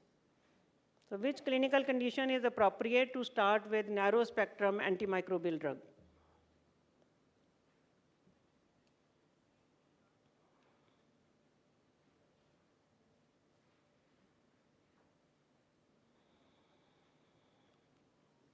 Question 28, only 2 questions are left. So question 28, as per CLS guidelines, all are prerequisites for antibiogram preparation except first isolate of given species per patient, include at least 30 isolates, include isolates from surveillance cultures, do not report supplemental agents selectively tested for resistant isolates.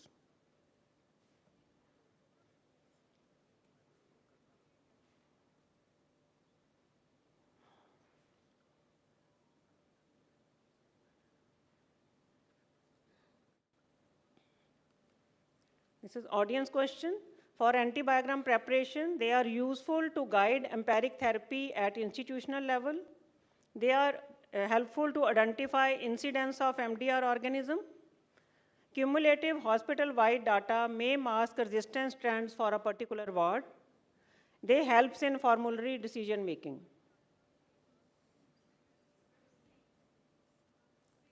Which one? B is the right one.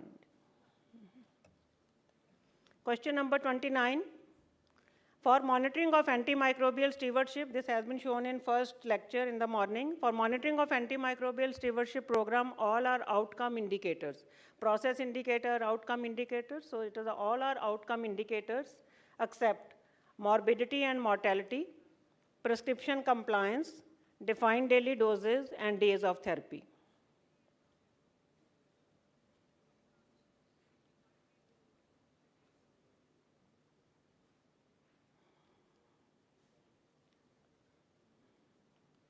So last question, the 30th. The World Antimicrobial Awareness Week is observed in first week of January, 4th week of July, second week of October, or third week of November.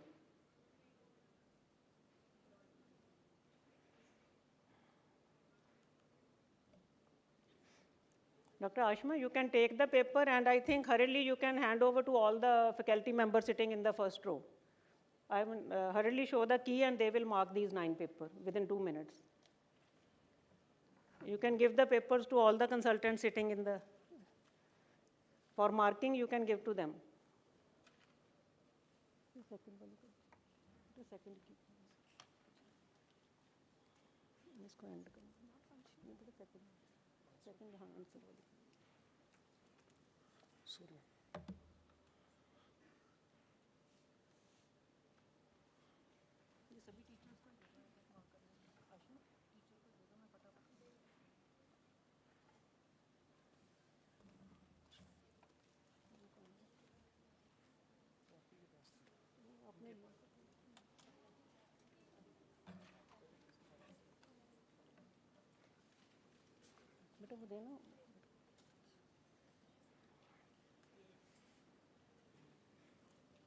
I have put the explanation of all these questions. I think now we are running short of time, so I will hurriedly tell the answers for all these 30 questions, and our esteemed faculty member, they will judge out of all these 9 or 10 candidates who is the best one.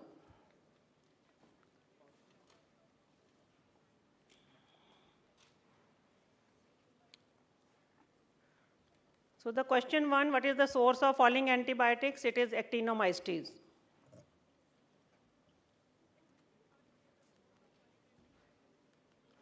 This is the scientist who discovered sulfa drugs. It is Gerhard Mag, and he was awarded the Nobel Prize for discovery of antibacterial effects of Prontosil. So it is Gerhard Mag. So this was choice B. Second question, choice B. And the first is also choice B. The question 3, here there was a slight twist in the question because minoglycoside and macrolide, they both inhibit protein synthesis, but the macrolide, they cause this QT wave prolongation. So it is choice C. Question 3, choice C. All are concentration dependent except carbapenem. So generally beta-lactam group of antibiotics, they are time dependent killing, and the minoglycoside, fluoroquinolone and lipopeptides, they are the concentration dependent one. So the choice is D. Question 4, D. Following logo belongs to Global Antimicrobial Surveillance System. It is GLASS. So question 5, the choice is C. Question 6, the 3 group, that is Proteus, Providentia, Burkholderia, Serratia. So these 3, the choice B, all the 3 are right. That is Proteus, Burkholderia and Serratia. They are intrinsically resistant to polymyxin B.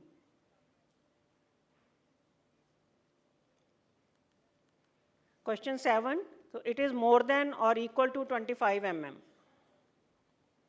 So in the guidelines, we are having like more than 18, more than 22. For Staph aureus, we are taking more than 22.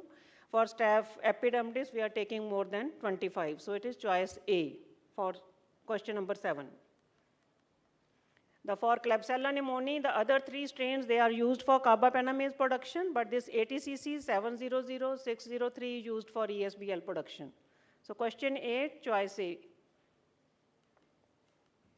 This document is used for yeast, M27. So these are the list of various documents available, M02, 7, 11. So at least for all the postgraduate residents, they should know about for yeast, filamentous fungi, and for routine susceptibility testing. So this 27 is for yeast. Choice D. Question 10 is for the modified Hodge test to detect carbapenemase production. So choice D. And then again at the arrow site, it is the carbapenemase producer. You can see an indentation at the site or clover leaf appearance. So question 11, ECIM test, all are true, but it is not recommended by CLSI for Acinetobacter. So it is recommended for Enterobacteriaceae and Pseudomonas, and if only it is valid if the MCI test, MCIM stands for Modified Carbapenemase Inactivation Method, and E stands for EDTA. So EDTA, Carbapenemase Inactivation Method. Here the choice is A. This is the report from E. coli CSF isolates. At least we should remember from the CLSI document that the antimicrobial agents which are not recommended for CSF isolates. So these are imipenem and artapenem. and the other first and second, agents given by oral route, and the first and second generations cephalosporin. So in this case, we are having imipenem and artapenem. We have to give to the clinician that these have not to be used, though they are sensitive. Then again, in this case, blood culture, Klebsiella pneumoniae, tigecycline, we have not to use. Tigecycline only we have to use skin and soft tissue infection and intra-abdominal infection. So Klebsiella pneumoniae, we have for blood isolate, tigecycline is not indicated. The second is, I have read, if we can only take one choice like tigecycline. Ampicillin, Klebsiella is intrinsically resistant to ampicillin. For this Stenotrophomonas maltophilia, it is intrinsically resistant to all the others, carbapenem, aminoglycoside, and amoxiclav. So we are only left with the option of cotrimexazole. So only for these Stenotrophomonas, we are having either cotrimexazole, ceftazidime, or meropenem for the. Then this is the classification 15, film arrays, that is CTX, NDM, and OXA. So CTX belong to Ambler class A. NDM is metallobeta-lactamase, it belongs to Ambler class B, and the OXA, they belong to Ambler class D. In Ambler class C, we are having AMP-C. So these are the 4 classifications. They are either serine carbapenemases or metallobeta-lactamases. So CTX belong to A, NDM belong to B, and OXA belong to D. So this is the, out of these, this is the high priority, choice A. Vancomycin resistant Enterococcus faecium, choice A. 16 questions, choice A, and you have been shown all these. Like in the critical group, we are having Acinetobacter, Pseudomonas, and Enterobacteriaceae carbapenem resistant, and these are the high priority pathogen, Enterococcus faecium, Staphylococcus aureus, Salmonella fluoroquinolone resistant, and these two, like Streptococcus pneumoniae and Shigella, they are of medium priority. So out of these fungi, these 4 are counted in the critical one. Candida auris, choice B. Candida auris, Candida albicans, Cryptococcus neoformans, and Aspergillus fumigatus. So again, this is a list given in the priority, fungal priority pathogen, these 4. And total are 19 listed in this list. So 4 are in the critical group. So in this case, in the stewardship program, that is related to the surgical prophylaxis. So from the antimicrobial stewardship guideline, we should know the surgical prophylaxis. It is, in this case, it is given 4 hours before, which is not the right choice. It has to be as early or at least less than 1 hour. Some guidelines say within 30 minutes, or it should be ideally less than 1 hour. And second, as it is a healthy women, second concern in this case, post-operative antibiotics for 5 days. So I think this is depend upon the judges whether they want to give weightage of 1 or 2 points. So I think we can give full weightage if they have written one thing for surgical prophylaxis only. So post-operative antibiotic we should not give for, in a healthy case, for 5 days. So de-escalation of antimicrobial therapy 19, it ensures effective therapy, but it reduces harmful effect of broad spectrum antimicrobial. It is choice C.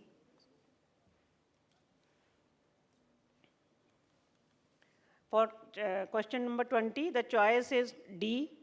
It presents the clinicians only with most narrow spectrum antimicrobial that the pathogen is sensitive to. Candida auris, it is showing more than 90% resistance by the CDC reports to azoles. Though it is multi-drug resistant, it shows resistant to azole, amphotericin as well, but more than 90% strains, they are resistant to azoles. So again, this beta-D-glucan, the mode of action of antifungal agent, this beta-D-glucan, so here the choice is any dulafungin.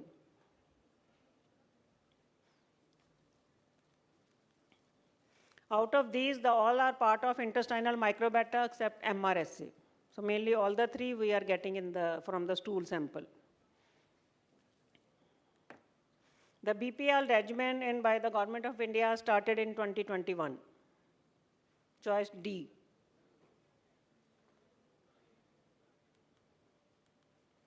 The Government of India launched National Action Plan in 2017 after 2 years of Global Action Plan on AMR. So global was in April 2015, and in October 2017, this National Action Plan, the NAP plan for AMR containment was launched. As per WHO, watch group include all except linzeolid. So C was the wrong one. Linezolid is the reserve group of drug. So this is again a list has been shown in the morning, assess group, watch and reserve group. Now question 27, the choice was C because it is a culture positive. Treatment of sore throat caused by culture identified Streptococcus pyogenes. Question 27, the choice is C.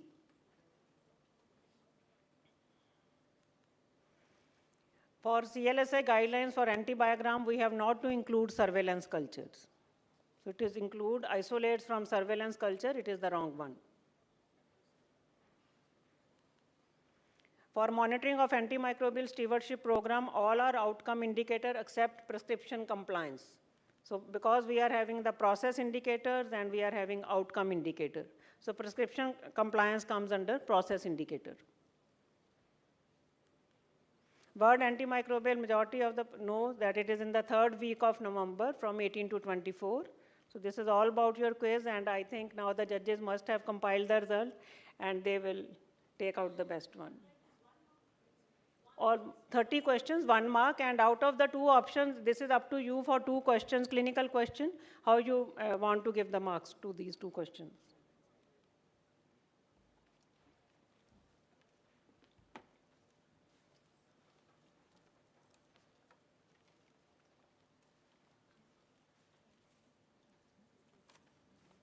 Thank you, ma'am. I would now request Dr. Pallav Ray to please felicitate Dr. Veenu Gupta, ma'am.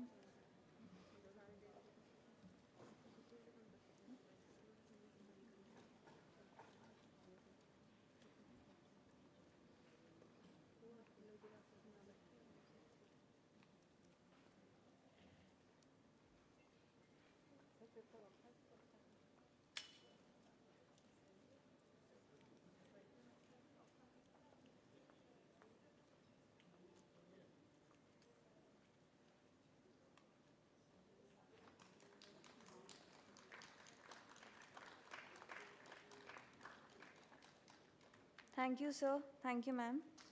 Now I request Dr. Veenu Gupta to kindly felicitate the judge for oral presentation. I would request Dr. Madhu Sharma, ma'am, to please come over.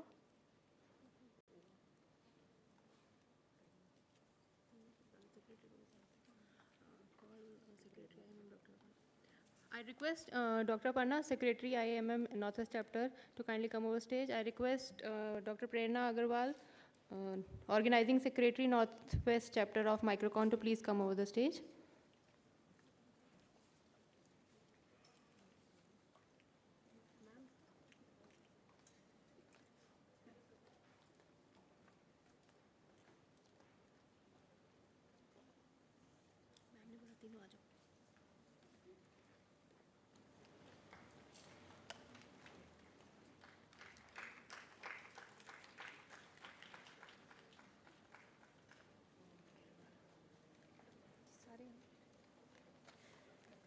I again request Dr. Veenu Gupta, ma'am, to felicitate the judges for poster, dignitaries on the dais, to felicitate the judges for poster presentation, Dr. Kiran Bala, Dr. Vikas Chandra Yadav, and Dr. Manju Bala, ma'am.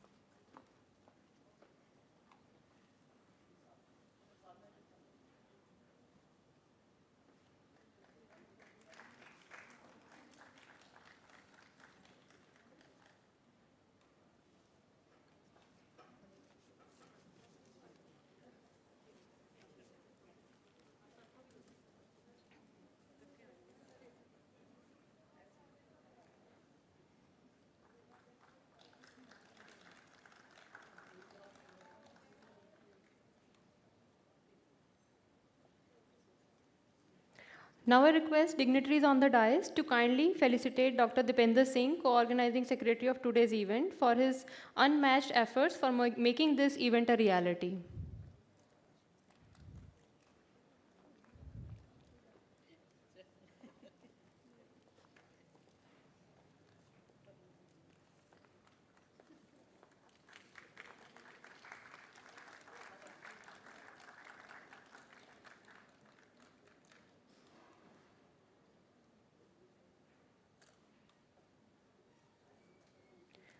I now request all the dignitaries to kindly felicitate and give an award of appreciation to Dr. Meenal Gupta for her constant efforts in compilation of directory of IAMM.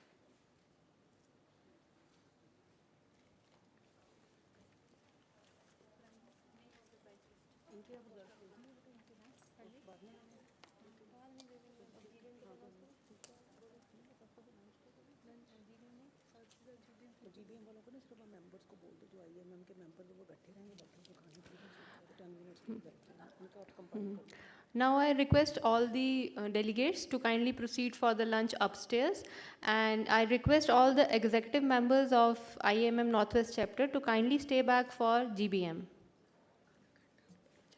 And as we are short of time, please try to come back within 30 minutes. Thank you.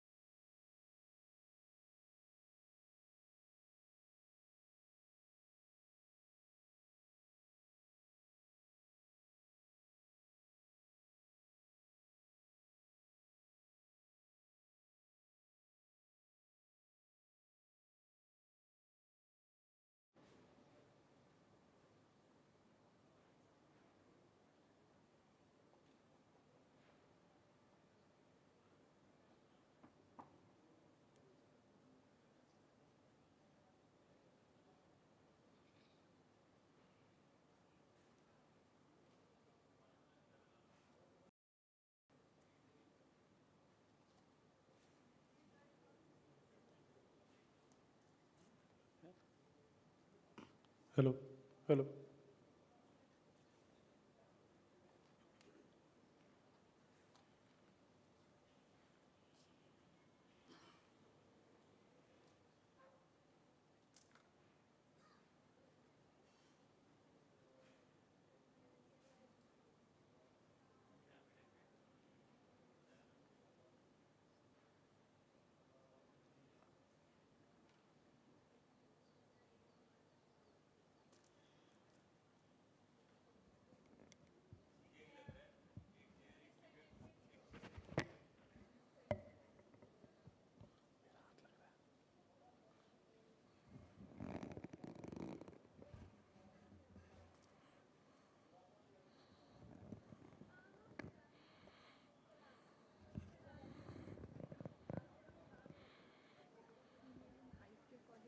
आप देखिए ना please hello हाँ ठीक है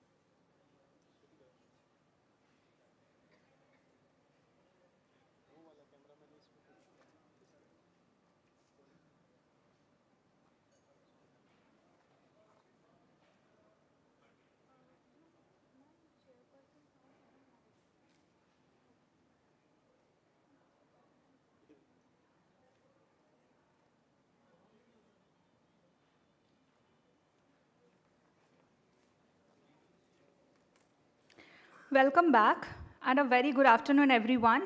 Hope you have enjoyed the lunch. So without delay, let's resume our session lined up for us today.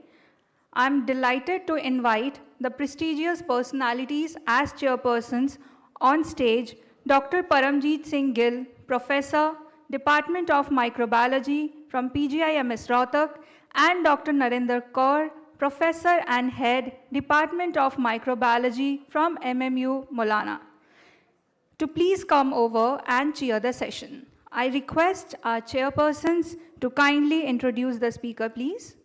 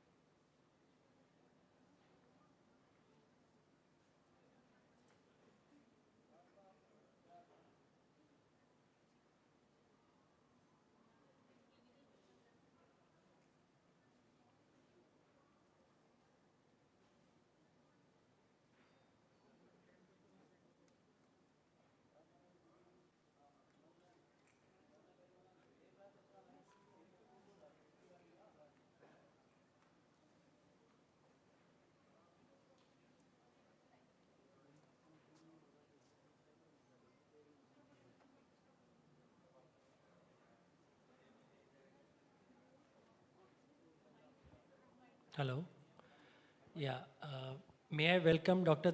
Deepak Kumar, Associate Professor, Division of Infectious Diseases, Department of Medicine from AIMS Jodhpur. He is the coordinator for DM Infectious Disease Program at AIMS Jodhpur. He has done ES CMID Infectious Diseases Clinical Observership. He is Assistant Dean Research at AIMS Jodhpur. He has done National Training of Trainers in Guidelines for PMDT in India in 2021. He has published 115 papers in PubMed, indexed national and international journal. May I request Dr. Deepak Kumar to please start his presentation, please. Thank you, sir. Thank you for kind introduction. And I would like also thanks Dr. Prerna Agarwal, madam, to provide me this opportunity. And good afternoon to all.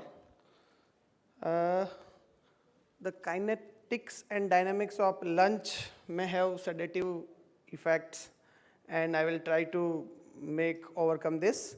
So let's start with my topic with pharmacokinetic and dynamics for the clinician.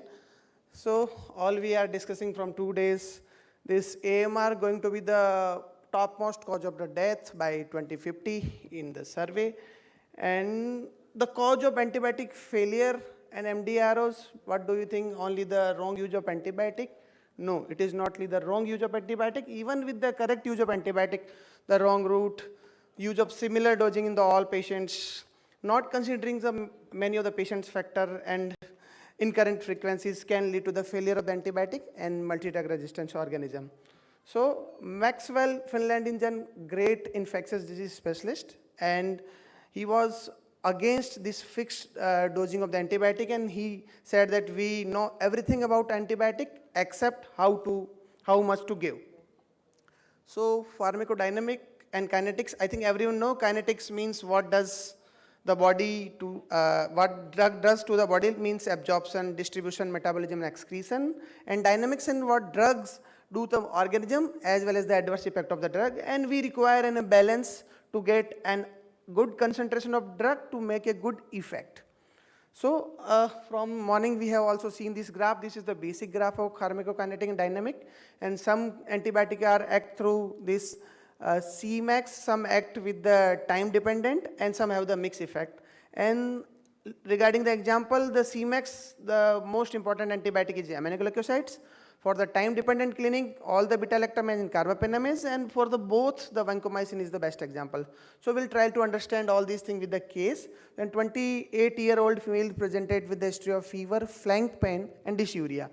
On investigation, leukocytosis was present, but she was hemodynamically stable, and on history, she recently received the course of levofloxacin for the sinusitis. So what is the provisional diagnosis? It is quite obvious: fever, flank pain, burning micturition, high counts. So it is likely in case of pyelonephritis, and it is commonest cause of prescribing of antibiotic in the outdoor settings. So which of the following antibiotic is most appropriate, and which antibiotic you would going to recommend in this patient? I think almost all antibiotics are used for the management of the UTI, and there is always confusion which antibiotic would be the best one. So always use some PK/PD parameters before prescribing the antibiotic, that including what are the type of clinical syndrome, then which type of antibiotic you are using, and what are the PK/PD parameter of that antibiotic, and what are the exact dosing, and also look for absorption of the drug when you are using orally, and later on also look for the type of resistance and the MIC of the drug. So discussing these antibiotic, which antibiotic you want to use? How many want to use ceftriaxone in pyelonephritis? We can just raise hand. No. Peptides? Because why you are not using ceftriaxone? Because of the high prevalence of ESBL enterobacteriaceae in the community. The ceftriaxone is not a good choice. For the peptides, previously we are using the peptides, but with new guidance and this Marino trial, there is a co-production of oxa with the ESBL that makes this peptide is ineffective. Meropenem, definitely we are using the meropenem. Ertapenem, yes, we are also using ertapenem. What about Cipro? What about the Cipro, quinolones? Very high level of resistance, and also this associate with the resistance of the other different type of resistance, so it is not a good choice. What about gentamicin? Is gentamicin is a good choice? No, it is good, not a good choice for pyelonephritis because of the poor abscess penetration. Again, it is a peculiarity. So we can use in cystitis, but not in this patient. What about nitrofurantoin? And we found quite sensitivity of nitrofurantoin. Why not? Because it is not going to penetrate in the renal parenchyma. So it is a drug for cystitis, but not for the pyelonephritis. And similar for the oral fosfomycin. So even with the sensitive, we cannot use some drug because of their different pharmacokinetic and dynamic profile.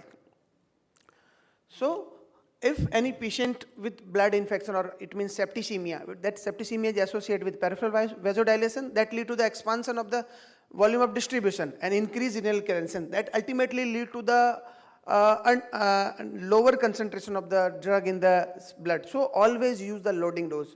Always keep these PK/PD parameters when we are treating with the septicemia. For the lung, we require a drug with good epithelial lining fluid penetration, and carbapenem has very poor penetration when compared to the beta-lactam. So always prefer the beta-lactam in the form of ceftazidime and cipepime over the carbapenem when we are treating the lung infection. In soft tissue, the lipophilic drugs are used to accumulate in the fat. So their blood concentration is reduced significantly. So we cannot use tigecycline for the bloodstream infection because they are accumulated in the soft tissue. So it is a good drug for soft tissue infection, but not for the bloodstream infection, even with the sensitivity. For the bone, we require bone to serum concentration. The drug which having better bone to serum concentration like fluoroquinolones and cotrimoxazole are better drug for the bone infection. So we have to consider the clinical syndrome before prescribing the drug, and we have to look for the PK/PD parameters. So what not to give, as we discussed, blood, tigecycline is not a good drug for bloodstream infection, even not for the urinary tract infection because of their lipophilic properties. the list of drugs, they are not crossing the blood-brain barrier, so they are not useful for the treatment of the meningitis. Abscesses, as we have discussed, aminoglycosides have significantly low concentration is the abscesses. So CLSS removes the breakpoint for the aminoglycoside for the treatment of other than the UTIs. Lung, daptomycin, the surfactant, this degrade this daptomycin. So it is not a good drug for the MRSA pneumonia. So it is a good drug for the MRSA bacteremia, but not for the MRSA pneumonia. Similarly, for the urine, these drugs are not going to be concentrated in the urine. So these parameters should be taken care. So, which drug you want to cross the blood-brain barrier like CSF? So always use the lipophilic drug. Which drug is going to be effect intracellularly? To always use lipophilic drug. Like the azithromycin is indicated now in the treatment of enteric fever because this salmonella used to live in the intracellularly, and the relapse cases even after full treatment of ceftriaxone. Then azithromycin is a good drug for these type of cases. Excreted renally, hydrophilic drug used to excrete renally like beta-lactamins. And this problem occur when patients in augmented renal clearance, especially in patient of septicemia in the ICU. The patient have augmented renal clearance that lead to the decreased concentration of the this drug, and you have to use the loading drug. And drug with wide distribution like lipophilic drugs we cannot use for treatment of bloodstream infection like tigecycline. So these are the list of hydrophilics and lipophilic drugs. I'm not going to detail. So back to the case. And after 2 days, we have started the patient on the meropenem, as you all have agreed, and we got this report. It is resistance to the ceftriaxone in peptides, intermediate to the meropenem, imipenem, and sensitive to the nitrofurantoin, fosfomycin, and tigecycline. So which would you like to do next? Is it contaminant? I think it is not contaminant. E. coli is one of the commonest cause of the pyelonephritis. Should we treat the patient with the meropenem standard dose, or should we add colistin, or should we shift over the patient to the ceftazidime avibactam, or can we able to give nitrofurantoin, fosfomycin, and tigecycline? We have already discussed. It is not an effective drug. Even with the sensitivity, we cannot give these drugs. So what should we do? Or should we ask for MIC of meropenem? Yes. So, I have gone this very important article, Iconic Indian Consensus for Management of CRE, and they have said if the MIC of meropenem is less than 1, we can use the standard dose of meropenem, 1 gram over 30 minutes infusion. But when even with the resistance or in intermediate, when the MIC in between 4 to 8 or up to 16, if we use 2 gram, means high dose of meropenem with the prolonged infusion for 3 hours infusion, because these are the time dependent antibiotic, we can get a good result. Or there are some report in between the MIC of 16 to 32, ultra high dose 6 gram 8 hourly with continuous infusion may get result, but there is no much data. But this high dose meropenem is a proven fact. But we do not use meropenem if the MIC is more than 64. So, how to guide the MIC for selection?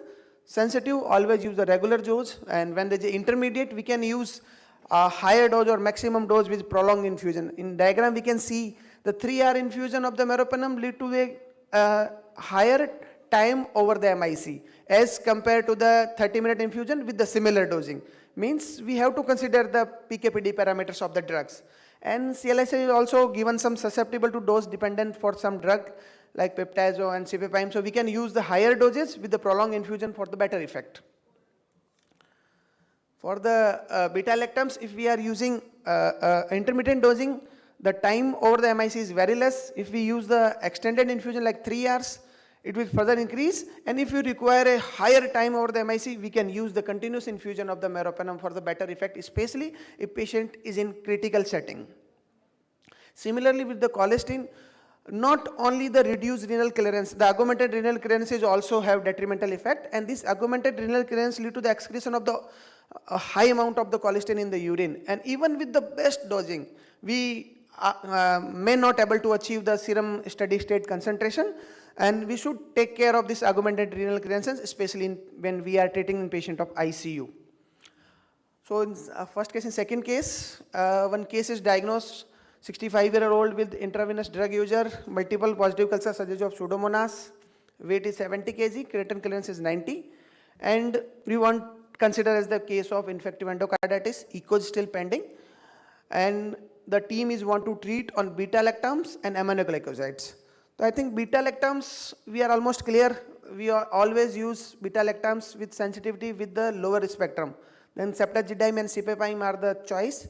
And aminoglycoside, amikacin and gentamicin. So what do you think? Which aminoglycosides prefer, amikacin or gentamicin in this patient? We have done with the beta-lactams, ceftazidime or cipepime, not this peptides because of the higher spectrum. We always use the narrow spectrum when we have the culture reports. But what for the aminoglycosides? Should we use amikacin or gentamicin? So these are the dosing.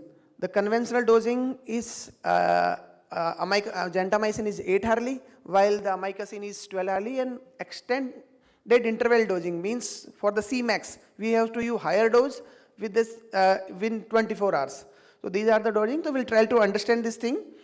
And these are the PK/PD targets of the drug, which is already given. If we see the PK/PD target of the aminoglycoside is more than 8, and the PK/PD target for the cephalosporin is 40%, and PK/PD target for carbapenem is 40%, and cephalosporin is around 50 to 70%. So we will use this target to understand this thing. So if we use gentamicin, the Cmax is dose upon volume of distribution. The dose is, we have seen 1 to 2 milligrams, so 2 milligram per kilogram is 2 into 70 is the dose. And this is the standard formula that 0.3 into weight is the volume of distribution. So the Cmax is 6.7, and the MIC which we have seen in the report, it is 4. So we can able to achieve the Cmax is only 1.7. For the amikacin, if we see with the dose of highest dose of 7.5, and with the same MIC, we can have Cmax of 6.25. While what was our Cmax target? It is 8. So even conventional dosing, even with the gentamicin and amikacin, both are never able to achieve the PK/PD target of these aminoglycosides. So what to do? Then we can use extended interval dosing. The extended interval dosing for the gentamicin, it is 5 to 7 milligrams. So if you use this gentamicin for the extended infusion, we can able to achieve the PK/PD target of 5.8. Again, we are not able to achieve. But for the amikacin, because we can use the higher doses, so the PK/PD target for the amikacin is 12.5. So we can able to achieve the PK/PD target of with the amikacin if we use the extended interval dosing. So we can use these simple PK/PD parameters to better selection of the antibiotics. The third case, a patient with ventilator-associated pneumonia and known case of CKD. The ball grew this Pseudomonas, significant growth. Which antibiotic you would like to choose? Again, Pseudomonas, ceftazidime sensitive, cipepime sensitive, peptide sensitive. Which antibiotic you are? Definitely lower spectrum, and the lowest spectrum is this cephalosporin, either ceftazidime or cipepime. So which ceftazidime or cipepime, which you want to use? So if we see the PK/PD parameter, the ceftazidime has only 25% pulmonary penetration, while cipepime has 100% pulmonary penetration. Or if we use a similar thing, because we require time over the MIC in this situation, so if we use the 2 gram of the ceftazidime, we can able to achieve 138 milligram per liter of serum concentration. And with the 10% protein bound, the concentration in serum is 124. But the penetration in the pulmonary parenchyma is only 25%. So in parenchyma, we can able to achieve only 32 milligram of this ceftazidime. And this T-half is 2 hours. So in 2 T-half, the concentration of the ceftazidime will reduce lower to the MIC. The MIC was the 8, so it reduced lower to the MIC even in 2 T-half. So we can able to achieve 50% of the time we can able to achieve the concentration of ceftazidime over the MIC in pulmonary infection. But when we use the cipepime, because it is in 100% penetration, the 2 gram will give to 130 concentration in the serum, and the 100% is true for the pulmonary infection in the pulmonary parenchyma. Similarly, the T-half is again 2 hour, but the 4 TF is required to reduce the concentration over the MIC. So we can able to achieve 100% time the concentration of the CPAPIME is over the MIC. So it is clear with that the 25% penetration with ceftazidime while 100% penetration with the this CPAPIME. The CPAPIME is best choice over the ceftazidime if we are treating with this pulmonary infection with the Pseudomonas. And this is the similar diagram. So take home points for my talk is that susceptible antibiotic does not imply that it is going to be effective. And clinicians should look at PK/PD parameters of antimicrobial before prescribing, like nitrofurantoin for the pyelonephritis, tigecycline for the bloodstream infections. And same dosing would not fit for all, and this could be one of the cause of the treatment failure and the suboptimal response in the patients. Thank you. Thank you for patience listening.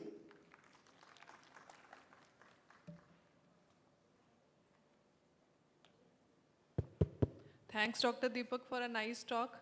PKPD is the need of hour, especially for the clinicians and as for also for the microbiologists to understand that which antibiotic, because many of the times clinicians ask us that the sensitivity report is showing so many sensitive drugs, but they should opt for the treatment. So it is a good topic for the microbiologist also.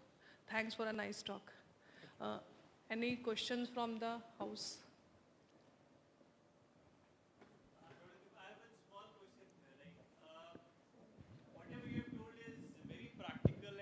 Appropriate, but the only issue that anybody would always feel is the information that he might have at hand.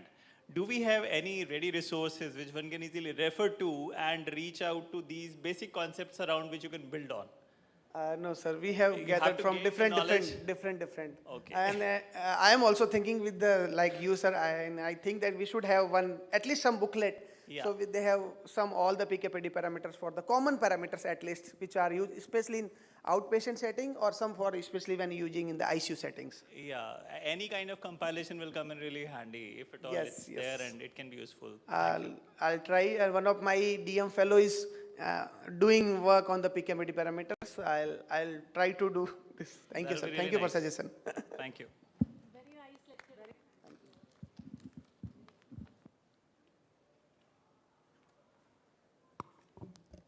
Thank you so much, sir, for sharing the insights. We all are very grateful to have you amongst us. And thank you for putting forward some interesting questions and making the session more interactive. Now, I would request our chairpersons to kindly give a token of appreciation to Dr. Deepak Kumar.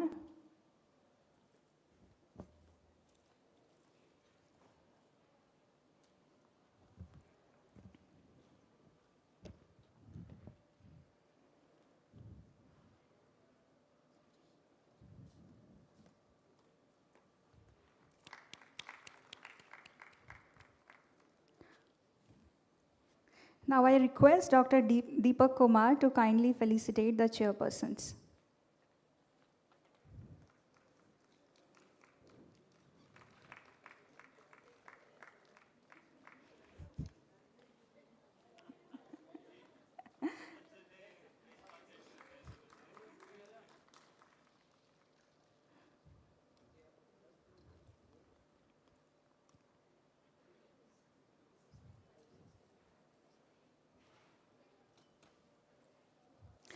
With this, let's proceed for the session. I am honored to call upon the esteemed personalities as chairpersons on stage to please come over and chair the session. I would like to call Dr. Sangeeta Mohan, Professor, Department of Microbiology from CMC Ludhiana, and Dr. Ashwini Manhas, Professor and Head, Department of Microbiology from Adesh Medical College, Shahabad.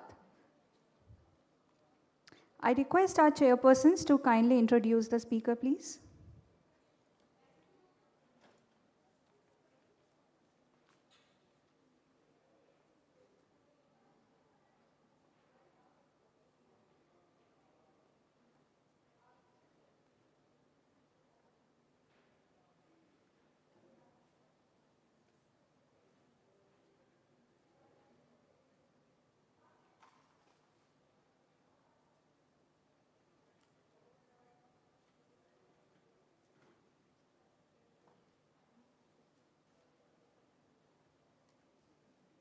Good afternoon.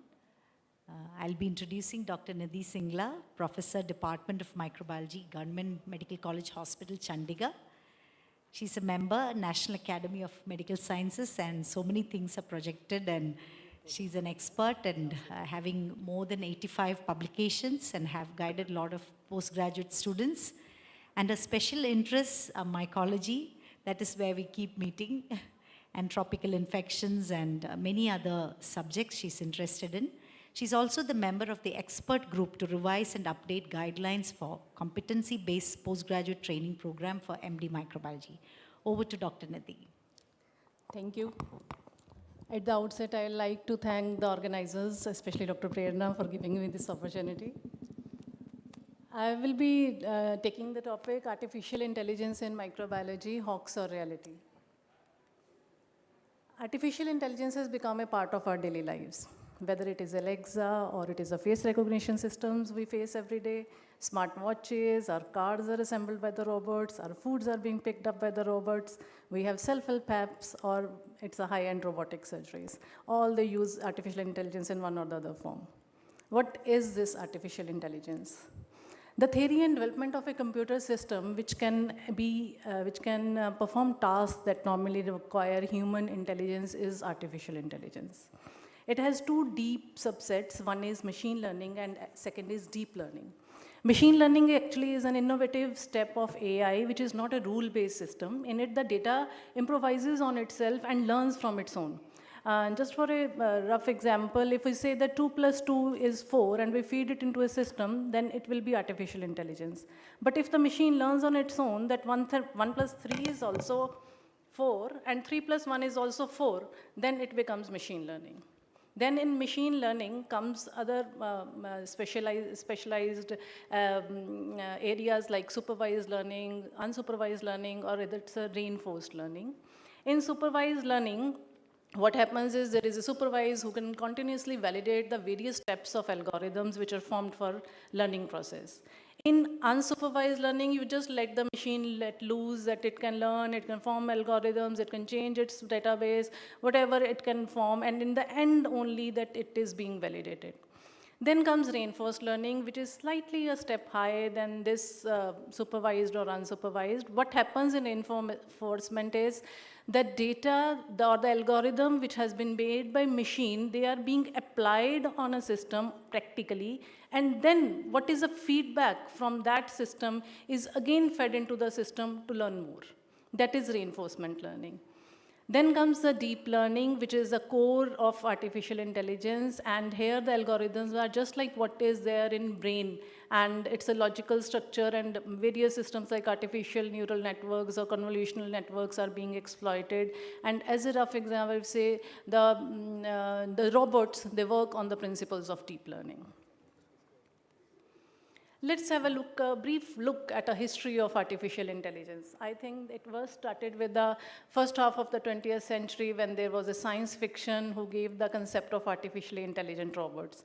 Whether we remember the heartless Tin Man of Wizard of Oz, or it was the humanoid robots which impersonated Maria in Metropolis. Scientifically, in 1950, Alan Turing, who was a British mathematician, he was the first person who, in his paper, Computer Machinery and Intelligence, gave us Turing test.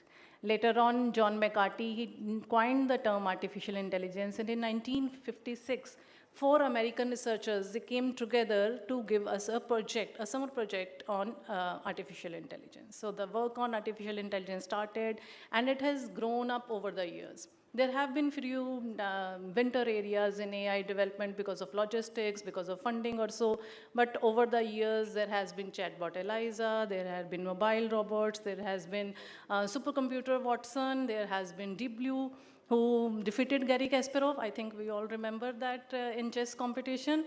Then Siri is our companion, Alexa is our friend. We have AlphaGo, which is made by Google. It's a gaming app. And where are we now? ChatGPT. So artificial intelligence is skyrocketing.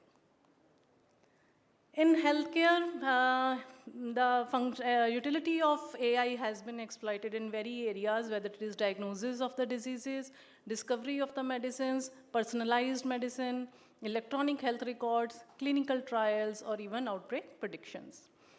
First FDA approval for an artificial system came in 2018 when it was to detect diabetic retinopathy in the photographs which were taken for the retinal fundus, and the diagnosis was made for diabetic retinopathy. In microbiology, has the time come for its routine practice? Let's first understand what's the need or where we can exploit actually the use of AI in microbiology. Microbiologists nowadays have huge burden. Workload has increased, in personnel are less, especially in the developed countries. They are basically working on this machine learning to let the work transferred from humans to machines. Medical emergencies are coming. We have seen COVID pandemic. Accountability of microbiologists has increased, whether it is AMR, whether it is infection control practices, or whether it is a discovery of the new drug or the vaccine, or whether it is a bioinformatics. So the clinicians are nowadays looking forward to a microbiologist to give a good report, but we have to increase our efficiency, we have to improve the quality of our reports, and we have to make them more reliable and reproducible by the various across the labs. Moreover, microbiology laboratories nowadays are generating big data. Big data means any data which we cannot analyze by the traditional methods, whether it is in the form of volume, velocity, variety, or in its value. Where are we generating this data? Photoimaging of colony plates, very commonly done, serological results, RT-PCR reports, mass spectrometry results, whole genome sequencing, metagenomics, bioinformatics. So everywhere we are generating this big data. So the tendency is how can we use this big data for making further programs, or how can we utilize this big data which is being generated every day? So in microbiology, it has been exploited in the areas of diagnostics, image analysis, research, surveillance, and public health. Automation. I will say the digital microbiology by artificial intelligence and automation via expert systems, they go hand in hand. You had some data available with you, you tried to make your expert systems which have fed databases on the basis of which by comparing your results, you are identifying new organisms, you are giving reports, Vitec is giving AST reports, there is biofilm array, you have automated RT-PCR machines. So in turn, what these machines are doing, every day we are giving them new specimens, making new reports. Again, we are generating big data every day.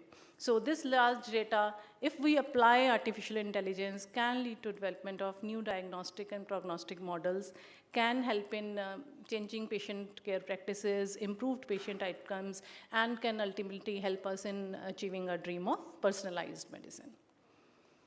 Next important area, rather most of the work of artificial intelligence in microbiology is done in this area, that is image analysis. It is also called as computer vision, whether it is in the form of automated colony counters or Koppen diagnostics announcing that we can tell which colony to pick up to process, whether it is microbiology system 2, which is based on artificial intelligence and can automatically read or interpret the culture plates, whether it is finding malarial parasites in the thin blood films, or whether it is in the form of automated interpretation of blood culture gram stains.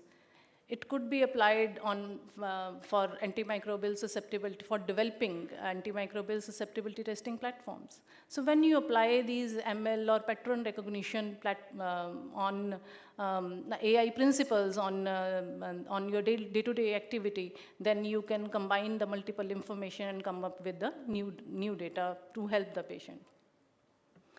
So this being now said, those who are working in the field of AI, they say that lab automation can go to next level with the help of machine learning. Rather, I will say that practically full lab automation is not possible without AI.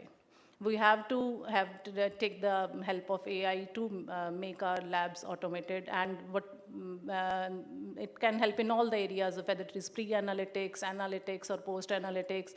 Machines can be programmed to help us in deciding about the sample quality, which sample to accept, which sample to reject. They can, with the help of mobile apps, even suggest which test to order for. Surveillance of the reagent lots, which lot is better, which lot can be rejected, then automated image acquisition, then scans for the colonies, looking for the resistance profiles, outbreak, potential outbreak predictions, and even predictions of sepsis. There are many models available on internet if you search for, which have been already, people are working on them for predicting sepsis or how the infection control practices can be modified or applied, or how AI can help us in the huge data which is generated by infection control, how we can, with the help of AI, interpret that, analyze that. Then there has been a recent news that artificial intelligence has yielded new antibiotic helicin.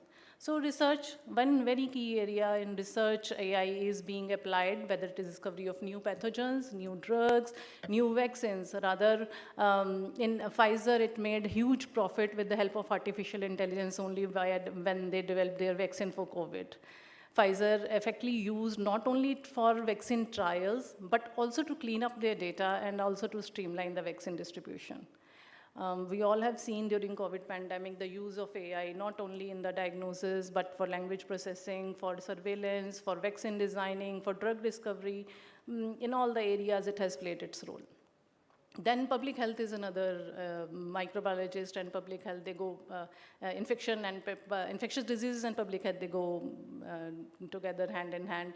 And there are many big analytic models or dendritic trees which are being used, which are being programmed to find out the patterns for the outbreak of, say, cholera, or to check out the species distribution of the vectors to say when the dengue outbreak will occur and where it will occur.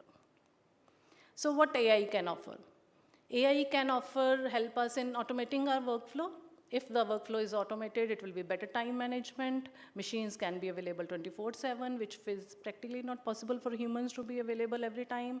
They do not get bored by the repetitive jobs which humans can be. So there is a reduction in human error. There will be uniformity across the labs.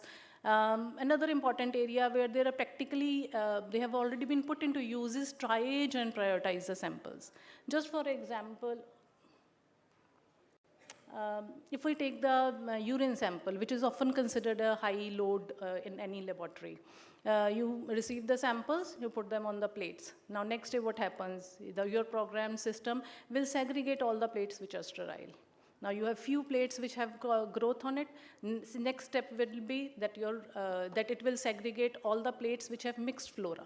So there will be only few plates which have significant colony count. Then it will, on the basis of morphology, will differentiate it, whether it is gram-positive, negative, or it is non-fermenter, fermenter, whatever you have been programmed it to be. So in the end, what happens by the triage and prioritizing the sample, it has decreased the workload for the resident or the technician who's working on that seat. So this is how it is being exploited. Whenever technology comes, it is not without its challenges. So first and one important one will be the logistics, the cost. This is not going to be easy to collect this data, analyze this, employ the persons, have computers, so much of infrastructure which is needed for these programs. Obviously, demand and supply will, to some extent, will take care of this in future, but presently it's a huge cost. Then data authenticity is a very big issue. Consistency of data. Algorithm transparency, how that algorithm has been made, what are the various steps. Algorithm bias, it has been seen that even machines are prone to bias just like humans are. Data miscalculation. So all these things, it is very important that the quality of data should be good. Otherwise, it will be a situation of garbage in, garbage out. So we need to take care of the data we are feeding into our machines. Then in microbiology, complexity of data is another issue. Just take for an example, just take that there is, by definition, what you have given to the coder is coliform bacteria defined as motile or non-motile, gram-negative, non-sporing bacilli, which produce acid or gas, say, at a temperature of 35 to 37. So does this mean that if the organism is growing at 34.5 or 34.9, it is not coliform? Is vigorous gas production must?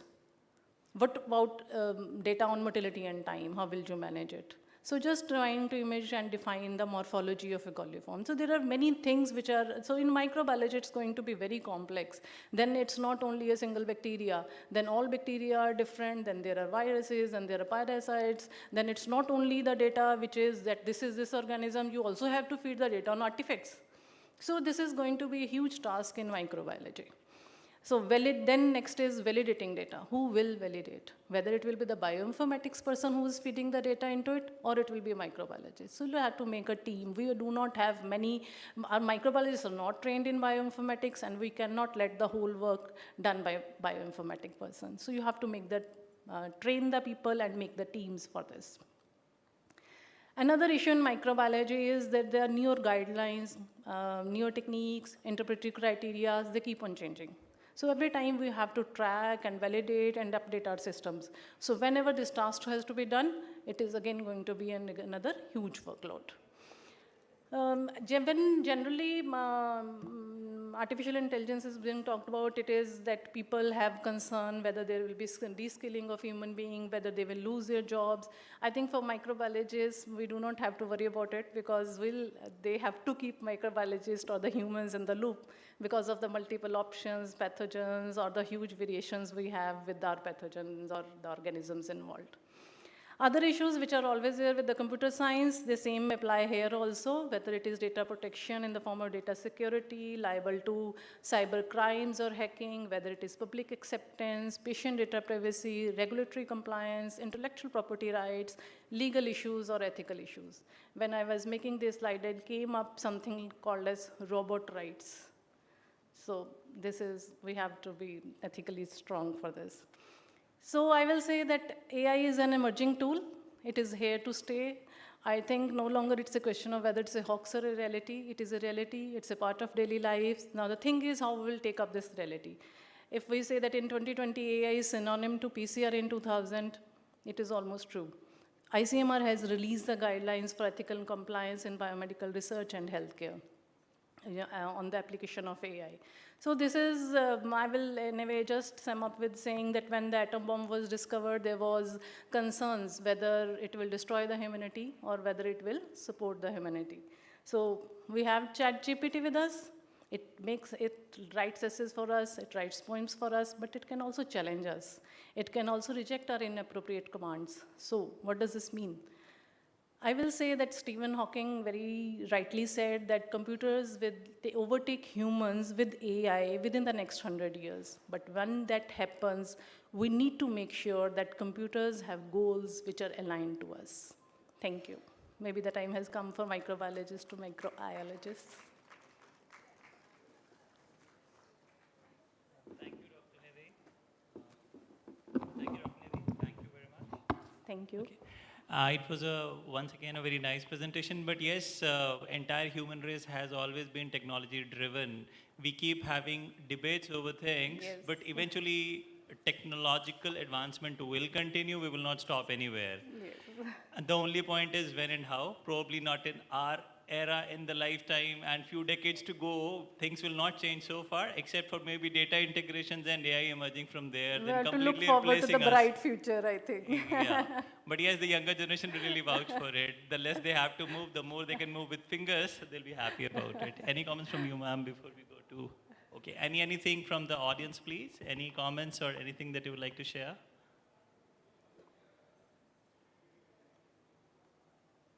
Okay, so I think with that, I think we can close. Thank you so much.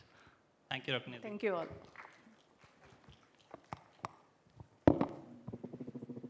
Thank you so much, ma'am, for sharing an enlightening experience, and we are privileged to have you amongst us. Now, I request our chairpersons to please felicitate Dr. Nidhi Singla.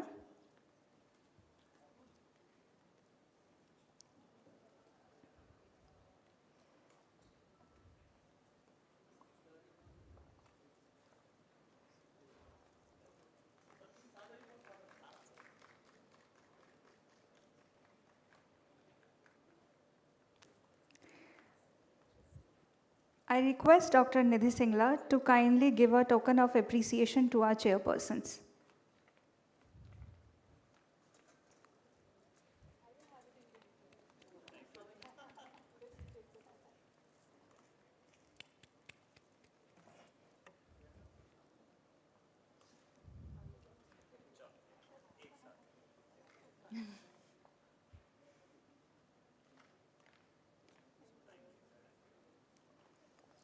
Okay, so without delay, moving on to the awaited and last session of the day, I am delighted to invite an esteemed personality as chairperson on stage, Dr. Prerna Agarwal, Professor and Head, Department of Microbiology from KCGMC Karnal, to please come over and chair the session.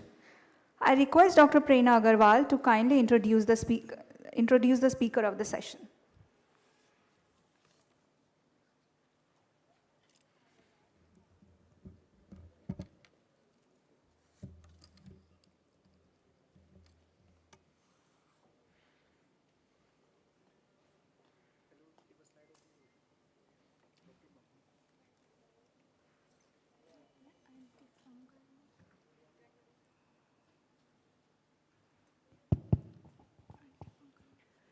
Good afternoon all to the handful of audience that we have now.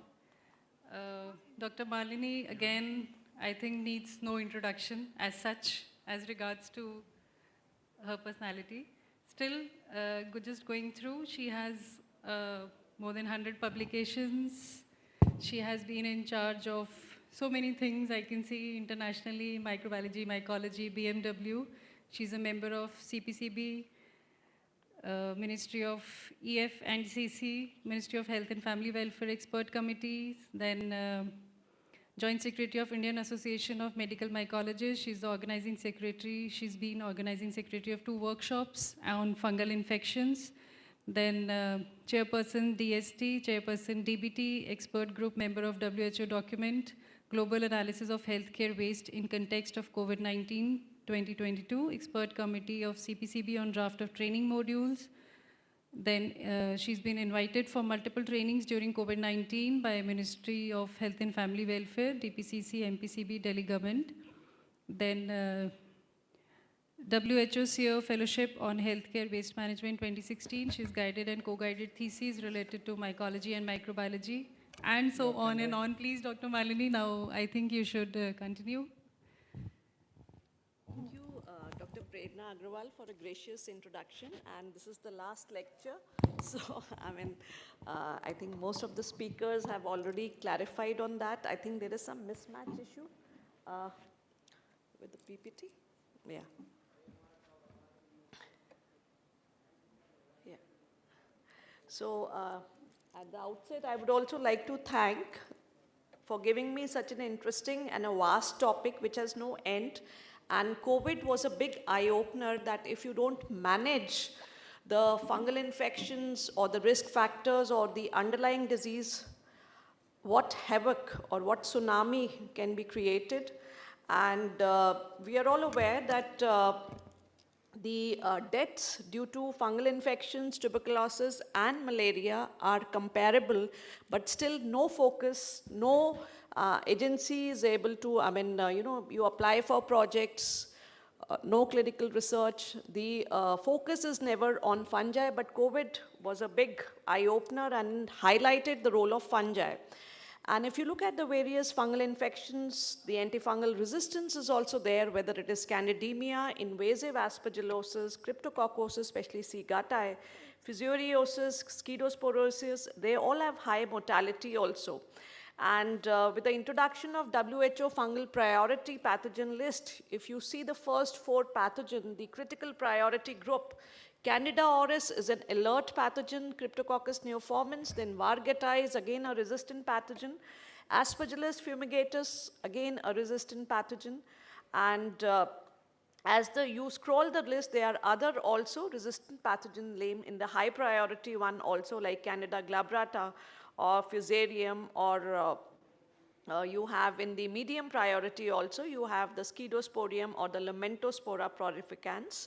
And if you look at the antifungal drugs which are currently available, with the introduction of amphotericin B in 1950s, we have very few in the armamentarium. Like in amphotericin B, it has broad activity against Candida species, except Candida lusitaniae, and it has a broad activity against Cryptococcus neoformans. Then there are certain species which are inherently resistant to it, like Aspergillus terreus, and then you have the azoles group, and the latest one, echinocandin, which got FDA approval in 2023, was risafungin. And again, it can be used for invasive candidiasis and aspergillosis both, especially when no option is available. And so this is the timeline schedule of the various antifungals. We have very few of them, the latest being 2023 risafungin, which I was mentioning. And you have seen that right way back in 1980s, there was the treatment failures being reported with the ketoconazole, then fluconazole increased MIC reported in 1990s, and then FKS mutations, they again were reported around 2010, and the clinical identification of Candida auris, which is a multi-drug resistant yeast, it started in 2009 onwards, and then breakthrough mold infections, especially with patients on azole exposure, especially the transplant patient, we saw in after 2010, and recently we saw how COVID can be a big spoiler, and indiscriminate use of steroids. Multi-factors were there in that tsunami of mucormycosis cases. Dr. Jagdish Chandra sir is there, and I mean, he highlighted that, must have highlighted that during his session also. And now these are the various essential antifungal drugs which are available, wherein, you know, like for griseofulvin, some clinical resistance is reported. And then for other, like fluconazole also, like aspergillus is uniformly resistant. And even the Candida auris and Candida krusei strains are also resistant. And for amphotericin B, that's an expected dictum that Aspergillus terreus and nidulins will be resistant. And now some strains of Candida auris is also resistant to amphotericin B. And then there are problems with other antifungal agents also, and we have very few in the armamentarium. The antifungal resistance could be microbiological, it could be clinical, and the microbiological, we all know that Cryptococcus mucorales with echinocandins, then aspergillus and fluconazole, and then Candida krusei with fluconazole, then even the empirical antifungal therapy and prophylaxis, though they save life, but they are an important developer for antifungal resistance. So that's an important catch point. Then there is clinical, or the clinical resistance, that is treatment failure. Though we have breakpoints for the important fungal pathogen, the common fungal pathogen, but we do not have breakpoints for the unusual and the other fungal pathogens. And I will not go into the details of the mechanism specific resistance, like for you have for fluconazole the ERG11 mutations, or for echinocandins you have the KS1 mutations. And so invasive fungal infections, they are important threat to public health, but they are often the most neglected public health infectious diseases. And they are an under-recognized component of antimicrobial resistance, and it's an emerging crisis worldwide. And there is a global environmental change, climate change is happening, and expanding at-risk population for fungal infections. And in fact, they are evolving resistance to all the licensed antifungal agents.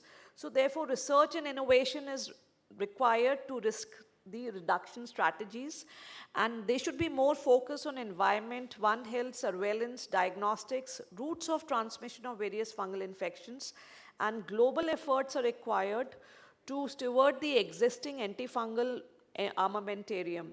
And now what is driving the antifungal resistance? It is the environmental use of fungicides. Of course, that problem is more of in the European nations and the American problem. But in India, I mean, we don't have, fungicides are not used in the environment as of now in the crops and all that. Then you also have the changing agrochemical use, changing at-risk group. India is the diabetic capital of the world. So is, the other countries like China and USA. But the way they manage COVID, I mean, the mucormycosis cases were not that high. The steroid abuse was not there. The diabetics, they were managed properly. That is the management of the underlying disease. Then changing climate, Candida auris is a very important example that how a resilient pathogen can survive the climate change. changing biota. Of course, we are having all kind of probiotics, and then changing virulence of the organism. Then there are certain environmental hotspots, especially it is now a proven fact that composting can also drive antifungal resistance and spore dispersal. And then constructions, then so like you can detect antifungal resistance, but to know the source of it and to discover new drugs, that's a very important area.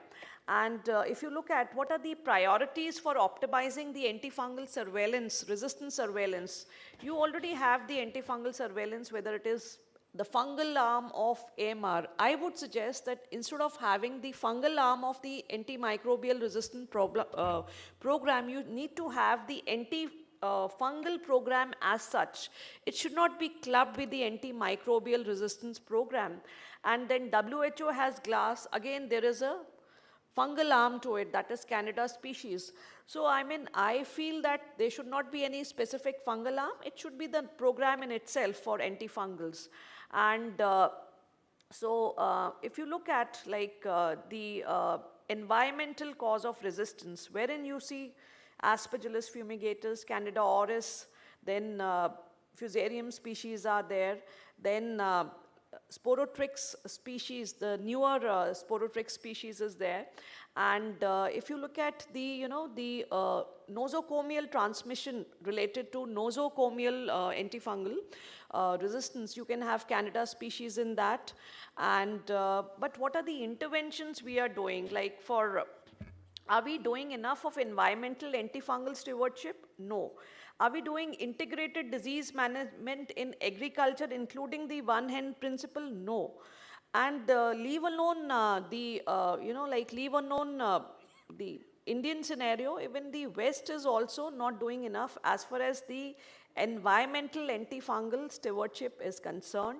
Now, there are specific challenges in India. We have overcapacity patient load, even in ICU also, public health hospital, and we are of course the diabetes capital of the world. The compliance to the therapy is poor. And then we have high spore count. We have ongoing construction everywhere. We have a tropical climate, and as a result of which we have candidiasis, mucormycosis, aspergillosis. And there is a spectrum change. Instead of Candida tropicalis, before 2000 it was Candida albicans, we have Candida auris now. Then there is before COVID also, we were having the highest burden of mucormycosis, but during COVID, we had a tsunami of those cases. Then rare fungi causing outbreak, then antifungal resistance being observed in Candida auris, azole-resistant Candida species, Aspergillus, and echinocandin resistance is also emerging. And this was a study from PGI Chandigarh, wherein they found out that the azole resistance was 11.8%. This study was done in 2010 and 11, and multi-drug resistant at that time was only 1.9%. And the resistance in Candida tropicalis across various centers was 5 to 41%. Then even in Candida albicans was also high. It was not that it wasn't high. I'm talking of this study got published in 2015. And as far as the echinocandins were concerned, their susceptibility was, 5% around.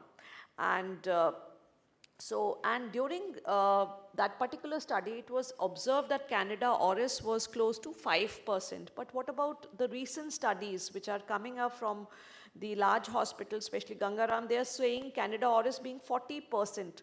Now, it's a multi-drug resistant pathogen. It's a resilient organism. It is a difficult to eradicate organism. It can be easily transmitted between hands of healthcare workers. It has a very high mortality, and it causes outbreaks, and it is difficult to identify by the conventional system. Of course, now the automated systems have also upgraded themselves, and it can be identified by the higher methods like MALDI-TOF, ITS, or the LSU sequencing. But there are no epidemiological cutoff. Now, this is the scenario in Gangaram I was talking, close to 40%, 38.8%. And risk factors, duration of ICU stay, high prior antifungal exposure.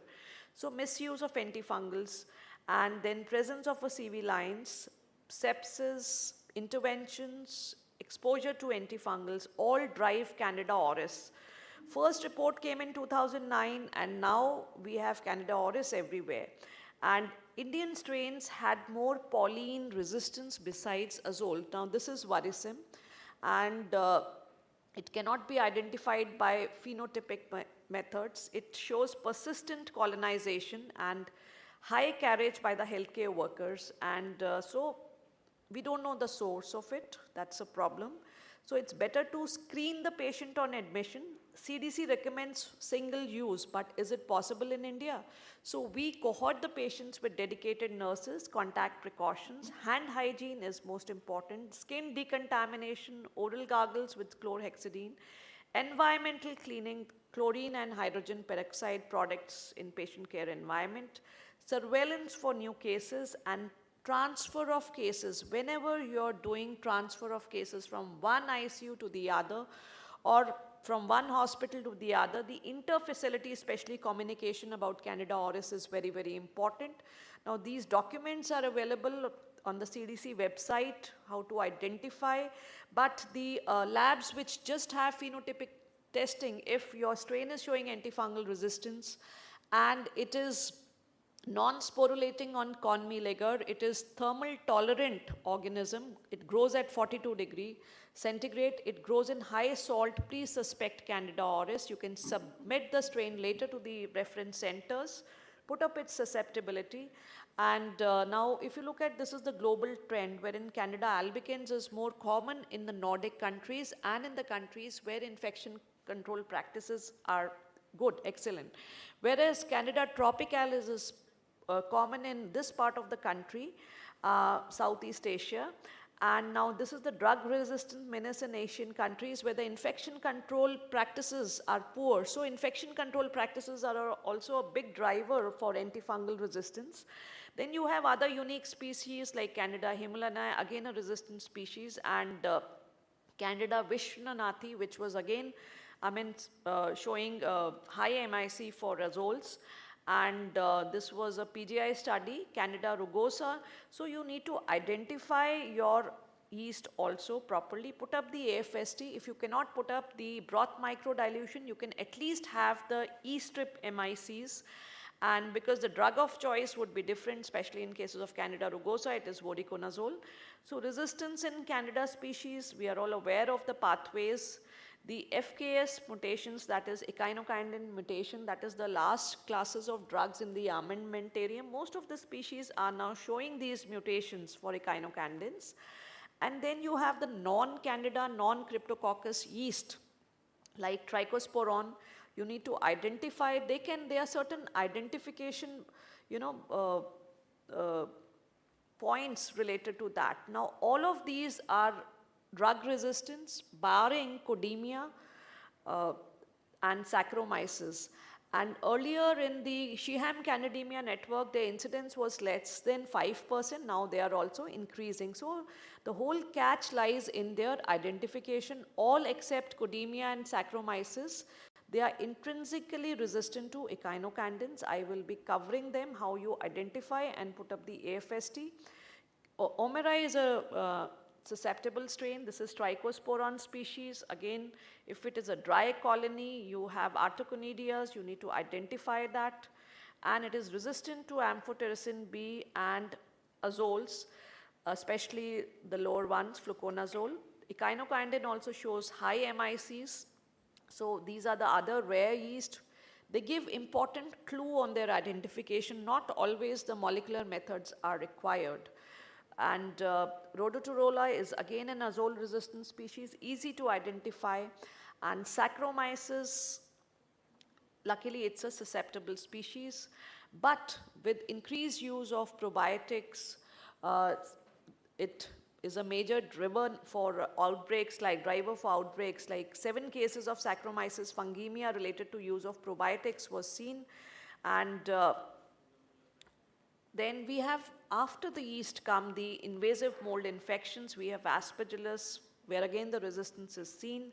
Aspergillus terreus and nidulans, they are inherently resistant to azoles, the itraconazole and others. Then we have the mucorale species and other non-aspergillus species. And if you look at, India has a very high burden of tuberculosis cases. In this, we see the chronic pulmonary aspergillosis cases. Nobody is actually typically studying resistance, especially in aspergillus, barring 2 or 3 centers. And if you look at the history of the azole resistance in the Aspergillus fumigatus, it first emerged in Netherlands, where the antifungals were being used in the agricultural practices. Then they were subsequently reported in Europe, China and India. And they are seen both in azole treated and azole naive patients. It requires molecular typing studies. Just 3-4 centers are doing in India. But the important factors is high risk of geographical migration of this resistant strain is seen, especially the TR34L98H mutations. And so again, the use of the agricultural triazole, they are the major drivers, tebuconazole, propiconazole and all that. And as a result of which the sensitive aspergillus fumigators become the resistant aspergillus fumigators, and the spores are inhaled by the azole naive patients. And when the patient is admitted, the azole naive patients and the patients with aspergillus disease, they have interaction, as a result of which the patient has the aspergillus fumigatus resistant strain. So again, One Health approach is very, very important in this. And India is now a hotspot for this azole resistance now. Gradually it started from Europe. And the other aspergilli are also important. Now Aspergillus flavus is also showing resistance.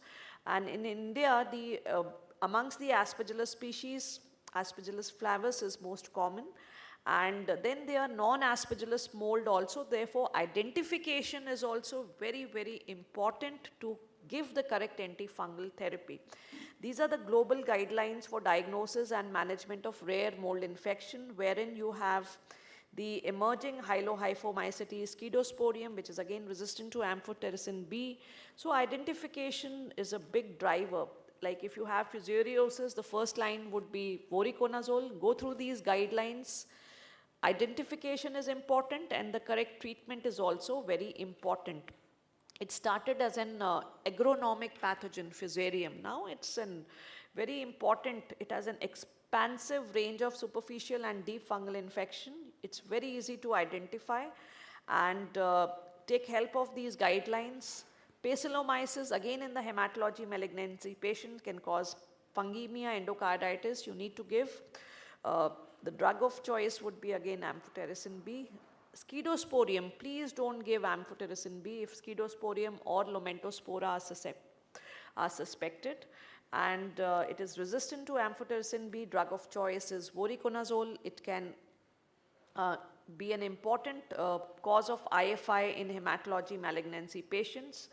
And Sporotrix, the Sporotrix strain we have in India is a susceptible one, but the one in Brazil, Sporotrix brasiliensis, it's showing a bit of high MICs. Luckily, this is not a problem in India. We are treating the patients with potassium iodide and itraconazole. And because in Brazil and the other South American countries, the zoonotic transmission, especially from pets like cats and all, they are seen, and that's a major driver. Dermatophytosis, again, apart from mucorales, dermatophytosis are an example where an misuse of steroids, misuse of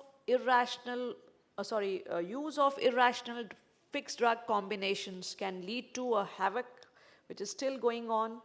The great Indian epidemic of superficial dermatophytosis, we can have chronic, recurrent and recalcitrant tinea and atypical presentation. There is changing scenario, and now this T mentagroup fights interdigital complex has come out to be that is Trichophyton Indotinea strain, and which is showing antifungal resistance. And amongst the dimorphics, if you're having emergomyces, if you're not having the other, in histoplasma, you can give the other drugs.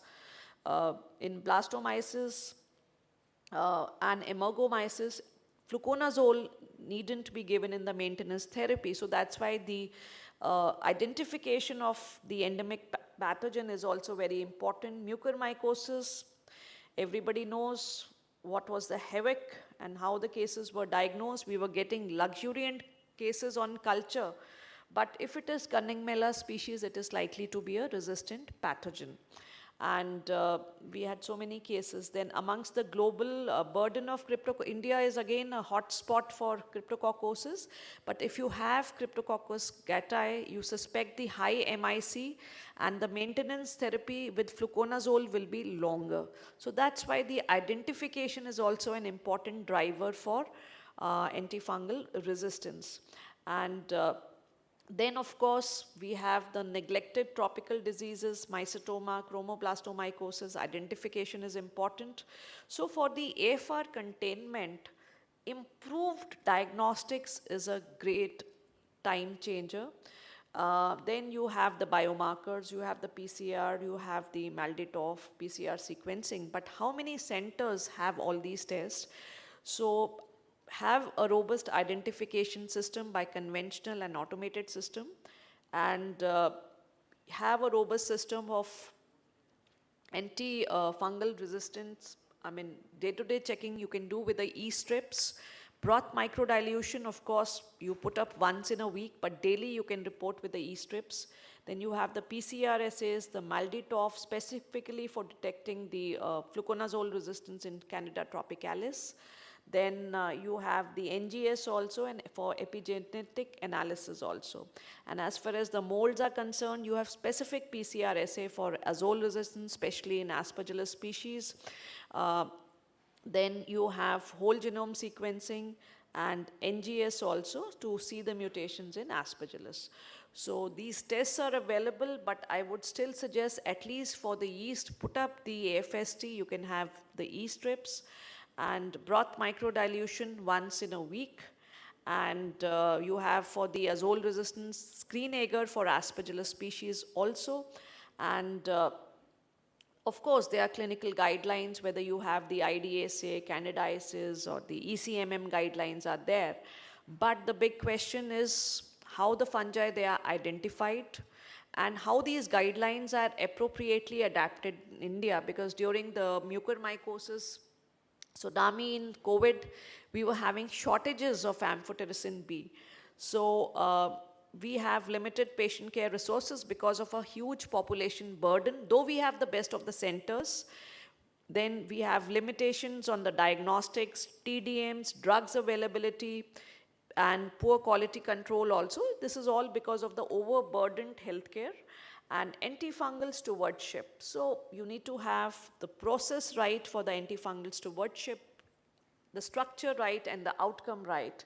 In the process, you have the fungal epidemiology, the antifungal resistance rate need to be determined, the antifungal drug consumption, documentation of your treatment, the rationality of your treatment, the dose optimization, de-escalation of antifungal therapy from broad to narrow, the timeliness of the antifungal therapy, then the concordance of prescription with institution-specific guidelines.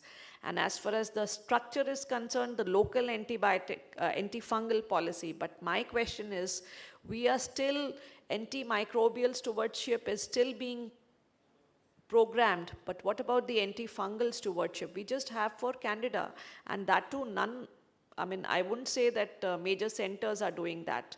Then outcome you need to validate, like the antifungal drug expenditure and the IFD incidence in the targeted group. And then there are certain pointers in the antifungal stewardship in the critically ill patients, how you improve the antifungal use. These documents are available by early diagnosis and rule out tools to rule out the other fungal infection, having a multimodal approach, de-escalation of therapy. And there are certain challenges in the antifungal stewardship program, need for improved rapid diagnostic methods. So WHO has released the fungal POC test, like especially for cryptococcosis, histoplasmosis, but still In India, the uniformity of resources is not there. Then absence of routine surveillance for most fungal infections, adherence to infection control practices. Though we have the best of the centers, but our public hospitals are overcrowded. Then there are certain new population at risk due to travel, occupation, immunosuppression. And then fungal pathogens appearing in geographical areas which they have not been reported, and then contaminated and compounded medications. Now there are certain eyes raised over by WHO and other international agencies about the irrational and some thing related to the cough mixtures, but nobody has yet studied the contaminated medications. In USA, of course, they could isolate exerohylum in the dexamethasone vials. Challenges the epidemiologies is not known, how we detect them. Lab diagnosis is a challenge. Specific identification requires expertise, but my take-home message would be, please keep on having the conventional methods in your lab too for identification.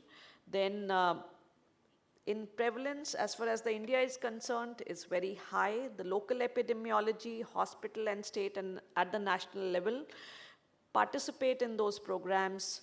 The definitions of IFI, please do diagnosis as per that. Then antifungal resistance in yeast and mold. There are certain intrinsically resistant species, Candida auris, Candida rugosa, Humulinae is there. Then there is secondary resistance also noted, especially kinokinin resistance in Candida glabrata, then azole resistance in Aspergillus fumigatus, and then development of India-specific management guidelines. FISF is doing that. Ministry of Health and Family Welfare, ICMR, did that during COVID on mucormycosis. We were part of that group. Then, of course, we need to have antifungal stewardship. We have a long way to go, and limit the unnecessary antifungal and the steroid use. You need to have the robust infection control practices, and national programs, especially like tuberculosis, need to have that on chronic pulmonary aspergillosis. One liner in the national program, we can have that. It will be a huge change. So IFIs are important threat to public health. They are under-recognized component of antimicrobial resistance, and it's a crisis worldwide. And environment, One Health, surveillance, diagnostics, routes of transmission, knowledge on that, novel therapeutics, and methods to mitigate the hotspots for fungal adaptation. And then we require greater coordination between policymakers, funding agencies, and researchers, and to combat the antifungal resistance. Thank you. Yeah.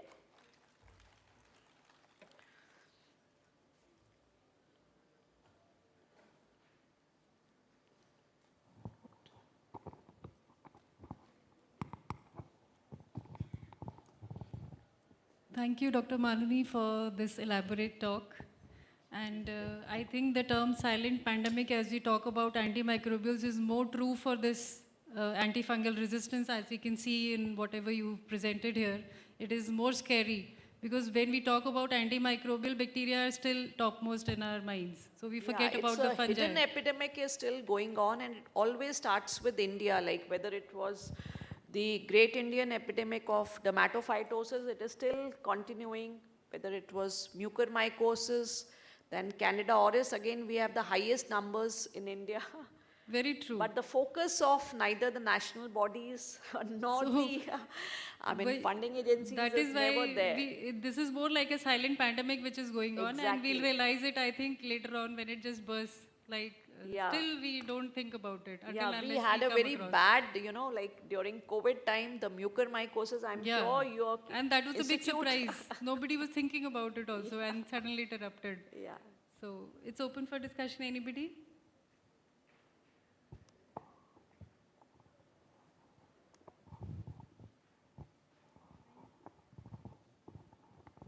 Thank you, Dr. Malini, then. My pleasure. And real thanks, in spite of all her commitments, family commitments, stringent family commitments, Dr. Malini made it to here to be present in person and present her lecture. I'm really thankful to you. Thank you so much. It's my pleasure. Thank you.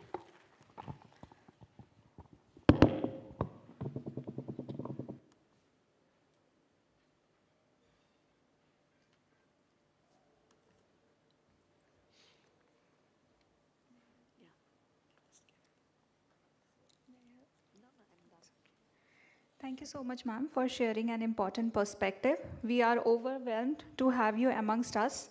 I would like to request our chairperson to kindly give the token of appreciation to Dr. Malini Kapoor.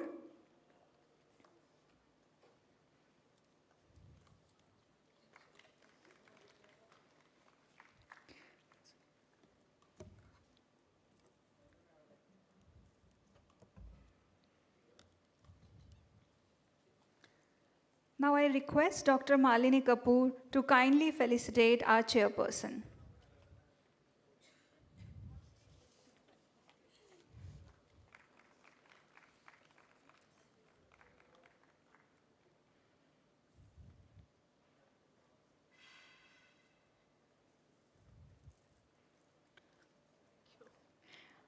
Before we end up the session, there will be prize distribution for oral and poster presentation and as well as quiz. For prize distribution, I am honored to invite on stage Dr. Vinu Gupta and Dr. Prerna Agarwal.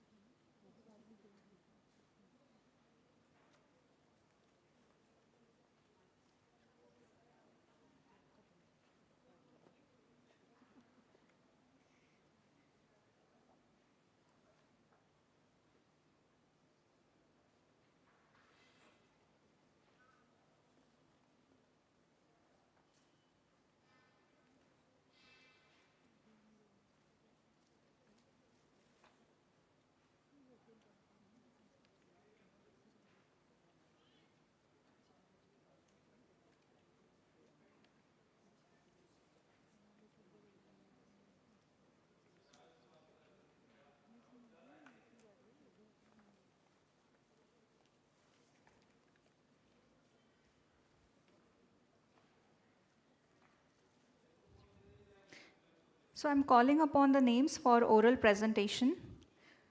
First prize goes to, for oral presentation, Dr. Priyanka Rao, PGI MS Rohtak.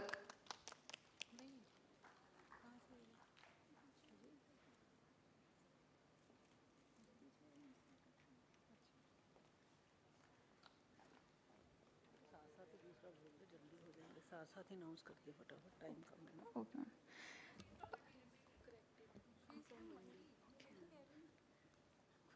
Dr. Priyanka Rao from GMC Mandi.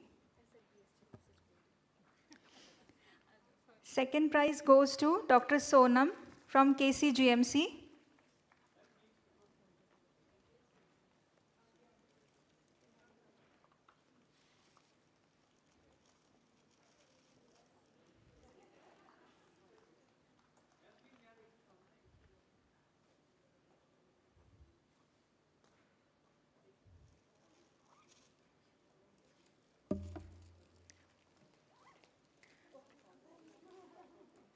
First prize for poster presentation, Mr. Mehbdul Hassan, Adesh Medical College, Punjab.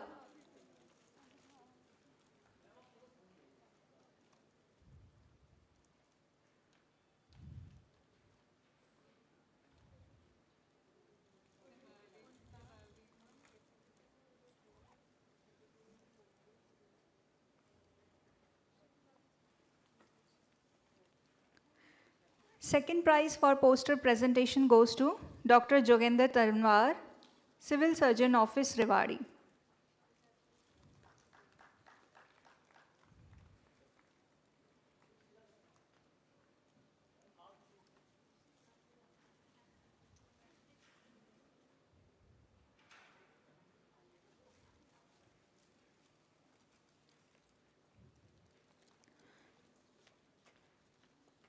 First prize for quiz goes to Dr. Shaitsi, DMCH, Ludhiana.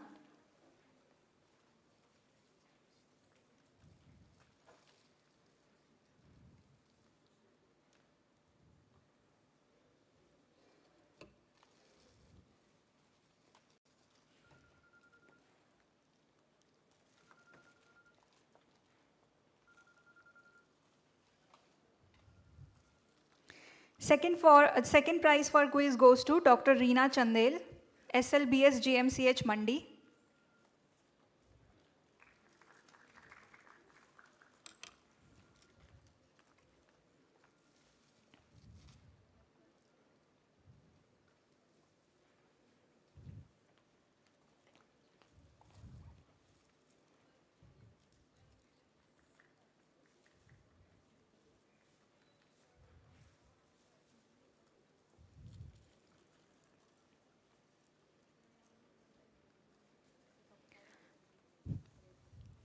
So with this, today's program has reached to an end. I would like to thank all the guests and delegates for your delightful presence. Thank you so much to our esteemed speakers and guests for sharing the knowledge and experience with us. I would like to thank the organizing committee, whole microbiology department, staff members for making Northwest Chapter MicroCon 2023 a success. Your constant support has made the event memorable for us. Thank you. First of all, 3 cheers for the organizing team. Dr. Dipinder, Dr. Prerna, Dr. आप भी खड़े हो जाओ. All organizing team of Kalpana Chawla.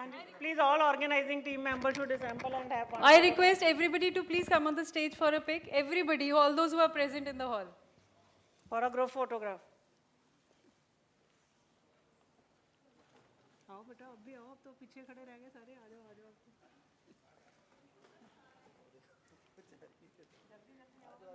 Photo का time मिला photo खींच लेंगे भैया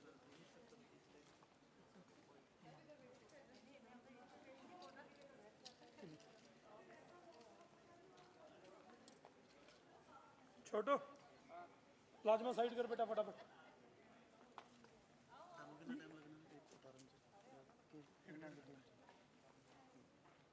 टाइम तो होने लगा रात 12-1 बजे स्ट्रक्चर है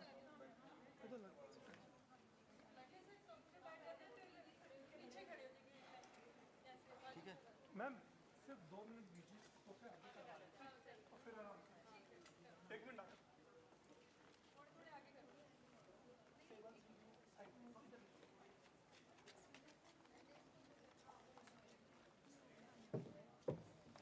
इस टेबल को उस तरफ